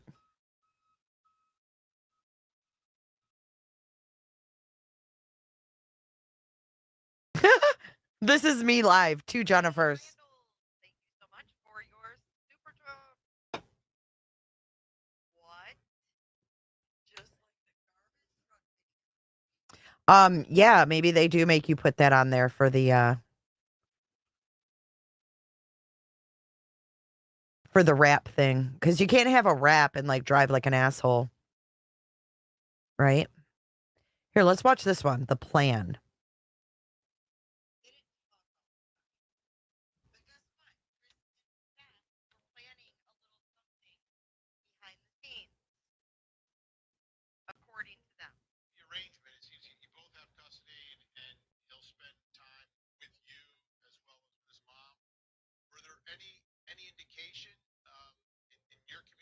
Katie, that like she didn't want custody, that she didn't want that responsibility, and there were problems, and she was running into some rough waters. Anything like that? Most of my discussions were actually taking care with Chris. Taking care? Sebastian was supposed to come live with me. Katie wasn't having it. Katie wasn't having it. But those 2 boys were planning shit. So who's to say they didn't plan something else? Chris was working on Katie, on getting her to agree to it. And all I wanted was my son to come live with me. Already got him enrolled in school.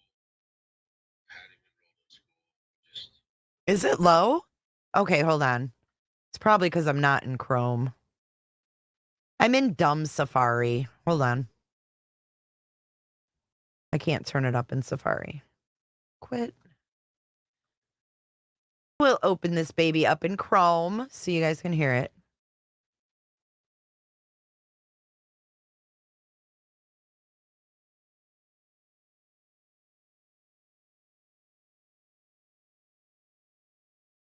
I don't know. I don't know about the truck thing.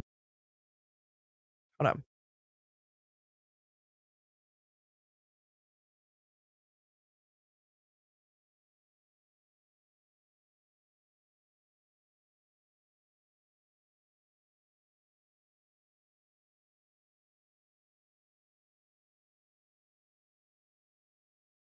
That like she didn't want custody, that she didn't want that responsibility, and there were problems, and she was running into some rough waters. Anything like that? Most of my discussions were actually taking care with Chris,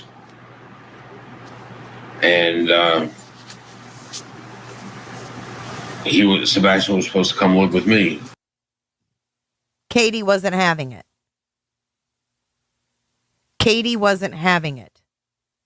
But those 2 boys were planning shit. So who's to say they didn't plan something else? Chris was working on Katie, on getting her to agree to it, And all I wanted was my son to come live with me. I've already got him enrolled in school.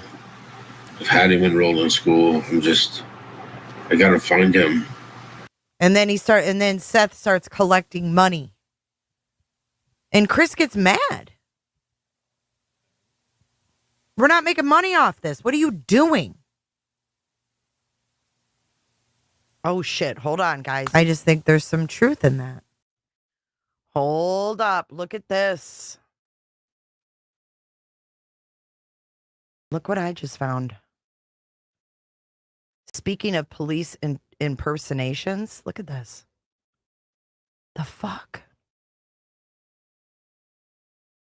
Oh, Lord have mercy.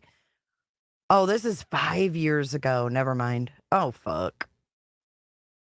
It said 6 days ago.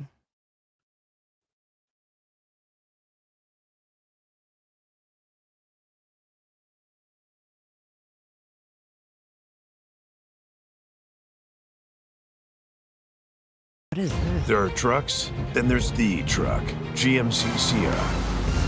Available with the V8 engine. Oh, I don't like this. Hold on. The Super Cruise hands-free driving experience. And of course, the world's first 6-function. Tonight, we're going to show you how the turmoil in the city of Millersville is trickling down to potentially confuse people all throughout Middle Tennessee. WSMV4 Investigates uncovered how these police identification cards from Millersville were given to people who either lack documented police training or have no police training at all. So our chief investigative reporter, Jeremy Finley, found there's a connection between that and confusion about who is and who isn't an officer in Nashville. It's the latest in our thin, blurred line investigation. It's behind this door. You come in here. That we start connecting the dots between the cards in this machine and questions about imposter police in Nashville. That was used to make commission cards. It's here in a back room at Millersville City Hall that blank cards become commission cards that identify someone either as a police officer or as a reserve police officer. Last week, we reported that people showing themselves in Millersville uniforms on Facebook were given reserve police commission cards from prior police administrations. The problem? There's missing documentation in their files that show they got the required training to act as police. These cards say City of Millersville on them. So there's an obligation, we feel, to get these cards and bring them back so that they can't be used to, influence the populace. Kroll knows the cards present a real problem. It lowers a citizen's guard. This is scary. This person's a police officer. I have to respond to them. I have to stop or I might get arrested. And it turns out there's a common denominator with the commission cards and a key figure in our thin, blurred line investigation, Jack Bird. Take a look. Bird, who owns the security company Solaren, was given a police commission card from Millersville. But Bird is not a state-certified police officer, nor has any documented police training in his file. Well, there's a file that's empty. There's nothing in the file. Nothing in it. His card clearly states that he was a police officer, not a reserve officer. Correct. Do you have any idea why he was granted that? It's obviously not just a typo. We see the reserve cards that say reserve on it. This says full police officer. So that's a question for whoever issued it, whoever's name is on it. The former police chief who gave it to him is Dustin Carr. I'm kind of torn on some things, to be honest. That's Carr in a recorded phone call from August 2022, where he says Bird offered $200,000 worth of license plate readers to Millersville. In exchange, Carr says Bird wants a commission card. I don't hand out commission cards. I don't. And I told him that. I'm adamant against it. But with that being said, there's some things you got to really consider. All we know is that Bird got that card. But why? Why would an unlicensed, untrained citizen want a card identifying him as police? Kroll says it's all about money. If you have a commission card as a police officer, you and the company you work for can charge more to work side security jobs. Keep that in mind when you look at this. Facebook posts show Bird wearing police identification Wow. in downtown Nashville, writing on What August crooks? 21st, the same month the recorded call was made, quote, "I don't wear a uniform often these days, but when I get to, I make it count." Having a police officer or somebody impersonate a police officer is very dangerous to citizens. Look who Bird tags in the Facebook post, the former Millersville police chief, Dustin Carr, who gave him the commission card.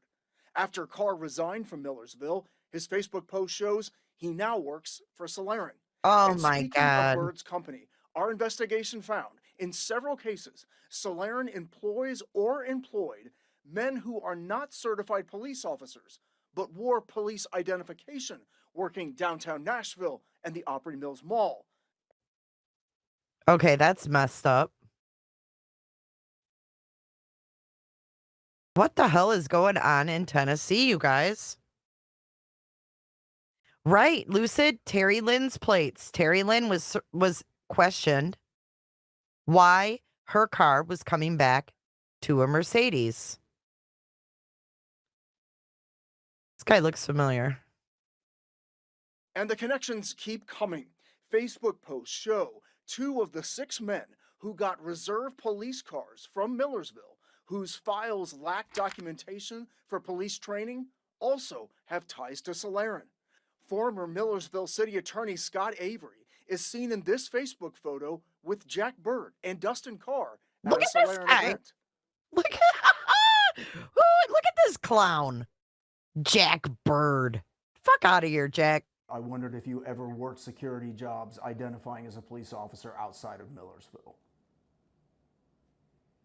Identifying as a police officer? No, I never identified myself as a police officer. Okay. You're getting into areas where I'll have to talk to my attorney before Nash. I answer some of these questions. Here's former Millersville Reserve Officer Mark Lloyd with Bird on Facebook. Did you ever use these cards to work security and make money? Yes, I did work side jobs, and every side job that I worked, they knew I was a reserve police officer. I never once told anybody, hey, I'm a police officer. As for the city of Millersville, where all this originated, they say they're in talks with several investigative out, since then only sending statements, including this one, reading in part, "During my time with every law enforcement agency I have ever worked with or volunteered with, I have undergone all pre-employment screenings, all required training, and received all certifications in which I have copies Yeah, of." So bullshit. these, of course, have asked for Bullshit, man.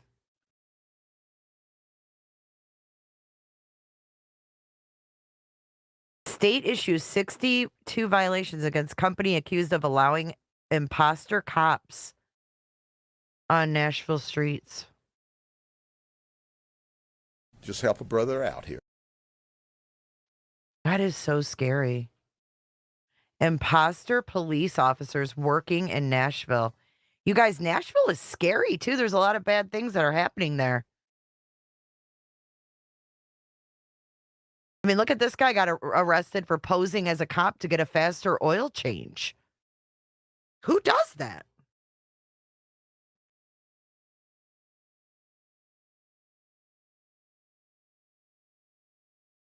Who does that kind of stuff?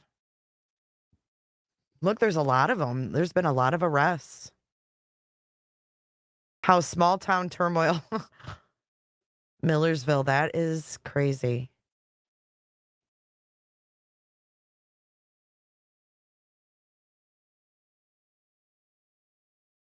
Look at this. Driver imposter cop used police lights in personal car. Man arrested for impersonating police officer, pulling people over with flashing lights. That's fucking scary, man.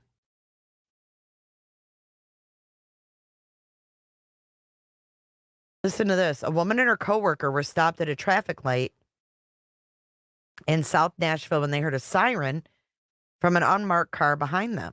The car pulled into the 100 Oaks shopping center and drove through the parking lot, trying to let the black Crown Victoria pass them. Instead of passing, the driver turned on a flashing light bar and forced them to pull over. Angel Carrero, 22, exited the unmarked car wearing a black polo, black military-style pants, and a handgun visible on his left hip.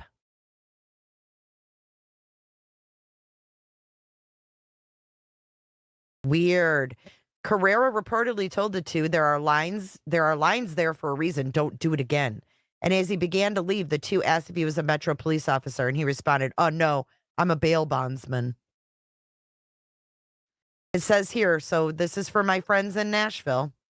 If you get pulled over by someone you're not sure is a real officer, you should lock your doors, not fully open your window, and call 911 to confirm with dispatchers if the traffic stop was reported. Officers also said you can keep driving until you reach a well-lit area like a gas station or store where other people can be witnesses and help if needed. So please take that into consideration. One thing I want to leave you guys with tonight is I saw someone say this, and I don't know if anybody else knows about this, but I want to know. Terri Lynn, hey Ganja Mama. Terri Lynn. Shit, I forgot what I was going to say now. Oh. Fuck, I totally forgot what I was going to say.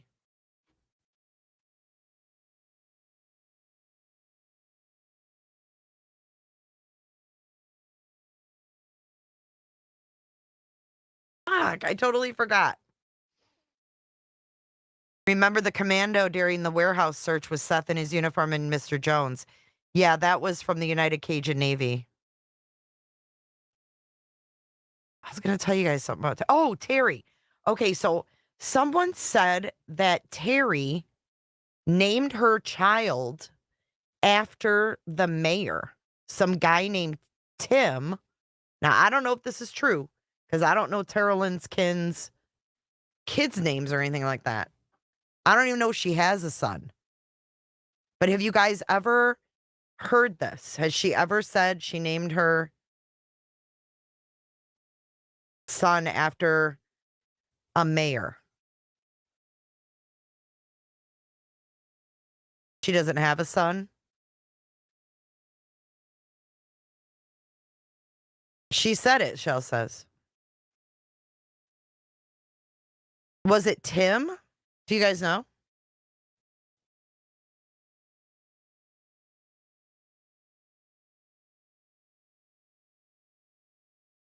She did say she named her kid after the mayor.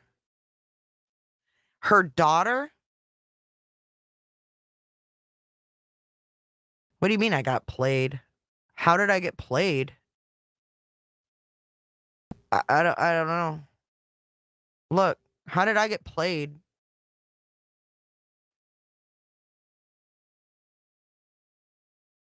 Well, if you look here, the Millersville police arrested former Millersville mayor Tim Lassiter. He got arrested in April. Look at this. Sumner County DA says he wasn't consulted before Millersville police arrested the former mayor Tim Lassiter.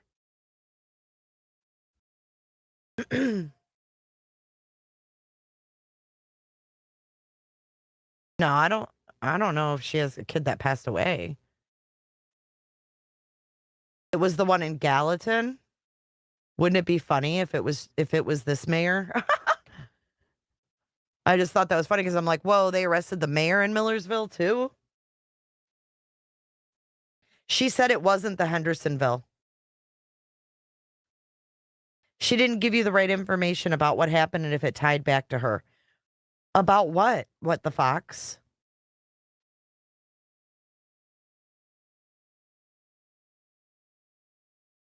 I have never heard her talk about a son. I haven't either, but someone said she talked about naming her kid after the mayor. But she did say it wasn't the Hendersonville mayor. Because she said she talked to them about Julia. She went to the mayor about Julia.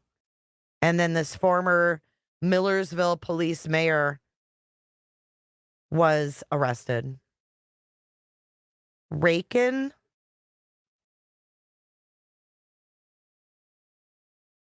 I sent you the post, Jay. Okay, let me look, crimes. Just now you did?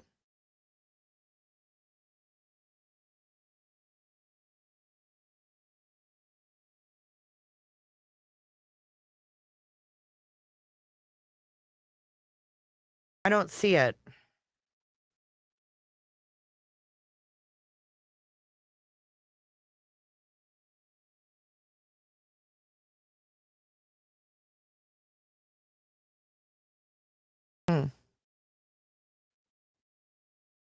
Got some interesting emails for sure, but I don't see it. I'll have to check my emails, guys, and we'll go over this more. I got to get to bed. I told him to go to bed, and he did. We'll be live again tomorrow. Tomorrow is Friday.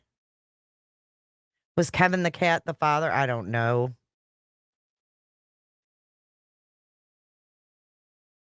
It did say Margaritaville? Okay, wait. Let's look at one more thing before we go. I always lie. I'm going to bed. No, I'm not. I told him to go to bed, and he did. I want to show you. I want to see if that's... Let's see. Google Maps.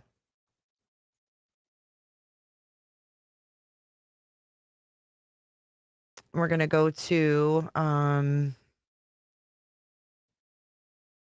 Downtown Detention Center, Nashville.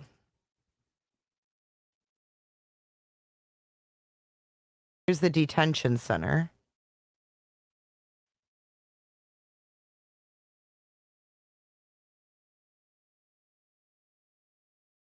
Do you think he was at a hotel? Damn, look, there's a bridge right there.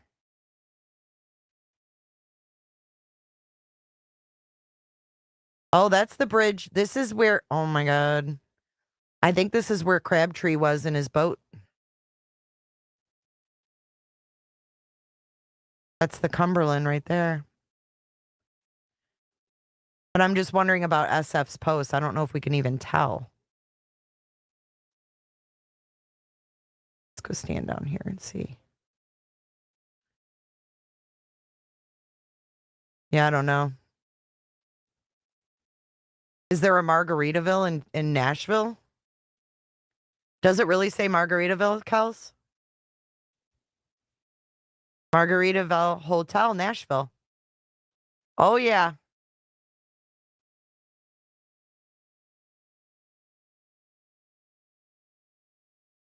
Margaritaville. Oh, yeah. Right here.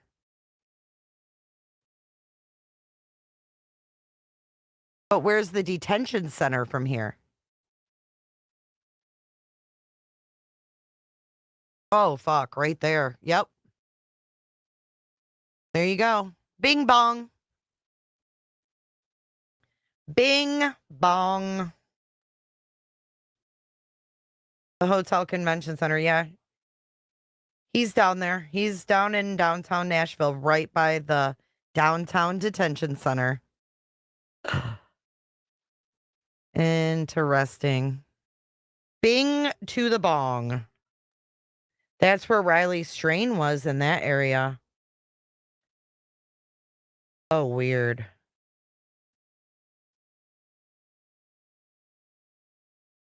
He was in this area for real?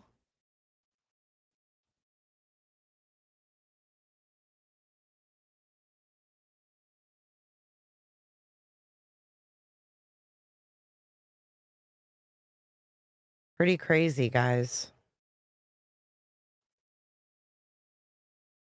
Pretty effing crazy, if you ask me. I think it's weird that all these young men are disappearing. There's another bridge down there. And that's what I want to talk about. I want to talk about these bridges. There was sightings under 2 or 3 bridges the morning of Sebastian. But I need to put some more thought into that so we can go over it. And I need to have everything ready, so.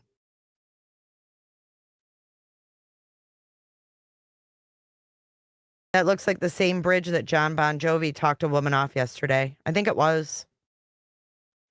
Also, a block or 2 down from the detention center is a parking garage. If he parked there and walked to the jail.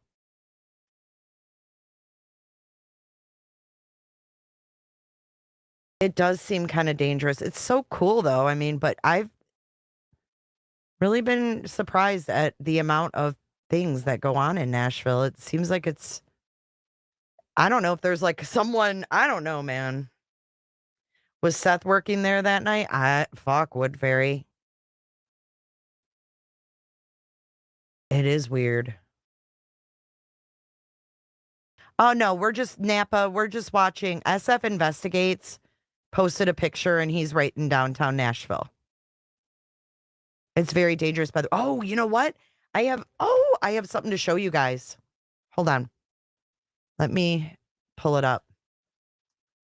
There's something else interesting going on. Oh, fuck. Nick's live? Nick's fucking live. Hold on.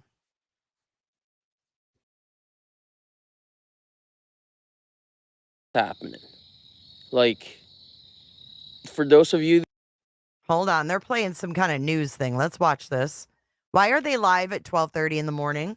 taking over this page for a little bit, but a few hours after I went live, Katie's first cousin said something that we should all listen to on Facebook. Katie's Now first listen to this. cousin? This will be my last post, and I hope everyone reading this will understand why. Since this began, I struggled with the thought that a member of my very own family could ever do something as heinous as getting rid of their child, like every single YouTuber was saying. Then I watched the first interview and became a skeptic. Second interview and felt sick. Third interview, all doubt was gone, but held hope. Maybe an accident. Then she left town saying he could be anywhere by now. Blood relations only hold so much hope and faith, and I couldn't pray this feeling away. Months later, so many lies, YouTube creators flipping the script as if they were threatened. No way, I thought. They never went to a single vigil, couldn't find time for searches. Lie D on a summer custody petition, fully cleared by LE, in no danger or threat. She seemed to love her summer with someone else's child, forgetting hers. Now anyone who is steadfast in finding Sebastian Wayne Drake Rogers is met with threats, fake profile harassment, and legal action. Gag orders, First Amendment rights stripped. Every day, I truly feel like I want to apologize. But every day, I want to scream at every state and federal representative for the state of TN and ask them, can you not see what is happening in this county? What mother steals her missing child's name out of the mouths of people who want him found? Why is nothing being done about the threats to the people searching? Then I want to ask my extended family, why are you all so quiet? Do you think this is okay? I don't. If you did nothing wrong, prove us wrong. Let people search without fear. Hang flyers without getting the police called on them. Show his name and picture. Stop spending your time and money in court and on lawyers silencing people over lies. Let people help bring him This home. sounds like Otherwise, AI. tell us What what the hell? happened. No, that's not coming from. No, that's not coming from me. That's coming from Katie's mom's first cousin. Now you have a family member coming out saying, you might have something to do with this. Now you're saying you're cooperating. I don't know how connected or how deep in the drop foots. They said they're involved, but now I wonder if they're going to gag their own family member. If they do that, like, I don't know what the TBIs or the CBIs are going to do. That's something to really look forward towards. Now, of course, we're here for Sebastian, and at this point, I really want to know, to get to the end of this, like, what's going on? And, like, there is nothing that you guys have found or learned that no one has, like, learned nothing for the past 7 months. Like, watch these videos as I'm going through this. Listen to this. Listen to this. This is the news, okay? Like, I'm not gonna go through YouTube and like the TikToks that like these people are talking about, saying, oh, the dad did it, or oh, like trying to shut people up, trying to help find the kid. This is the news. Look at this. Look at this. The only time the Dropfoots spoke, okay? Like, listen to this, emotional interview. She was more emotional than the parent. Watch this. You tell me if this is a family that might have something to hide, or listen to this. Can you walk us through what you're thinking right now? I just want my baby to be okay. I don't know where he's at. Mom Katie broke down several times in our interview, but says her hope is strong that her son Sebastian will be found safe and return home. He's gonna walk through that door, and this street will be flooded again with family and relatives all waiting to hug him, love him. And Stepdad Chris says it's been an emotional roller coaster that all started Sunday night, February 25th. Pretty normal. He was playing in his room. When I told him to go to bed, Creep Town, dude. he did. Listen to this. He said, "Good night, Mom. I love you." Katie says she went to wake up Sebastian around 6 a.m. Monday for school, and he was gone. Within minutes, Katie says she was on the phone with Chris, who was working out of town, and they quickly called 911. You're gonna call your husband first before you call the He's cops? never run away before. What's going on with that? I don't know why. I don't know why he walked out that door. What do you mean you don't know why? he's not a mischievous child by any means. Katie and Chris say Sebastian is not on social media. While he loves to play Minecraft, they tell me he does not have any online capabilities. I asked if there was any reason he might want to leave. We've been combing over that day and even the weeks before he left, and I haven't been able to figure it out. He's, that morning he was laughing, he was joking. It's as if Sebastian vanished. No sign of him on any video throughout the community. Thousands of miles long. Now, I want you guys to pay attention to this. Hold on, let me go back It's a as little if bit. Sebastian vanished. No sign of him on any video throughout the community. Thousands of miles long, but Hold on. Now, look at this. They said they searched thousands of miles and thousands of miles. But the thousands of miles that you're searching is around the house. So the kid's been gone for 7 months. Like, you're still searching around the house. Like, what are you guys looking for? Like, this is not like me skepting or anything. This is just basic common sense, guys. Like, what is going on? And like, let's go to the next video about the dad. Look at the dad. Look at the dad here, okay? That boy, we're joined by Seth Rogers, Look at the dad. father. Seth, thank you so much for The joining dad us. is working out of a jailer's salary, We want to get the word out about and he's Sebastian. helping, Hasn't gotten enough national attention. and he's trying his best to keep his job and find his kid for the past 7 months. Close to Sebastian. Do you have any idea what may have And happened? the people that's trying to be helped is shut out of town and get kicked out or get arrested. I mean, That's a little shady. and a text message that I received after I got off of work stating that I needed to give the stepfather a call. I called him and he was like, Sebastian, You gotta call the don't be stepdad. upset or anything. Why is the but you need to stepdad the come to first house." contact? I couldn't. I don't know what happened to him. Thank you, I haven't Creole seen him lady. in over a month. I've been out here looking for him. Just help a brother out here. Seth, I mean, what did they think happened? I mean, did he just? I mean, could he really have just walked away like that? It doesn't seem to make a lot of sense. It doesn't make a lot of sense. His car, Just help a brother his out shoes here. were still by the front door. His switch was there. His phone was in the kitchen.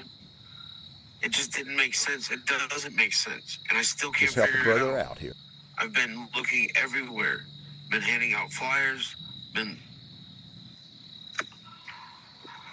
called the Trying to cops on keep hanging a out flyers. And I've reached out Just help a to brother out here. United Cajun Agent to sit there and see if they will help me, and they answered my call.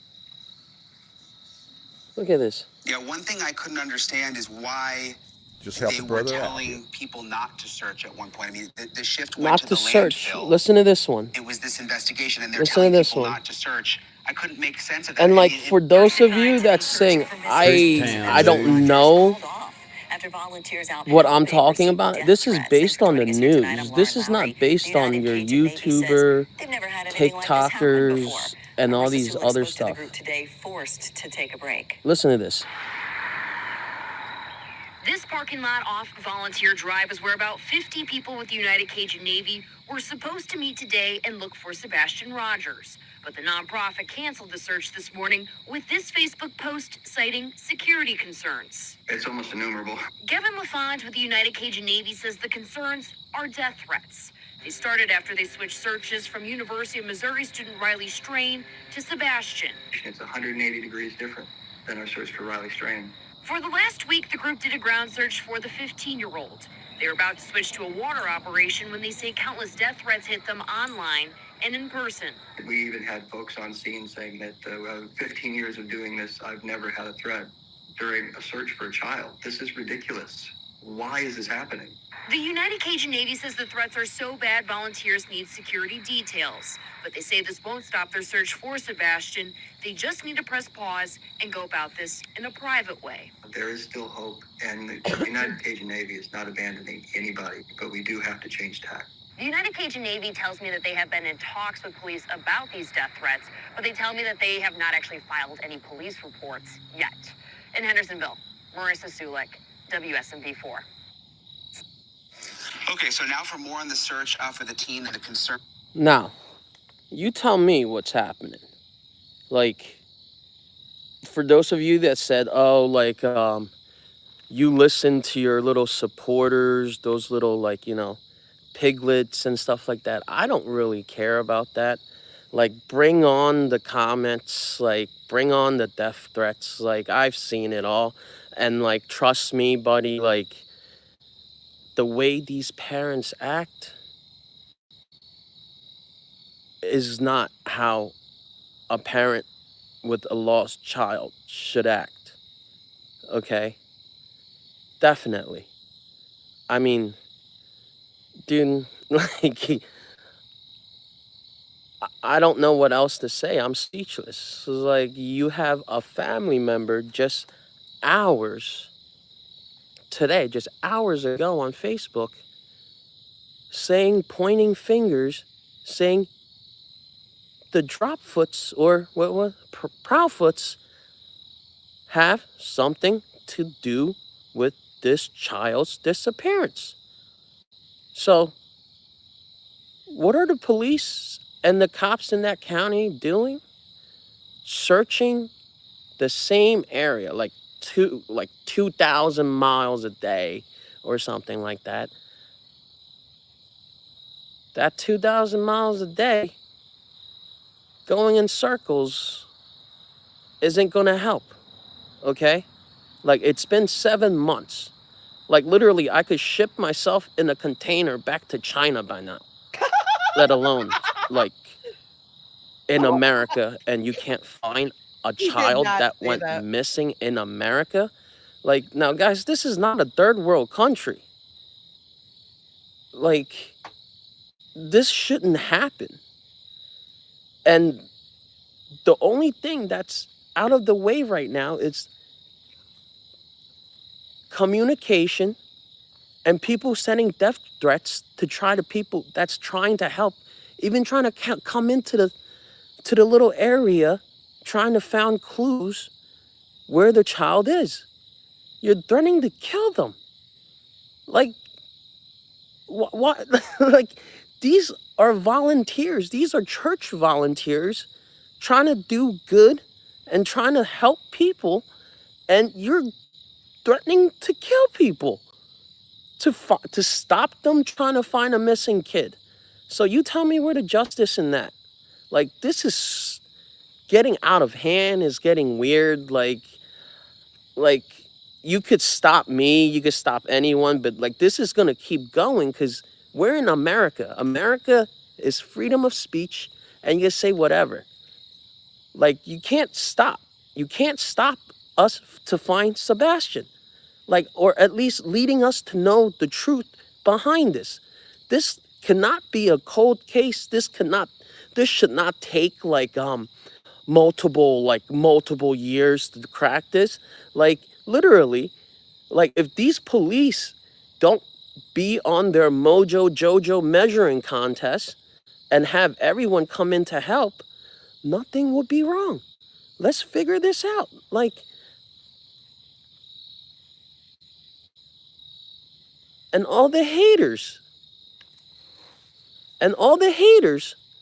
like, stop spending the time doing these nonsense stuff that you think that will destroy or put speed bumps at us trying to help. That's not gonna do it at all. Like, what do you, like, there's really nothing you can do. Like, we're trying to help Sebastian, unlike people like you trying to get money or getting paid to stop people trying to help and find this child.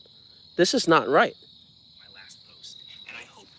And like, listen, re-listen to this.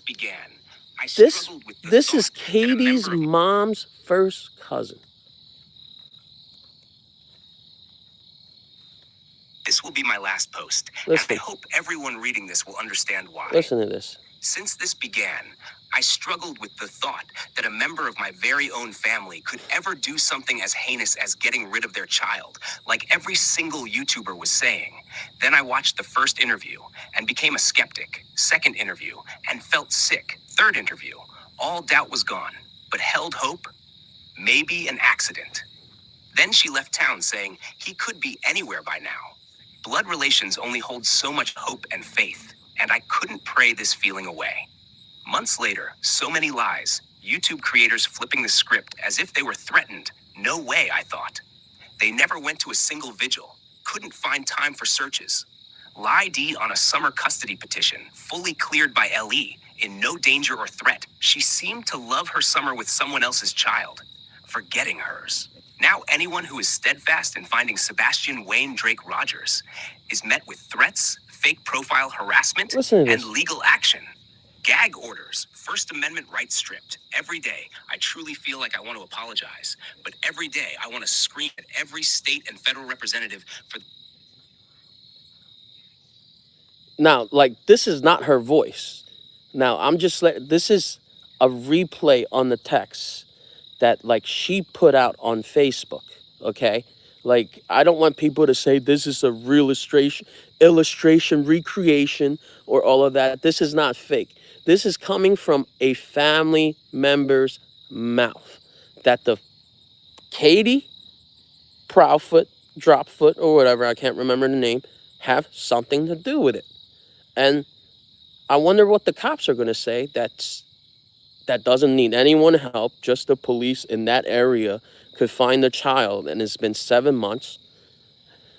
And everybody's trying to help is getting death threats. As you can see on the news, I'm not going to go based on the TikTok-y people and like the YouTube people or whatever. Like, I based on the news, okay? Like, just because you have a few followers and stuff like that, like, I don't care. The news is the news. There's really nothing to do with some of these people sending... Why are you sending death threats to people that's trying to help? That's my question. And to be honest, if you are getting paid doing this, just to let you know, once somebody gets arrested and they find a connection, that $10 of yours that you just got is going to go to 5 to 10 years in prison. Like, because you're an accomplice. Just letting you know that. Okay? Like, this is absolutely disgusting what the parents are doing. Now, like, tomorrow, if the parents gag this family member, you're going to know what's going to happen. Like, it's going to be more and more crazier. The light is going to come out of the dark, showing green, and is going to show, like, you know, where's Sebastian? And if she disappears, oh my God, like, it's over for that. Like, what are you going to do, a little light show again? Like what you guys did the night you guys, you know, whatever you guys, you know, did to Sebastian? What's going to happen? Like, this is absolutely disgusting. And like, based on like that $1,000 you only gave to help find your stepson, and then go look at an $18,000 Softail, trust me, I know Harleys. Believe that. It's something you should not be proud of. Okay? Look. Look at this. Justice for Sebastian. Okay? This is not a joke. Like, we're just here trying to get answers for Sebastian, know where he is, bring him home safe, and that's all we want. We want nothing else. Like we just want answers. And to be honest with you, like the amount of lawyer bills and like, you know, the vacations you drop foots go on, like should be enough to find your child by now. Like if you guys really want to put money to it, like all the lawyer fees you guys paying, that 747 is going to turn into a 7-Eleven soon. Trust me, probably a 7-Eleven-B, because that one doesn't come with a remote. If you guys keep doing Okay. this, keeping this up. I just want to make a comment here. So if law enforcement tells the parents not to search and they go searching anyway, okay? So I'm going to give you guys like an analogy. I'm going to put myself in that position, okay? Let's say my son goes missing, okay? And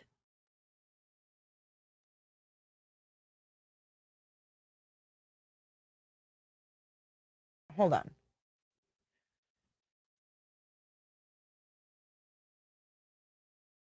Because because that's all the rumors that have been out there. But if my son goes missing and the cops say, you know, we're doing this massive search and we don't, you know, stay home, stay by the phone, whatever. And my ex-husband goes out searching with a bunch of people. My parents might just be interested where the fuck that father is going to search when he's been told not to. You know what I'm saying? If my ex-husband was taking people out to search, maybe my parents would want to know what the fuck he's doing when he's told not to by law enforcement. Maybe he knows where he is. I mean, we have to look at this from all angles. If they simply were driving by, that's not really a threat, is it? You know what I'm saying? Like, were they just seeing what the fuck he was doing? Because I would wonder what the fuck he was doing. And certainly Katie's not going to drive around and see where the fuck Seth is taking people to go search. Because I think that's sus. He should not have been out there if they told him not to. He has defied law enforcement from the word jump. And then claims he's law enforcement. It's weird. So if you put it in that perspective, it kind of makes sense. I'd want to know where the fuck he was too. And like for those people that you keep trying to help your son get out of trouble, he's going to be in more trouble. Like the guy is what, 40, 50 something? Like, what was he? Been through 4 or 5 marriages. All of those marriages are what?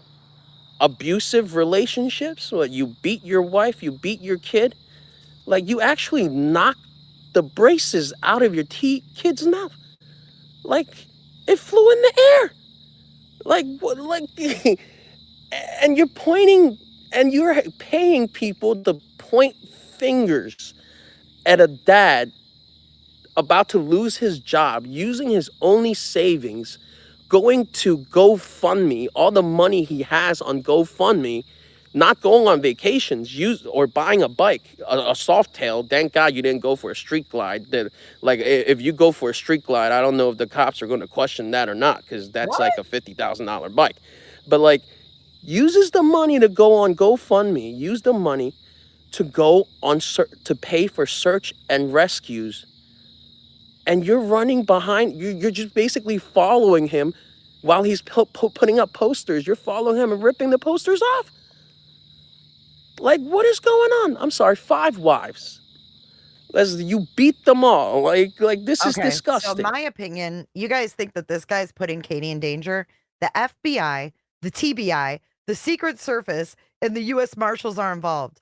I don't think Katie's, at risk. I really don't. They talk to them every day. I don't think that they're putting Katie at risk. I think they're really upsetting Team Seth. They're bringing them all out in the woodwork. They're all in the chat. They're all paying attention to him. They all think that he's going to help them take the focus off of Seth. This is what Tony's end goal was. We need all attention off of Seth. We don't care what the attention is, but we're going to take all the attention off Seth. It's been a plan all along. They're just playing into Tony's plan, in my opinion. And you guys are not questioning any of these any of these people, and you're just questioning the dad.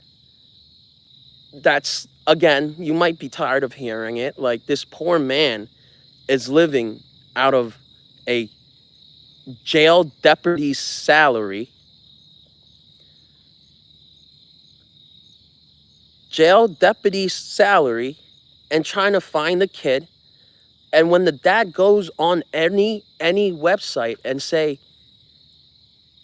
and try, like, take a lie detector and everything, and you go ahead and say the TBI won't allow you. Like this is what punks do, man. Like, you beat women, you beat your kid, you probably beat the heck out of Sebastian for all we know, and like, we just want answers, okay?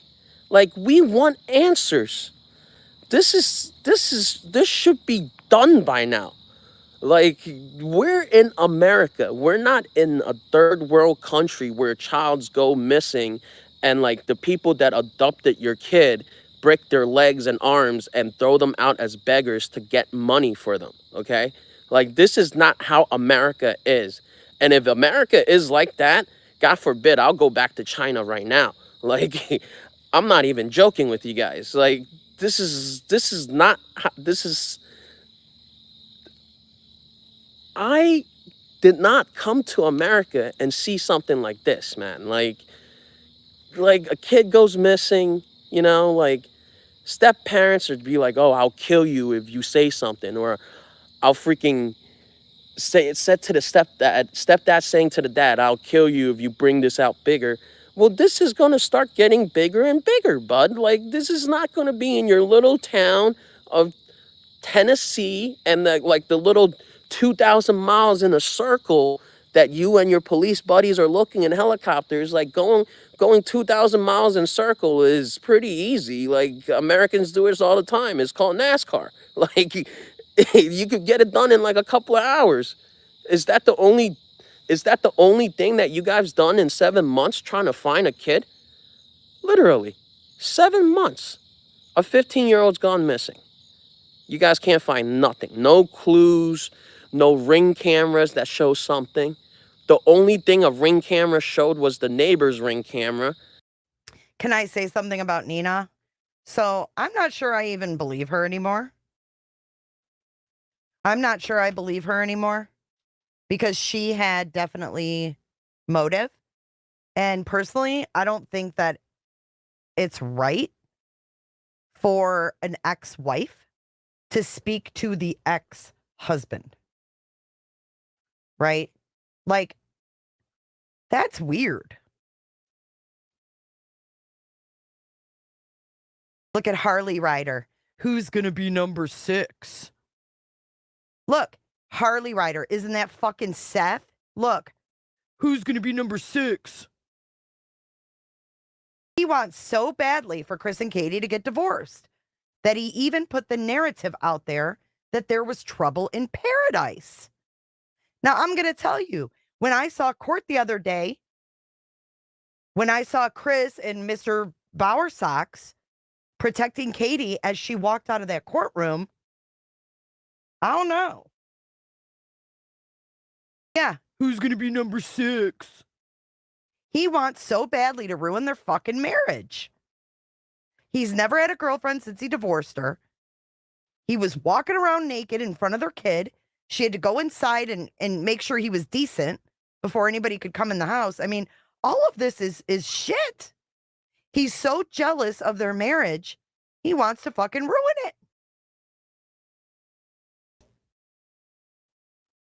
It's sick.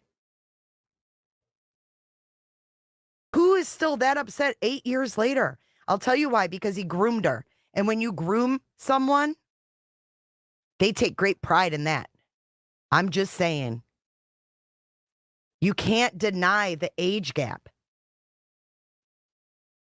He stated he got a 13-year-old pregnant. I mean, this dude should be in the clinker just for that. And that was the only lead 6 months ago, saying 2 flashlights went out the backyard because it's completely dark, and 1 flashlight came back. Oh, like what happened? Like did the Proudfoots or like did the Proudfoots and the dad, Mr. Rogers, question about where were you guys at this time and that time? And the only parent that actually came out and spoke about this is Mr. Rogers. He say, I'll do anything to get my son back. I'll freaking lose my job because I went for searching for 5-6 months without going to work. Like literally, this man is giving his life away to find his kid. Mrs. Jones, I'm not sure if you knew this or not, but Seth stated that he got Katie pregnant at age 13 and she had an abortion. She had 3 abortions or 3 pregnancies, according to Seth. I don't know if you knew this, but the 10-year age gap is very disturbing. And that is why a lot of people don't like Seth Rogers. That's why. And SF Investigates actually posted about that after Seth said that Wayne and Drake were the aborted babies. So SF posted that, that's child rape. He was 23, she was 13. When and where did he say that? I want to hear him say that. I can't remember which thing, but I mean, they're 10 years apart. He said he met her at 12. He worked for Christian Teen Club. He said that she used to have to ride in the back of the pickup in the rain. I mean, it's so weird. Oh no, he talked about abortions. And that's where those 2 names came from. I heard it too. I don't remember where.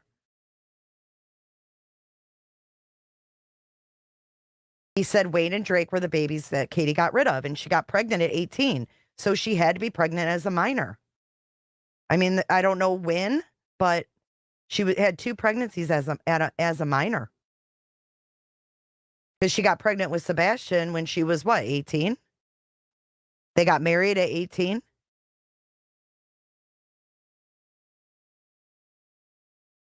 He did put that out there. It was really disturbing.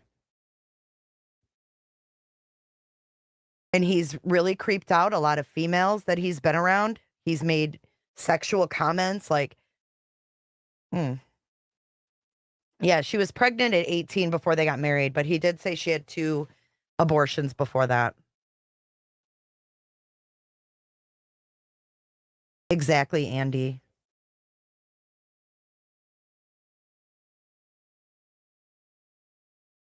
Seth said it, I heard it. Yeah, a lot of people heard it. Do you guys remember what interview that was, though, so we can point her in the right direction? Because she hasn't heard it, guys. And you know what is really telling? Is that the Proudfoots never said anything bad, even though they could have. Yeah, he said 2 pregnancies didn't go all the way. I know your team, Sebastian, Mrs. Jones, and we love you. We love you for that, and we respect you, Mrs. Jones. I want you to know that. I know you work a lot of hours, so you haven't seen all the stuff we've seen. Katie was born in 89. She was 18 in 07. Oh, wow. It might have been the lab. It might have been the lab because he got a little more comfortable on the lab. There were certain creators that he got a little more raunchy with.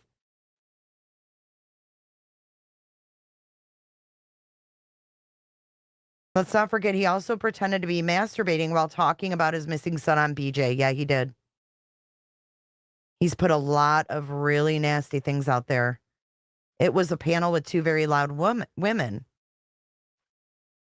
Oh, he's been on every channel. It could have been Brooks, Crimes Lines. It could have been Pascal. It could have been The Lab. He's been on a lot of shows. And Straight Talker. He's alluded to it a few times. Brittany J, he was pretending to masturbate. Yeah, him and Taco. I'm not saying he didn't say it at all. I was just saying I never heard it. Right. That's why I want to try to, get you to where he said it. He's done over 100 YouTube interviews, Mrs. Jones. The wife of an alleged coworker said, yeah, that's who Mrs. Smith is. She's the wife of Mr. Jones that has been involved in the vigils and the searches. And we like Mrs. Jones and we like Mr. Jones. We're not putting anything out there about them. Okay. He was on Web Sleuths, but yeah, he just called in because Chris was on there.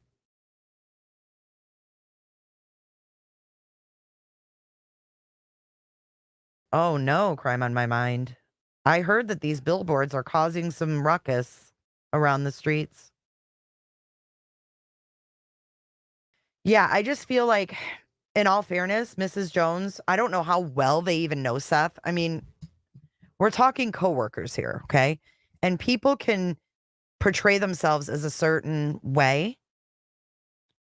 Yeah, dude, Mrs. Jones listen, Mrs. Jones is an EMT. She works on an ambulance. She saves lives every day. If you guys don't if you guys don't respect her, you can leave. She's not on YouTube 24/7 watching all these streams. She's not Terri Lynn. Even though Terri Lynn aligned herself with Mrs. Jones, she's not.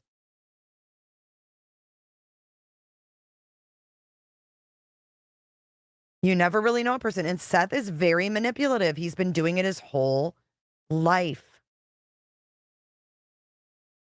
He's been doing it his whole life.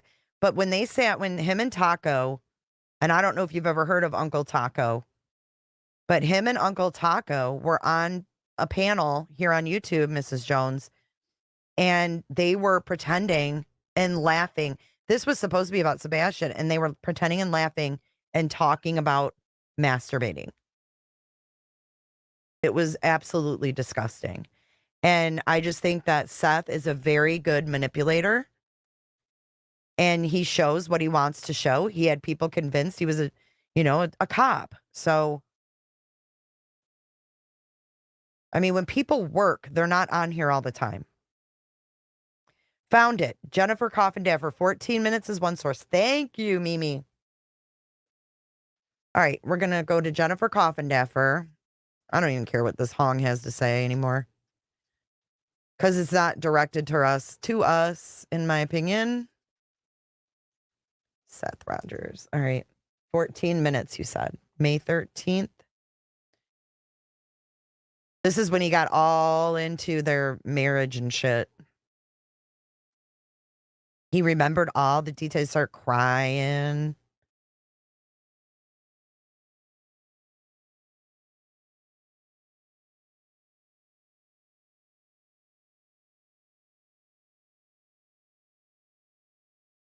Of, 14 minutes. Let's do it. Here we go.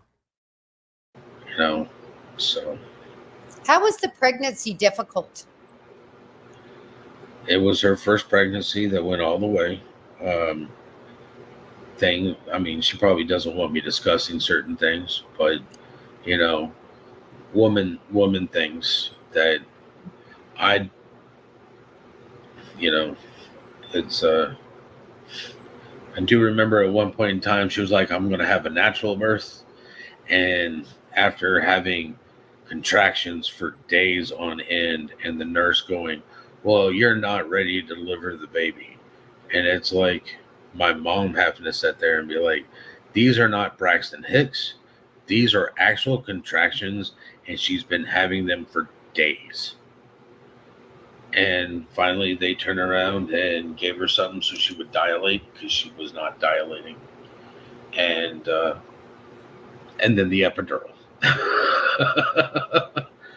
So there was that. And then my son was here. And I do remember him saying something about the Wayne and Drake in another video. Hey, Wandering. If you guys find the ones you know, where he mentions that. If you could send me the links. Yeah, there is, Robin, because he mentioned the Wayne and Drake. I know I can't remember either. I'm going to have to go back and...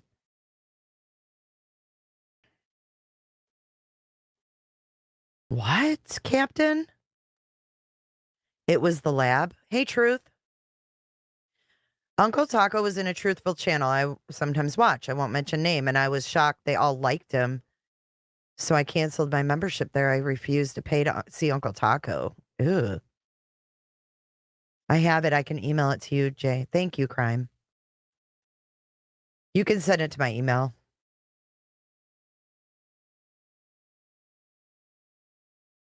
Yeah, he said that was the other names of the babies that didn't make it. I don't know. It's just very disturbing. And I just think seeing a whole picture of him is important. You know, we have to see a whole picture. It's not just about, you know, certain things, but the whole picture.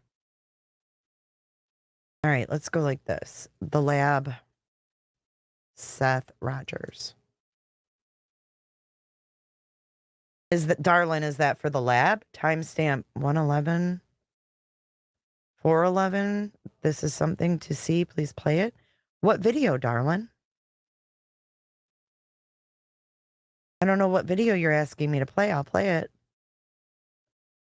Shaniqua, she had to sit in the back because they had a pickup truck and Sebastian was in the front. So she had to sit in the back of the pickup in the rain. He made her name those babies. I feel. Oh, it was T-Rev.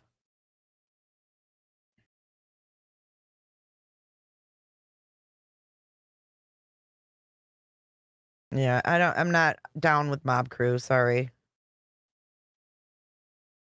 I'm really not. Not a billboard for other channels either. Thanks. Uncle Taco is duping good people, but I can't be a part of that. Yeah, no. Seth only shows real emotion when talking about the past. I'll look up where these are, guys. That'll be my homework. Because I'm going to get to bed. It's 1:15. If you guys find it, email me, okay? Because I'm going to go. I got to go to bed. I'm tired. We'll be live again tomorrow. T-Rev757 or Trevor. Trevor Lee.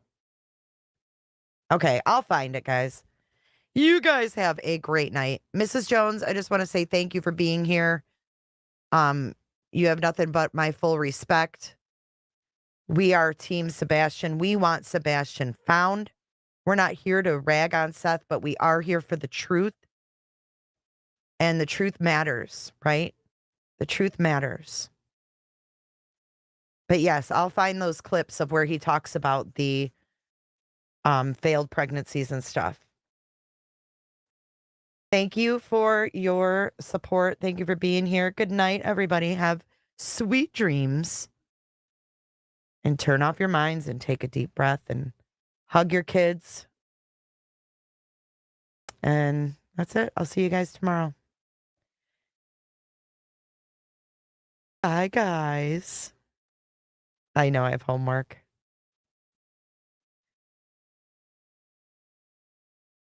Sebastian is the most important. Thanks so much. I'll see you guys tomorrow.